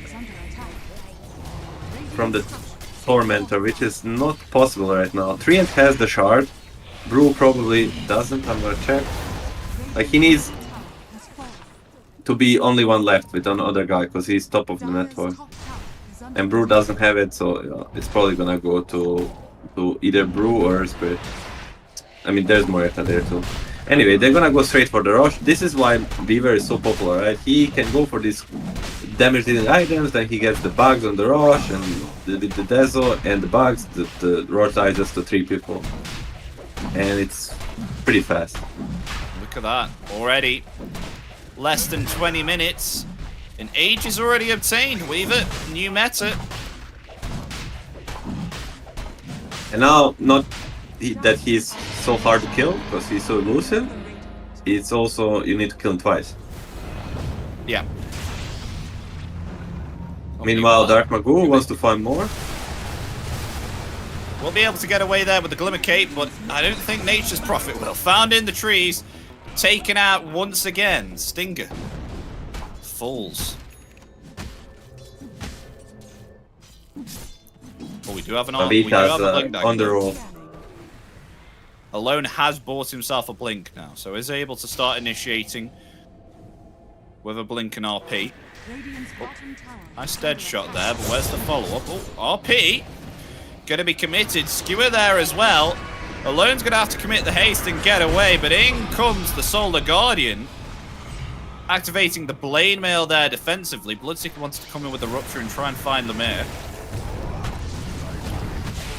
There's now another rolling boulder once again. Stinger taken out. The in return did find the Moeta. Yeah, 1 for 1, but it's not that good of a trade. It's much more net worth, and he's kind of much more important for his team than Muerta is as the lowest net worth hero on the map. Like, he's just happy to trade this, and now they're gonna get a tower, they're gonna get Earth Spirit with a kill, or Rubik with the Shukuchi. Oh, he was thinking about it. But not brave enough. Not brave enough. Maybe he's just smart enough, you know? To not go. Radiance. Maybe I would go and die. Yeah. Radiance, we got the Radiance, we got the Daedalus coming up. They're probably gonna go kill the Tormenta. We got Heart coming up on Earth Spirit. The stars are aligning for the Radiant, but the Starbucks also want to say something this game. They're gonna make a go mid. Overgrowth as well, catching the Rubik. And in comes Weaver, rotating in with that big Desolate damage. A lovely dead shot, even with the use there of the Manta Style. This may be another kill onto the Bloodseeker. It is indeed. They'll get themselves 2 kills.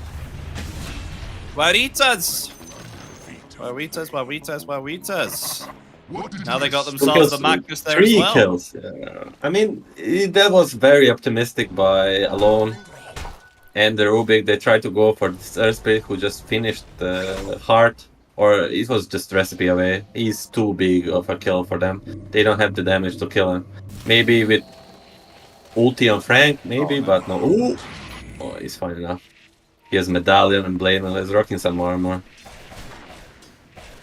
I was going to say, that's quite a bit of armor there for the Nature's Prophet. I was surprised that he didn't melt. And a Raid Band, yeah. Dire's bottom tower is under attack. Yeah, pretty much 23 armor he has himself right now on the Nature's Prophet. But it's only gonna help him for so long. This Weaver is getting to a point where he's gonna be unstoppable. At least for the Aegis duration. Still, when the Aegis pops out and he's only having the DPS items, there is always a chance he gets bursted. Spell damage, but right now, he's the boss. Dire are scanning.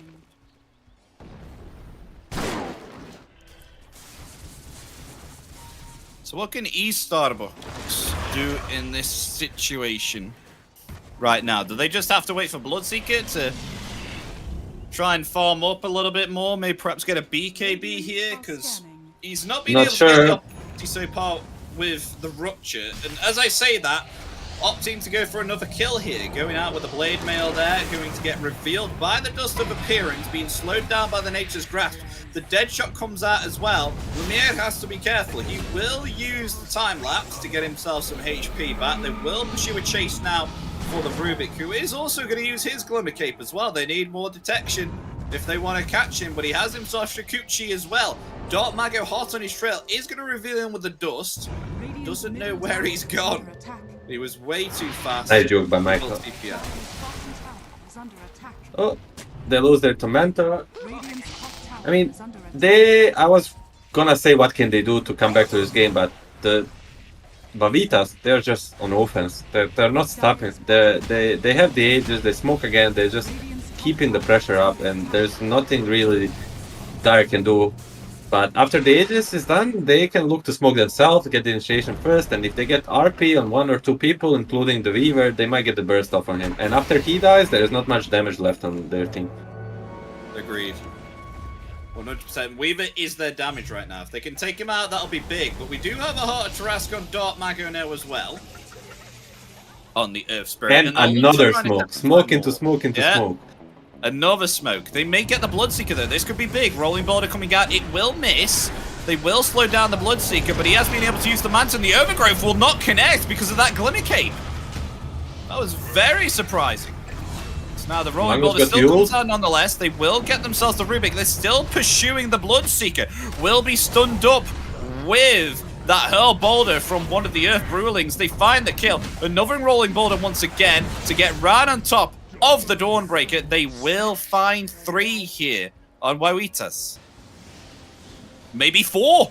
Catching Magnus as well with the Cyclone from the Storm Brewling. There's now another Rolling Boulder. Silence there as well. The damage is too much for him to handle by the hands of Weaver. Mega kill for Lemire. They're just playing with them at this point. Use into use into use. I mean, they're just first to attack. They're proactive, and the Starbucks are like they're just on the defense all the time, and they cannot handle it. This Weaver is already halfway to Satanic. Once he gets Satanic, almost immortal. I don't think they'll be able to kill him once he gets Satanic, to be honest. But I mean, maybe if they get themselves something like an RP, I don't know. And then maybe they get Rupture in the Silence as well, because right now, Lemire, he does not have himself a BKB, though he can purge it with a Satanic once he gets it. There's always going to be condition for him to die, but with other people's help, like some stuns from Earth Spirit, some brew spells or Treant spells, it's gonna be pretty hard. You know, it's gonna be hard condition, but at least for the Pope of the Dire, there still is condition. Another Tormentor, and Muerta gets it, not the Weaver. Unlucky, my brother. You will need to buy yourself a shard. Unfortunate. There's still wait. Oh no, never mind. I was gonna say there's still a Tormentor top right. Oh, I remember that's also been taken. I mean, he's rocking 17k net worth in 26. He can afford a shard. Nocturine Core coming out, as well as a Heart of Tarrasque for Dark Mago here on the Earth Spirit. Having a great time right now, but I can't say the same for Magnus. I mean, he deserved himself a double damage, but has been lacking in the... Do you think it was because it was the fact that he didn't level this in power until late? Do you think that's one of the biggest causes that he doesn't have the greatest farm right now? It's somewhat. Also, there's a lot to come to a team gameplay, but I would see like a bit of counter initiative where you go max first and third spell and don't buy blink and make plays, but go harpoon. Because like while you go this build, you get stats and you get Echo Saber, and you kind of want to farm. But it's a bit of both worlds. You know, when you want to do too much and you end up doing almost nothing. Oh, there's gonna be a big fight. Oh, RP, but oh, look at that. Used up. Anchor, the RP, they won't make use of it at all. They'll lose both Magnus and the Nature's Prophet. Easter Bucks will have to get themselves back, as they've also found Bloodseeker as well with the Cyclone. Bringing him back. The dead shot's there as well. Bloodseeker in certain peril. Will die by the hands of the Weaver. Unstoppable spree now. They'll get a Rolling Boulder straight onto Rubik. That's the 4th kill that they will get. It is looking rough right now for Easterbucks. Yeah, exactly. I mean, the game came to a point where no BKBs, only Mantas, and there's like 7 different disables on the Radiant, and like one Manta is not gonna cut it. And now they're just gonna play Discipline. They got the team vibe almost, the minus Dawnbreaker, and they're just gonna go get the rush and continue owning.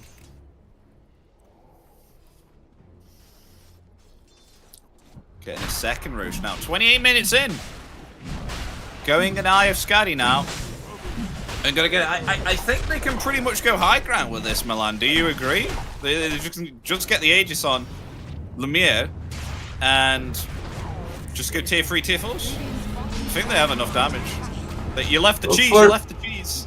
Okay. Not the Parmesan. Oh, I mean, you can definitely. They have the damage to go high ground, but is there a need to go high ground? Since like the heroes they have Earth Spirit and the Treant, they can catch anybody anywhere on the map, and they can first try to catch them, because easiest ways to go high ground is there's no heroes to defend. And the second part is, after all, they have Magnus.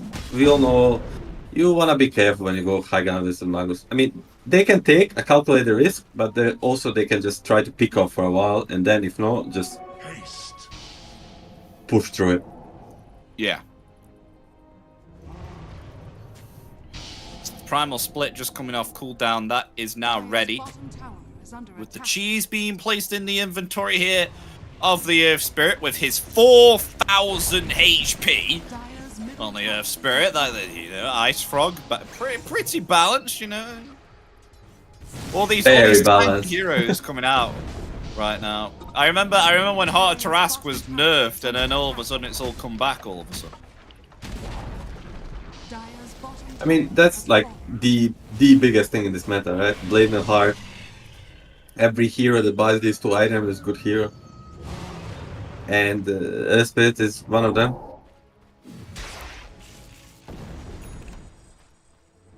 Okay, what's the play for Starbucks? I don't know. I think for them, there's no play for them that doesn't include Bavitas messing up. They just need to try to get as much as farm as they can with the Zigami waves and a bit of jungle, and then hope these guys go high ground and mess up. That sometimes it be like that, you know? Yeah.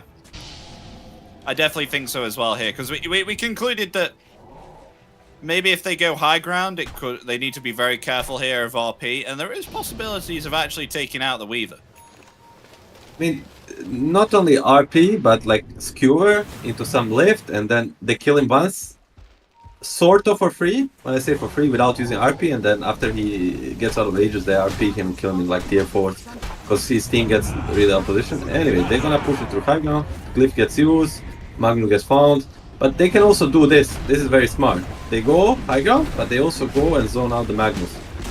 So they cancel his blink, and there's no potential of this play. Yep, and there's no point even in RP in here now. Look at Oscar, look at Oscar go with that Storm Brawling again. But in comes a lovely Skewit right behind the tier 4s, but do they have enough damage to take down this Earth Spirit? He's ever so tanky. The Nature's Prophet is good as full. The cheese is eaten, and this Blade Mail and this Heart is doing work. Darmago is absolutely unkillable. He's too tanky.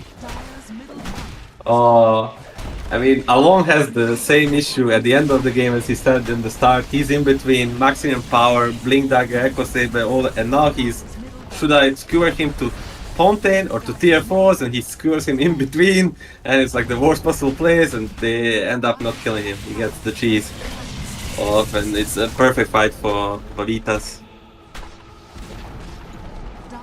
Yeah, especially with RP already committed now. It definitely looks to be mega creeps that they can just clean up now, as there's no initiation that they can do unless they just blink in right now and then use the Solar Guardian and get a rupture here on Lumiere. And silent stuff there within a Sprout. That's all about you can do. The Rolling Boulder is there, however, with the Starbreaker as well. That is Nature's Prophet dead. Maybe perhaps along with the Dawnbreaker as well. Yes, so indeed. And Bloodseeker dies before he can even reach the fountain. GG is cool. GG.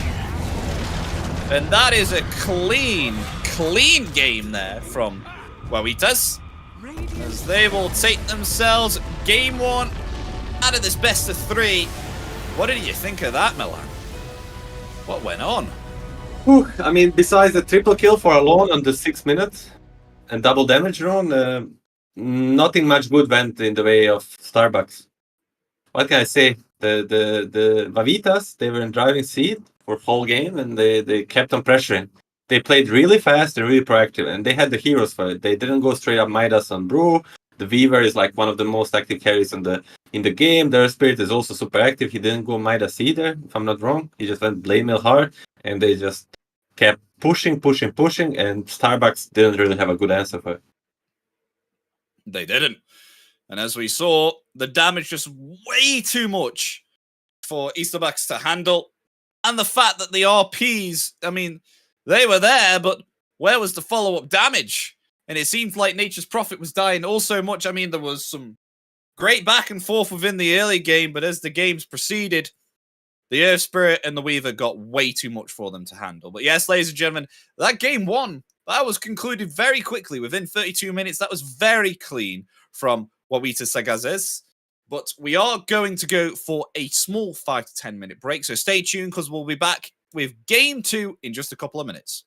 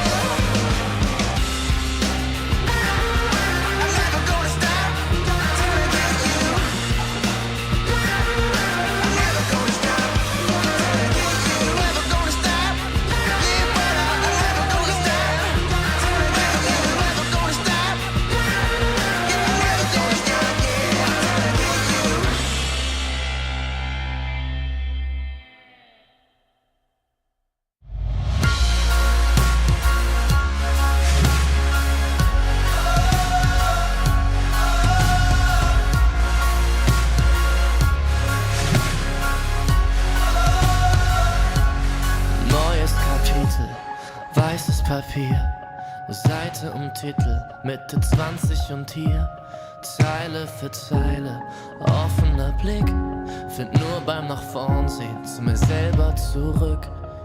Und auch wenn's irgendwie nur eine Plattitüde ist, der Augenblick zerfällt, hält man ihn fest. Und wenn ich's richtig sehe und verstanden hab, dann sagt er selbst, wenn man ihn ziehen lässt, ich geh einfach nur los, irgendwohin, auf jeden Weg. Ob klein oder groß, wartet ein Sinn und wir haben's erlebt.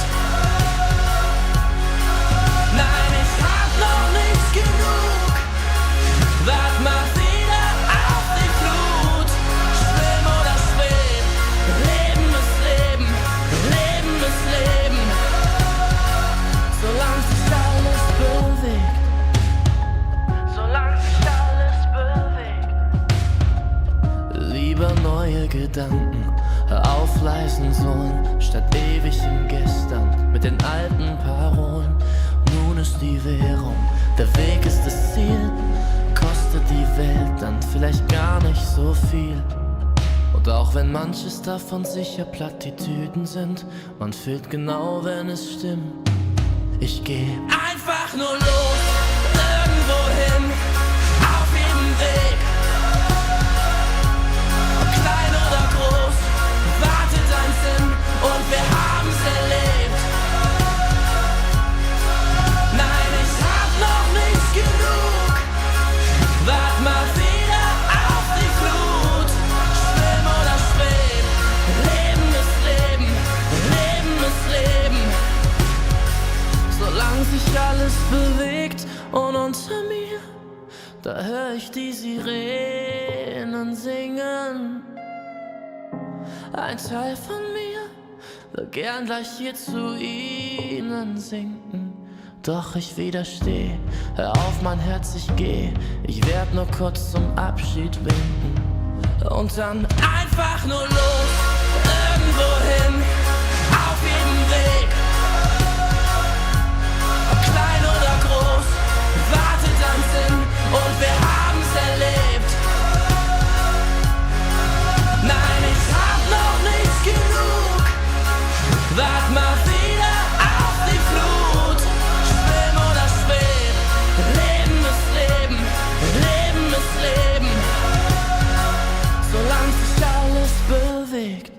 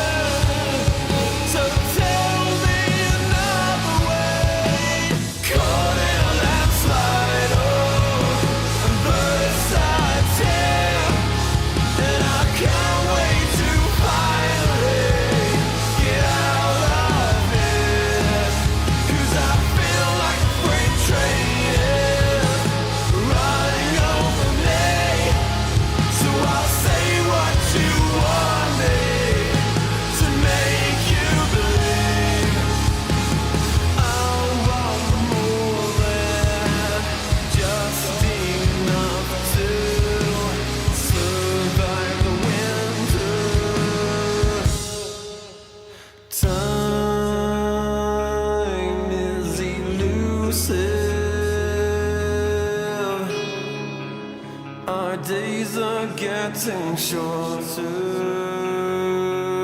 It's now or no way,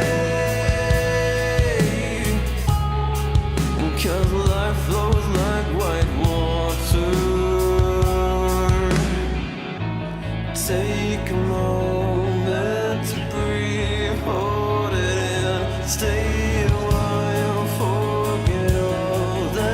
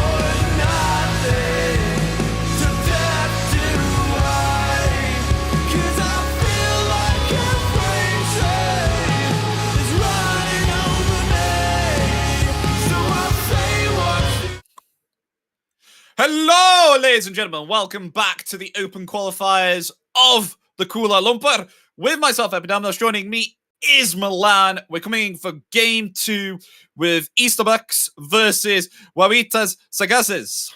And Waras Sases, they were able to win game 1. Now we're looking to see whether they can take a game 2, or will Esports be able to get it at 1-1.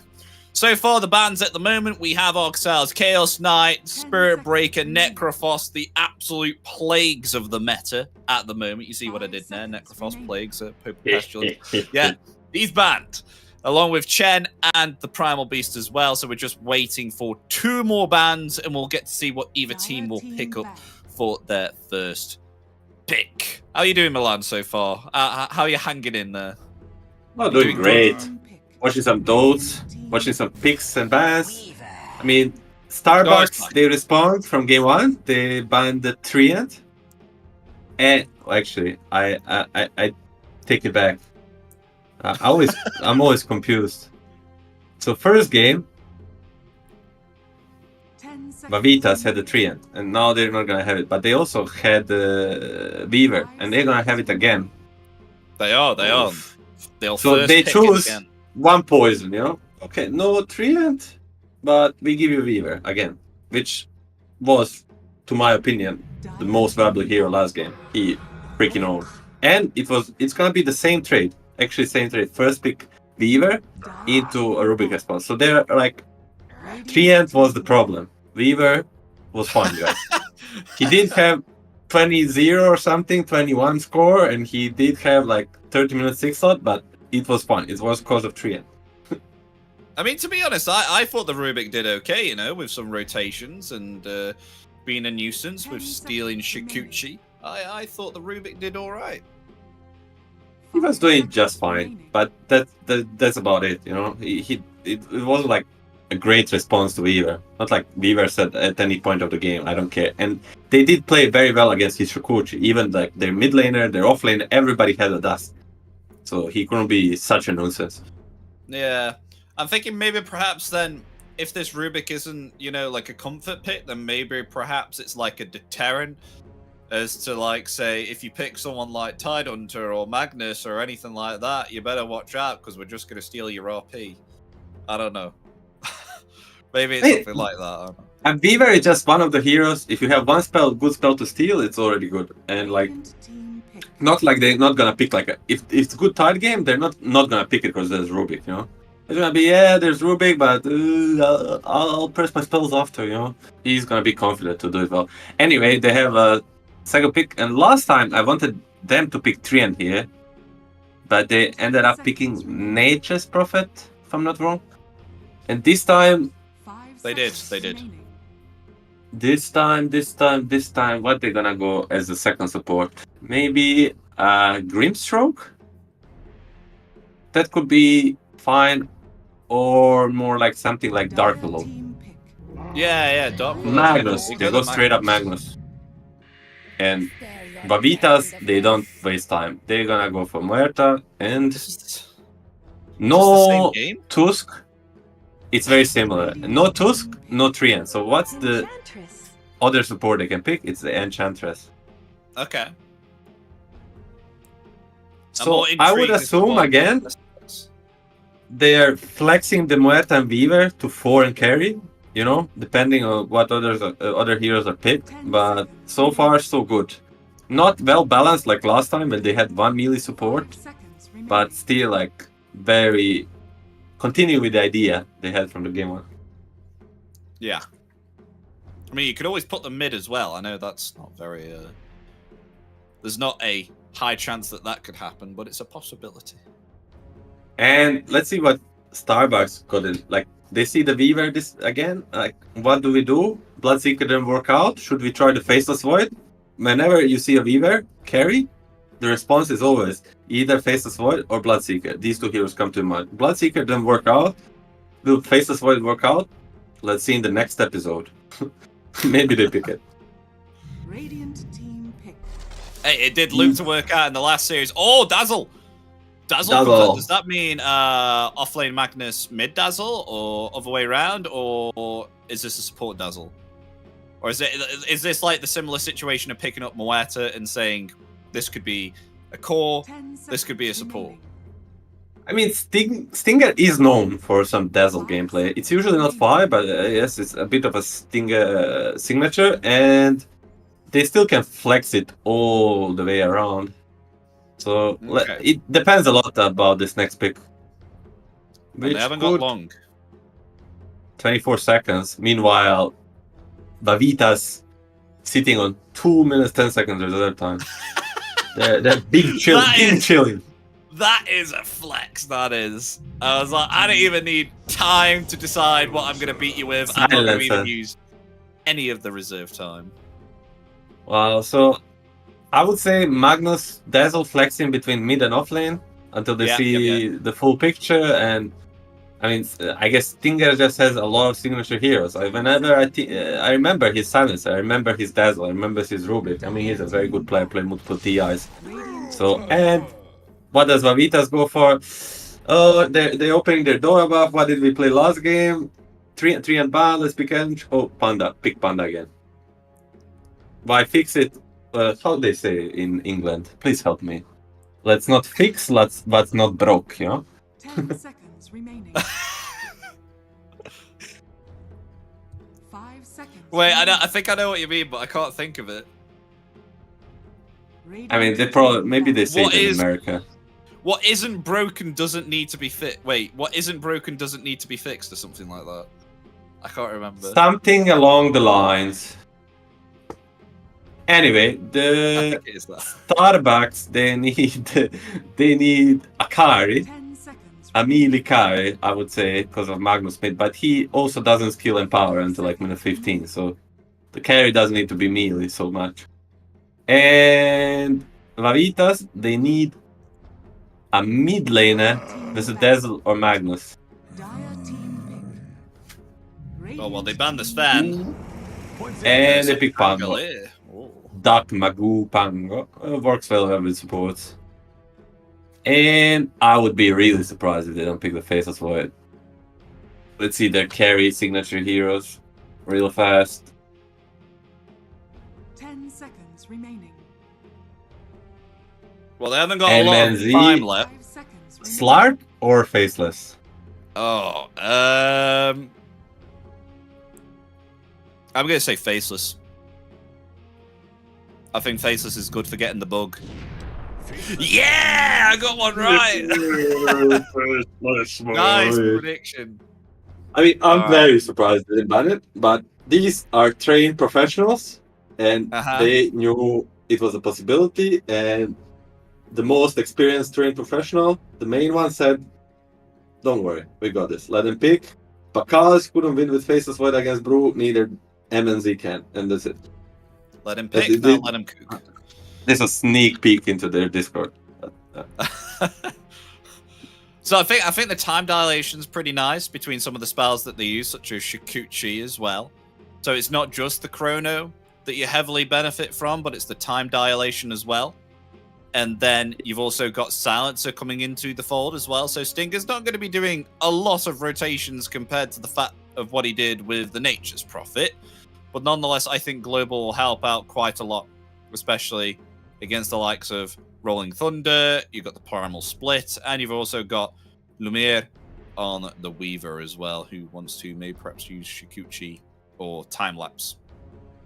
Yeah, I'm just a bit worried, about their tri-core, 2 supports and Dazzle. They're 3 range heroes that nobody really wants to go in against Pango. You know, once he uses roll, it's gonna be everyone running for his life. Maybe. Faceless Void doesn't want to join match, and Frank, I really hope for Frank that he has a better game this time with Magnus, because last game it was a bit of suffering. You know, I just don't like watching people suffer in Dota. You know, I know the feeling. Every single one of us play this game where nothing's going right for you, literally nothing, and just one after another bad thing, and you're just struggling to make impact. And I just hope he bounces back this game. So we've got ourselves a Dazzle versus Pangolin mid. How is that going to match up between the two? I mean, Dazzle really owns the melee heroes. and Pango is one of them, especially after the nerfs to the Q/buckle range got nerfed, so it's very hard for him to run away. But Pango is like this. Pango is like, I don't care, winning lane, losing lane, I get my level 6, I get power rune, I roll on you, and I get my farm, and like as long as he has levels, he's gonna be fine, right? Okay. So is it kind of like Dazzle favored then for the mid lane? Yes, heavily Dazzle favor. Oh, they're gonna fight MNZ, but he must be the one guy they cannot kill. But at least they can he's got force time out the left. leap.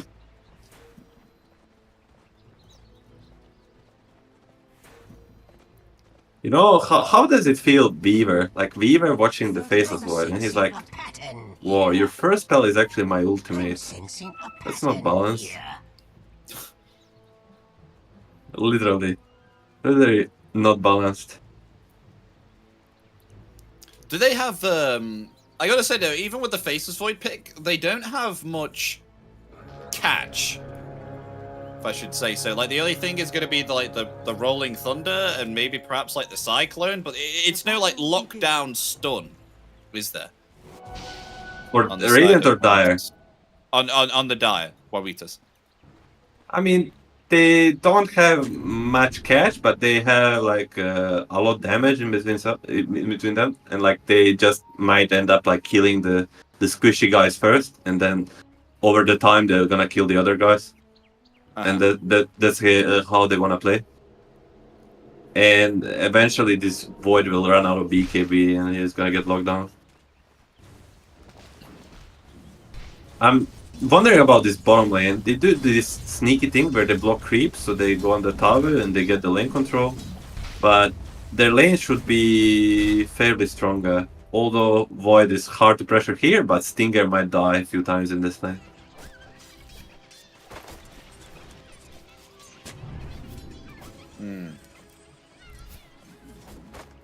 So what lane should we look out for? What's going to give us the juiciest action, do you think? I think bottom, Silencer dies, and top, probably top. Because both sides can be both aggressive, depends who chooses to go first. Like if Weaver missteps, or if lane is close to the Radiant Tower, Frank might get some skewers going on to tower, but also if Weaver gets level 3 with Ench, level 3 and, oh my God. And a big creep, You say that, I'm looking at the mid lane. Look how many last hits Dazzle has right now. He's one. Oh, he has a lot of creeps. Oh, okay, never. Okay, yeah. He just got a few there. But I think once Dark Mago gets himself level 3 and puts the second point into Shield Crash or something like that, then Swashbuckle even, I think he can definitely get a kill here. He just needs this range creep. Oh, Stinger is dead. Yeah, they get Stinger on the bottom with thanks to the call-in. Slower the silence within that big AoE. Again, Oscar gets the first blood and he's like halfway through his urn, already has Bracer and 3 branches circlet. Like he's off to a very good start again. Oh, maybe perhaps they can get another kill on the bottom. They will. Moeta falls. It's going to be a 1-for-1, but no time walk remaining. Has to be careful of Oscar with the Cinder Brew, but with them only being level 2, the cooldowns are quite big at the moment.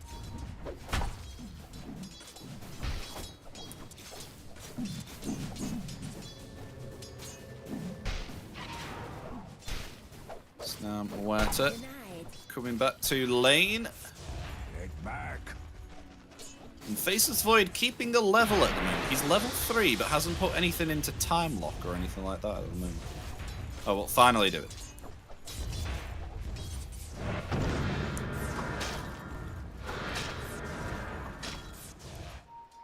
And now on the mid lane, Dazzle has surpassed the Pangolier in last hits now. We should start to see that slowly climb up in favor of the Dazzle with levels coming up here. Yeah, like from level 3 is heavily favored. Level 1, I'm not sure. I think level 1 should be just fine. But from now on, he should start suffering on the side of Dark Magoo. Mm-hmm.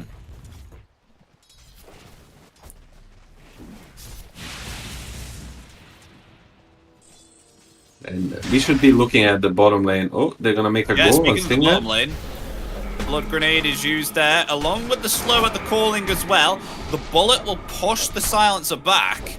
And is Oscar going to get the kill here on the silencer? No, it's actually Faceless Void who's able to stay on top of Moeta and get the kill there.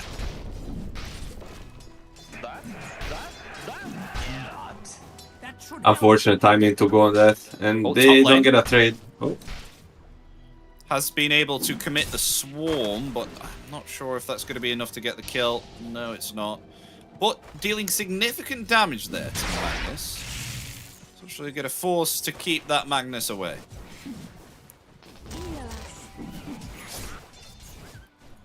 Bottle refill for Dark Mago on the mid lane at 2. very handy for him. Like now, ooh, top lane we got a lift back. Beaver, he's fighting back, but here comes The the rotation. Stinger. Silencer, look at that! They get the kill on the Weaver. Didn't look to be the greatest there for the Magnus. Now they may actually find themselves a double kill here. They have committed the blood grenade. Never mind, they will not want to dive that tier 1 tower. Has stick charges. Oh, I mean this mid refill means actually a lot. Now this Pango is actually surviving the mid very well. You know, 6 lives is down, but he doesn't really care. This is like he's super happy. And the top, the Stinger is gonna keep going. But he must be careful. 14 sticks and Beaver is close. If he wants to make a rotation, they can definitely kill the silencer. They can, Maybe they can. Yeah. Yeah, and he gets out of there. Doesn't want to linger any longer.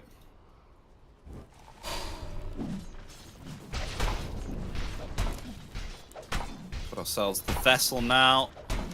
The Brewmaster. The power runes spawning in 10 more seconds with rotations from both supports here on the river.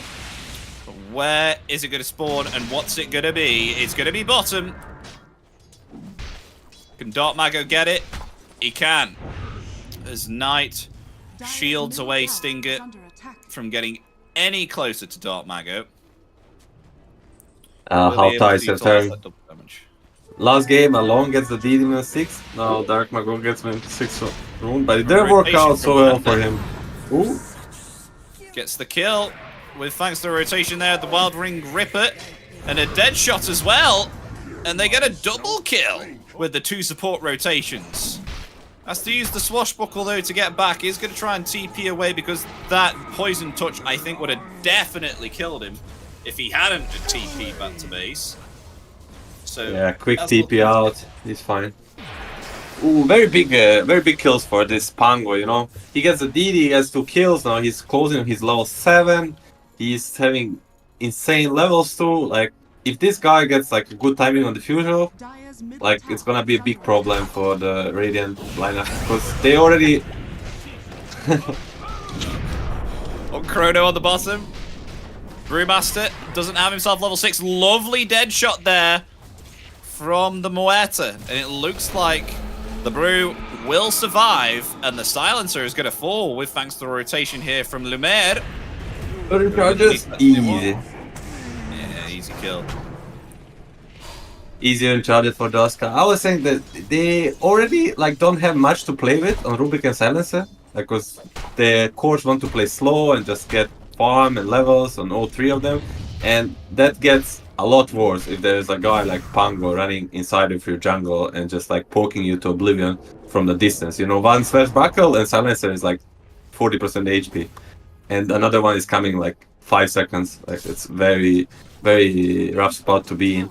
Anyway, minute 8 rune, Dark Mago. Here you go, sir. Another Arcane rune. Enjoy your life. Unlucky for Alone. Did you mean to say big problem like that, or was that totally... That was random. It was totally right. Okay. I thought you forced it then. I was like, oh. It's a big problem. It's a big problem. Okay, MN's in big problem too. There's Lumiere chasing him down. They, like the game 1, they just pick very fast heroes and they play very fast. You know, good Dota for me is fast Dota, and they're showing it right now. That's exactly what they had in game 1. Waras. I mean, they also had all the same heroes almost, so makes sense. Yeah, that they're the same. Radiant's bottom tower Oh, wait. has fallen. Dotmago sitting upon the stairs, wants to pounce upon Stinger, and the dead shot finds the kill. Nice job there from Knight. Dire's middle Able to tower Yet to secure that. use Rolling Thunder, but he's still top net worth even without using Rolling Thunder once. He's that strong. That's how strong he is. He's just proving a point. I don't need to use Rolling Thunder. I am this strong already. I don't need to commit myself to a spell.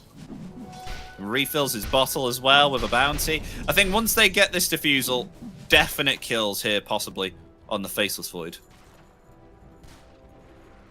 Uh-oh. Dazzle has no mana. Slowed down there by the shield crash and the dead shot as well. And that is an easy peasy kill tower is under attack. for the side of Waras. And what's the best way to use Rolling Thunder? Kill enemy mid laner, and even better with the Arcade Room. But they're gonna not stop pressuring. They're gonna go on Rubik, Oh my gonna gosh. kill him. Magnus, Frank is TPing. They're thinking Oh, that's a of kill. bringing it back. Ooh, there's that's RP. ripped down. As the Primal Split comes out there, not able to utilize the RP, and Stinger is going to be pursued here as well. Chronosphere is actually ready, but I don't think he wants to commit it until Dark Mago is a little bit lower.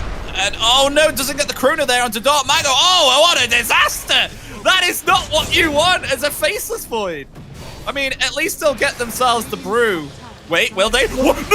Oh, he got it! Oh, I thought he was going to get away then. Oh my gosh. Oh, if only the creeps weren't there. The Shadow Wave got the kill. I thought the evasion. I don't think they would recover from if he TP'd out in their face like that. I think the mental damage would be too big. That would be just okay. Would you call GG there and then? You never call GG out loud, but deep inside yourself, there's like, man, you're just, you're like, yeah. I mean, at least they get something. Boy, you're going for a bit too much, but at least they get the brew. They could have got the Pango though if only the Chrono was just, he expected him to run to the stairs, but the Chrono was, I think, a little bit too far forward, to which Pango was able to react and move a different way.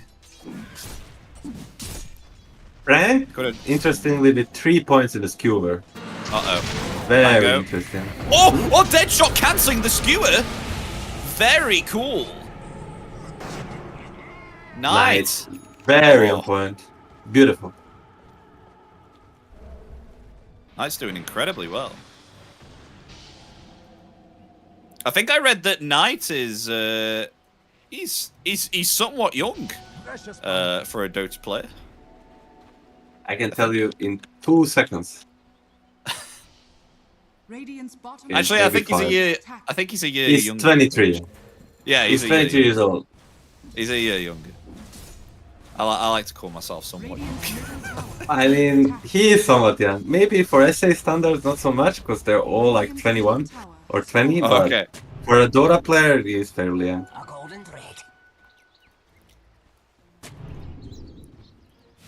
How's Dazzle doing? He's on the way to get his Ags, but net worth wise, he is sitting a little bit below the Pangolier by around about 1,000 gold, because this Pangolier has been having a great time just surfing around the map right now. And speaking of great times, he's just picked himself up a Diffusal Blade, so he is ready to wreak havoc upon the hands of Easterbucks, as coming with the TP, slowing down the Magnus, and he gets himself a dominating spree. This man is just out of control. Who's going to be able to stop him? I think it's only the Faceless Void that can, with this Chrono. Exactly. I mean, he, as you said, he was owning the map without his biggest timing. Now, when he got it, like, he can overextend and die, but if he plays very careful, he's just gonna keep on track. Like, he's just gonna keep owning. Uh-oh. Wait, they're going to invade Triangle here as well? They're pretty close. I mean, have just used the Arcane Curse there to reveal themselves. Dark Mago is going to get himself back and just be cautious here. Thankfully, they were able to take the stacks here. on Easterbucks before Panda coming forward here was able to scout out is actually going to block that ancient camp. Block it with a sentry.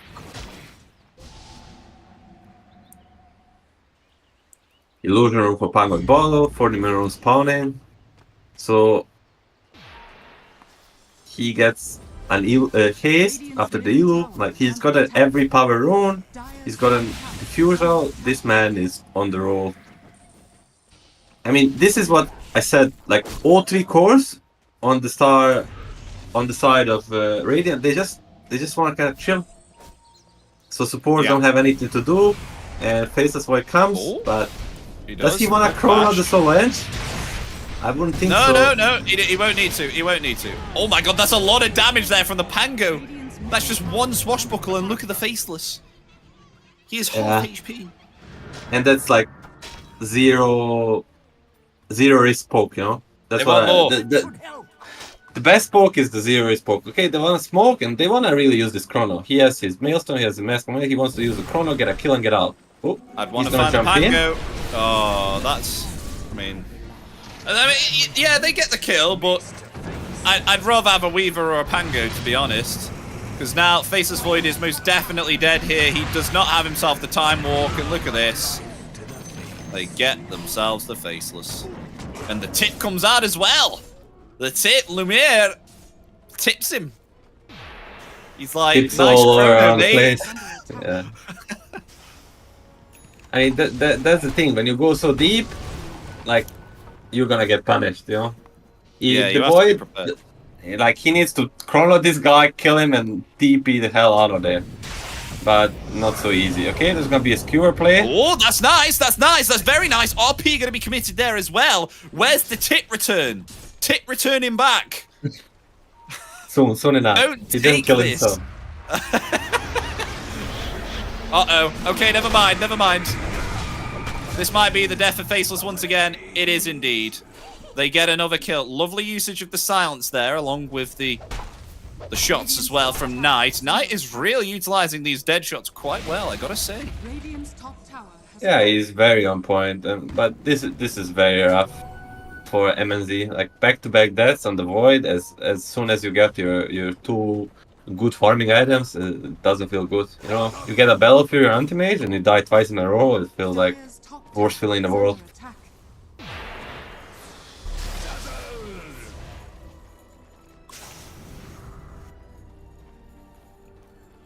Meanwhile, top lane, Magnus attempting to run away here from the Enchantress. Will be able to get away there fine. I'm just wondering what MNZ is going to be doing about the fact that he's been caught so many times. His net worth is starting to kind of stale. Kind of not move all that much anymore. And is interestingly enough opting to go a Milner first. And then a BKB afterwards, possibly? Very greedy, but... yeah. But when you're, like, so far behind, like, you kind of can, in a way, double down on greediness. You know, just to get out of the slump and hope your team does well. Like, you hope you get a Grey off, like, hope you get a good silence off, and then, like, your team helps you use spell. Like, he's banking kind of his team helping him, which is fine. It still might not work, but it shows some trust in his teammates. I mean, they have the Empower as well, so able to imply level 4 Empower on the Faceless is going to be nice. So I think they just need to delay this game long enough for Faceless to get the BKB, get the Milner, and I definitely think that they're not after. He's able to get some solo kills, but oh dear me. We got ourselves a Desolator again on Lumiere. Not as fast as it originally was, but nonetheless, with this now, they're going to be able to utilize the Swarm, head themselves into the Roshan, and get themselves an Agent of Immortality. Yeah, exactly scripted gameplay like last game. You know, this Weaver owns the lane, gets 2 kills, then gets the Dezo, goes to Rosh, kills the Rosh, and now they're gonna start like putting like smoke after smoke and just start invading their territory. It's like they know what they want to do and they're doing it very well. I really enjoyed the Babita's gameplay. So Aegis now acquired on the Weaver. This should enable them to start taking these tier 2s, but have to be careful of the Chronosphere and the RP, because even though, you know, you're 5k ahead and you've been getting plenty of kills with this Pangolin, you still got to watch out for these big ultimates, and you could potentially throw it around. I mean, we spoke about it in last game, whereas they could have potentially gone high ground, but you've always got to be respectful of your enemies, especially when they have spells like RP or Chronosphere. Unless you're an absolute Giga Chad and don't care, and you have 100% confidence that you will win. Yeah, exactly. That's the only case when you can just be like very relaxed going high ground or towers. Because whenever you go for objective, you effectively lose position to aim for this objective. Like you're hitting the tower, he's hitting your back, losing HP, and you're showing you position on the tower. So already by that, enemy is an advantage in some sort. But they will do it carefully. They're gonna hit the tower only with Weaver, who's holding the Aegis, and they're gonna look around with other heroes. Anyway, the Radiant is not really looking to defend it. So they're just looking to stale with Weaver, which if he tries to nuke again, might pay with his life. Yeah, and they're going to commit the glyph here as, meanwhile, we've got Stinger pushing in on the bottom tier 1 tower. I don't know what Magnus is doing, but he's just hanging around here in case maybe perhaps someone rotates. No, he's just farming around. Maybe if they keep trading map like this, he wants to be able to take the wisdom. Because 21 minutes, every wisdom is really important. Honest, like it's just like a semi-heavy objective, not like a tower, but supports. If you keep losing every wisdom, they just fall off the cliff and they never come back to the game. Interesting. Aghanim into Blink Dagger, no Midas for Dazzle. He feels like he needs to be a bit more active for his course. They're gonna smoke up and look for a pick-off with RP. I mean, they have found the Enchantress. And skew it back. That should be a kill. They're gonna watch out because rotation's coming in now. It will get Enchantress indeed, but oh no! Wild Wing Ripper pulls the Magnus back. But the shallow grave is there, but the rest of Easter Bucks get themselves back, and they will just lose their Magnus. But in return, that was a kill for the Enchantress, so it is a trade for a trade. Yeah, I mean, it doesn't feel bad getting at least something on the E-Stars side, but then again, it's a core for support trade, and they don't really use much. They use a Rolling Thunder with Arcane Rune. The Bavitas are still feeling great. I have to say, though, the Faceless Void is starting to come back. Actually going for that BKB, Milan, instead of the Milner. I mean, they wanna match at least some timing, and I can't blame him. Like he's gonna have a BKB ready, no Aegis, and Magnus in power, and they're still, no matter what happens, as you said before very well, like as long as there's no Aegis, there is a condition of them of killing like some big cores on the dire side. Mm-hmm. It's a tough situation, but there's a light at the end of the tunnel.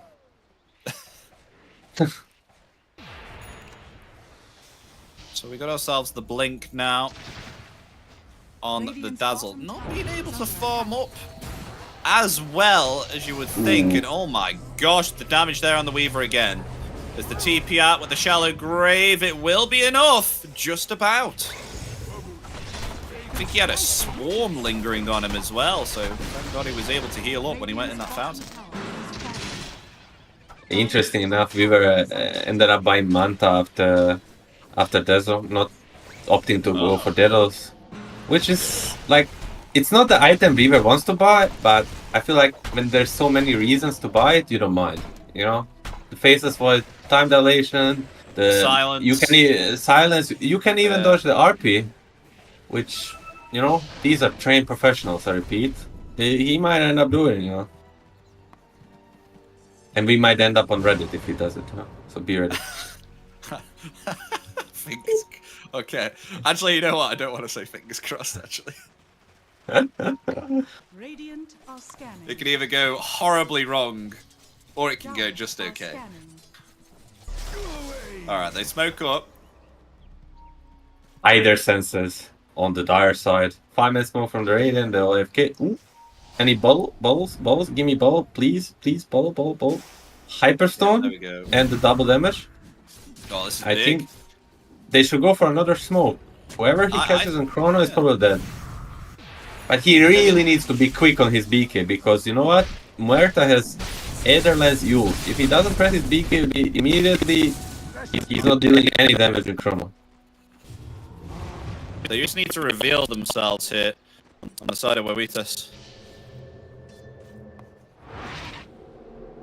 Nice And TP then out. they can- Weaver is going out. I mean, beautiful gameplay from Waras. They're just, I mean, they were on the offensive side of the place like all game long, and the moment the Radiant hits their timing that they can do something, they're just being chilling. They're just, we had enough of offense, now we're just gonna wait a bit, wait for the rush, wait for a good opportunity for us to fight. We wanna get a fight on our vision, on our terms. You have a DD, you wanna chase us? We're not gonna give you so fight. And now, another smoke for the Faceless Void and the Radiant side. They really feel this double damage. They will Mjolnir, double damage, BKB. They're ready. Oh, Ilu! Oh. Okay. They might meet. They've got themselves an observer ward here, but they are smoked up. There's now Not the Faceless edge, not the healing edge. himself. He just Chrono's needs to ready. see a Weaver, Go please. for the edge. Oh, he's getting closer. He's getting closer. He may have found the Weaver. Oh no, he's been used up. Yeah.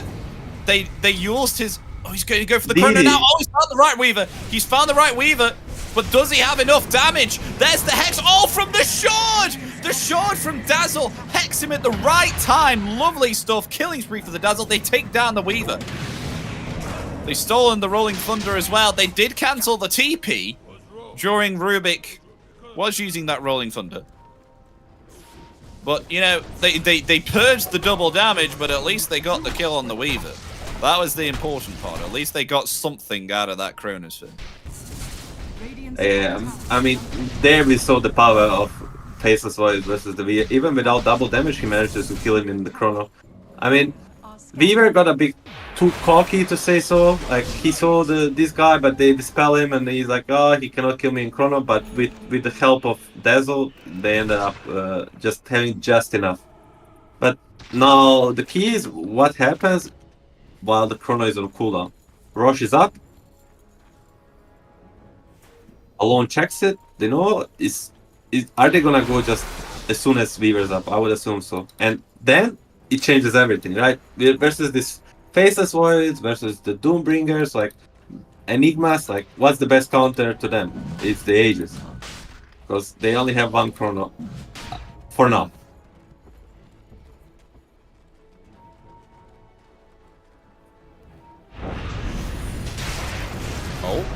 Oh, nice Yules. Stopping the skewer there. Meanwhile, they may have caught themselves. Dartmagger, can they get the bash? No. Will be able to Rolling Thunder away there. But in return, in comes a Rolling Thunder of their own as Rubik stealing that. Dartmagger trying to attempt now to take down Magnus. Magnus is going to fall there by the skeletons. They will find the Dazzle as well. Now, Easterbucks, they're on the retreat because they don't have this Chrono. There's a third person lost. They take down the Silencer as well. And Roshan is up for grabs once again for Waras. Yeah, similar to the game. First series, no Chrono, rough to fight. They try to fight back, they don't want to give the Aegis because you're in between two poisons, right? Fight without Chrono or give the Aegis and then fight with Chrono against the Aegis. They try to do the first one and unfortunately it doesn't work out for them. It's gonna be Aegis and cheese for the Bavitas.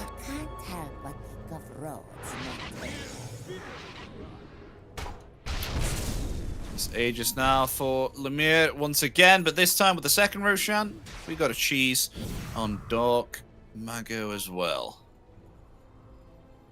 So now the question is, how do they poke and initiate upon Easterbucks? I mean, it's very hard. They need to get a really good chrono and like burst like Pango or Muerta or both. And then RP multiple people. Oh, Chrono coming forward. Maybe perhaps they don't need it because of a stolen Rolling Thunder here from the Rubik. The cheese will be committed there, but the Chrono coming out in return. Where is the physical damage? Is it going to be in there enough to take down this Pangolier? Just able to swashbuckle away? No! The Panga will be taken down, but in return, Faceless will trade his life for that kill. And Easterbucks are going to try and get themselves out. They cancel the TP there onto Stinger. They take down the Rubik along with the Silencer also. So there's going to be a 3-for-1 here. And they will be able to counter-initiate that fight on the hands of Wawitas. Make that 4. As Weaver also able to find the Magnus within the trees. There's a Daedalus appeared now. The Creek Wave's pushing in on bottom. Maybe perhaps this looks like a set of racks. Tips all around the place. They know they got this game. They're feeling very cocky, and that's the problem. Like once you give up this rush and you play a bit greedy, you know you need to play pitch perfect, and opponents need to mess up a bit for you to have an actual chance.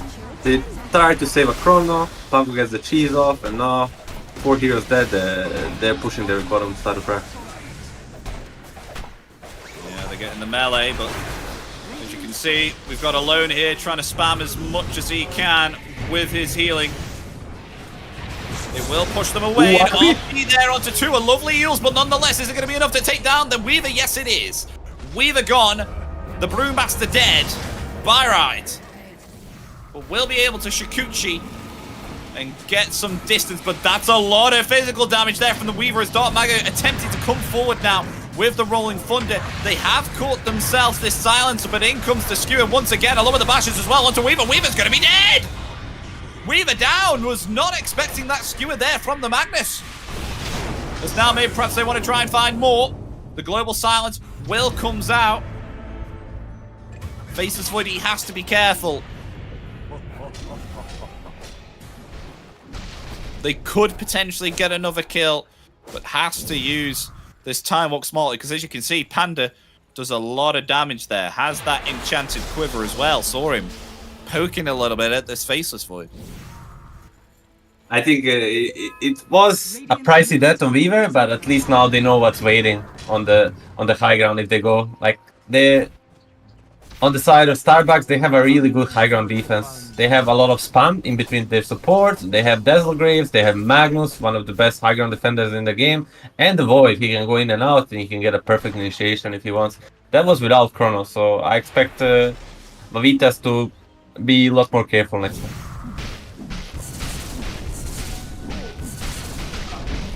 I mean, Roshan's not going to be spawning until around about another 5 to 6 minutes. So that's how long we've got to wait for maybe perhaps the Roshan, because I don't think Wawitas wants to give Easterbucks another opportunity once again to get more kills and potentially come back at this. So either Roshan or a pick-off would be their best choice of action right now. Radiant's middle tower is under attack. Speaking of that, Dark Mago with an invisibility rune scouting out the enemy team here right now. He's going to find 4 of them with this invis rune. He is going to be skewered though. Has to be careful. He's going to try and attempt to cancel that TP. Will be able to indeed with the Rolling Thunder. They're going to go beyond the high ground now, try and find Stinker here as well. They will be able to successfully, and that is Silencer down for 75 seconds with no buyback. They're going to rotate bottom now because the Creek Wave is right next to the barracks. And they are going to get themselves a set of racks now with the damage that they have, but an RP coming out. That's going to be able to connect onto 2 along with the Chrono as well. This could be a big turn as the Weaver dead again, along with the Pangolier as well. There it is. There's the hold. There's the turn. Double kill for the Faceless Void. Could they potentially team wipe the rest of Wawitas now as they're trying to find the Enchantress? Enchantress will be able to get away, sproink away with thanks to slowing that attack speed. Never mind, triple kill for the Faceless Void. Come in, Faceless. Get your Rampage. Ultra kill going on the Brewmaster. All you need is a few more right clicks. There it is. Rampage for the Faceless boys. Holy moly. Symphony of skills by the Starbucks guys. They just played it perfectly. They were 3 versus 5, but as we said, no matter what, no matter which state the game is, if you hit your big RP, if you hit your big chrono, you're gonna turn the game around. They did just that. Oh, Russia 2 minutes away, so they'll have all these spells ready for the rush again. So yeah, we'll see when this Roshan spawns. I definitely think that they need the Aegis here on to Waras. After seeing that, maybe perhaps an Aeon Disc as well on the Weaver, unless Faceless is going to commit here for a Nullifier, but he is opting to go for a Butterfly here. He already has himself a Scaddy. He's getting even more. Look how much gold he has now. He's 22k. 22k on the net worth. How much gold did they increase from that fight? It must have been huge. I mean, he did get a Rampage, so he got all the gold on the world. Okay. And he didn't die, and then, yeah. It changed by around about, let's see here, it changed by 8,000 gold. 6,000 to 8,000 gold. And most of it went to him, you know. That's an item. I mean, that is an item. Butterfly online, and he's gonna Scaddy be as well. almost all 25. Holy crap. Now that is definitely what happens when you're like, yeah, we need to wait for the Aegis, because that is exactly what can happen. And look at this, they're going to attempt to go for a kill here onto Dark Mago once again. He has got himself the Rolling Thunder off, however, so he will be okay.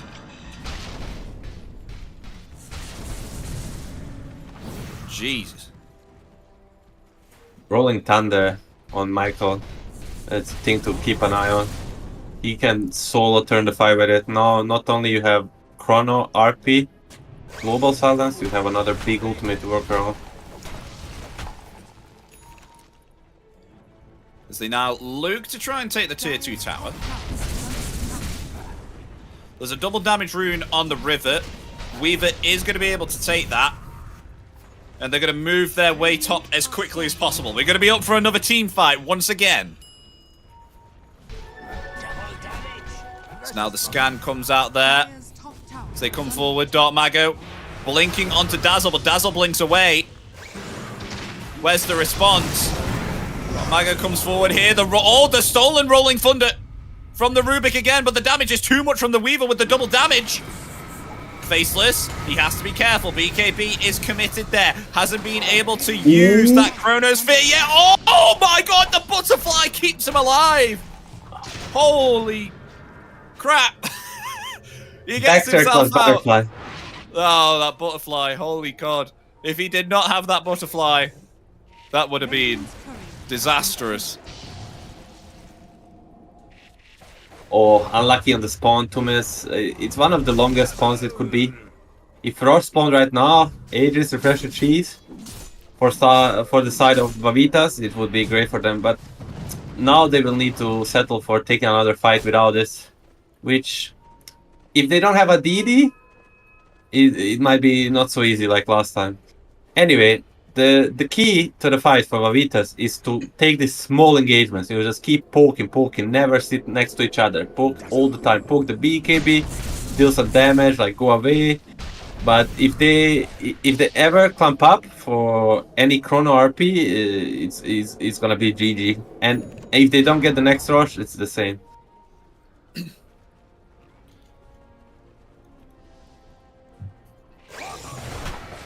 They're all slowly close to each other. Magnus trying to scout out something. I mean, the RP's on cooldown. They definitely want to wait this out.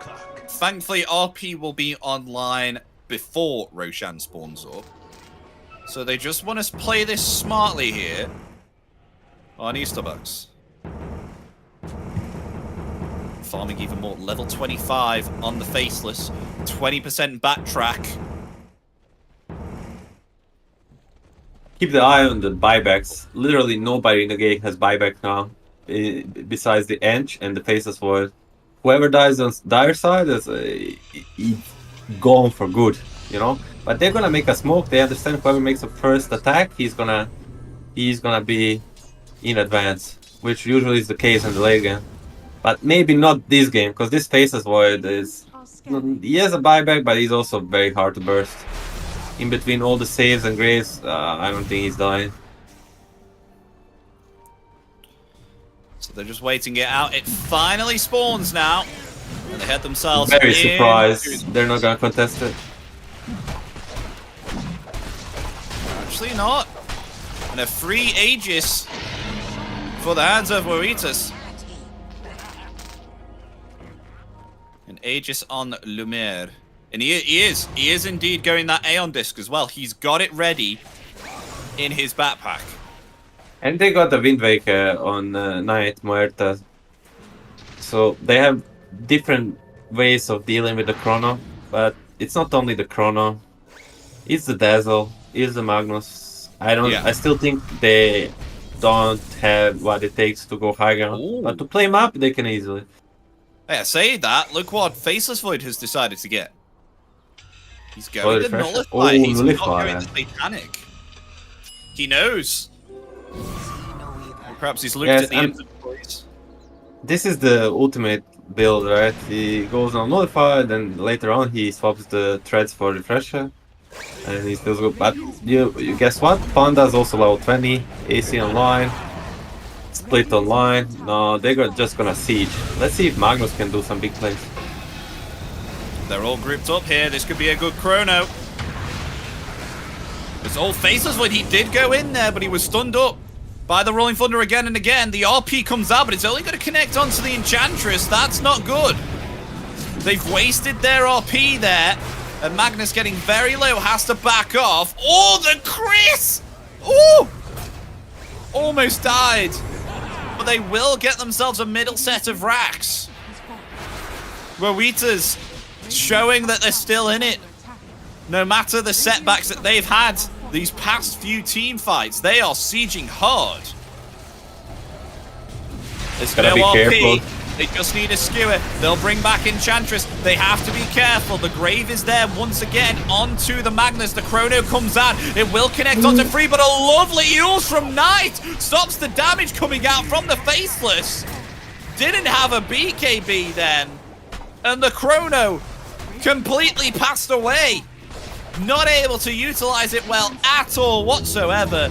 And with that, they get themselves the Mega Creeps. They've also stopped Magnus from committing a skewer. In comes the Grave once again. They'll try to attempt to take down Lumiere, but he has himself the Aegis, so not a care in the world. There's two. Magnus and Rubik, they're gone looking for more. Silas is dead as well. As Faceless, he has to time walk himself back. Now the Ancient exposed. They are just going to hammer into this right now with the Desolate damage that they have. And look at that. Game 2. A valiant attempt at defense there from Easterbucks, but it's going to be Waras Sases who will win this game 2. So yeah, they pretty much win the best of 3, ladies and gentlemen. 2-0. Even after that valiant defense, they still take it. Waras Sases, which means that they are going to advance themselves into the upper bracket further along. And of course, Easterbucks, they will move into the lower bracket this time. So currently at the moment, I'm not too sure who they're going to be going against. Let's have a look here. They're gonna go against either Boca Juniors. No, they're gonna go against either Key Stars or Kaiser. Yeah, I see that, yeah. Probably So Key those Stars are heavy favorites. Yeah. Yep. Those are probably the next games that we're going to be covering. What is our next game? That is the question. I'm trying to get it up here, but it's been really slow. It is... oh my gosh, I just had it and then it ran away. But yeah, whilst that's loading, let's speak about what happened during that game 2. Like, what the heck? Like, they were able to get some good RPs here and there. What changed for it to all go wrong here for Easterbucks? Because it looked like that they were coming back. They looked like that they were the ones with the plan. They were doing really well here, especially with the Chronosphere. You know, you get yourself the Weaver, you get yourself the Pangolier. Jobs are good. What changed this time? I mean, they played a very slow lineup, and they eventually hit their timing, right? And but it's still at this timing you still need to be able to execute, right? It's not only gonna be one RP on edge when you definitely high ground is not gonna cut it. Same like with using Chrono without BKB and then gonna use is not gonna cut it. Although these spells are really strong, you still need to be able to execute, and they failed a bit.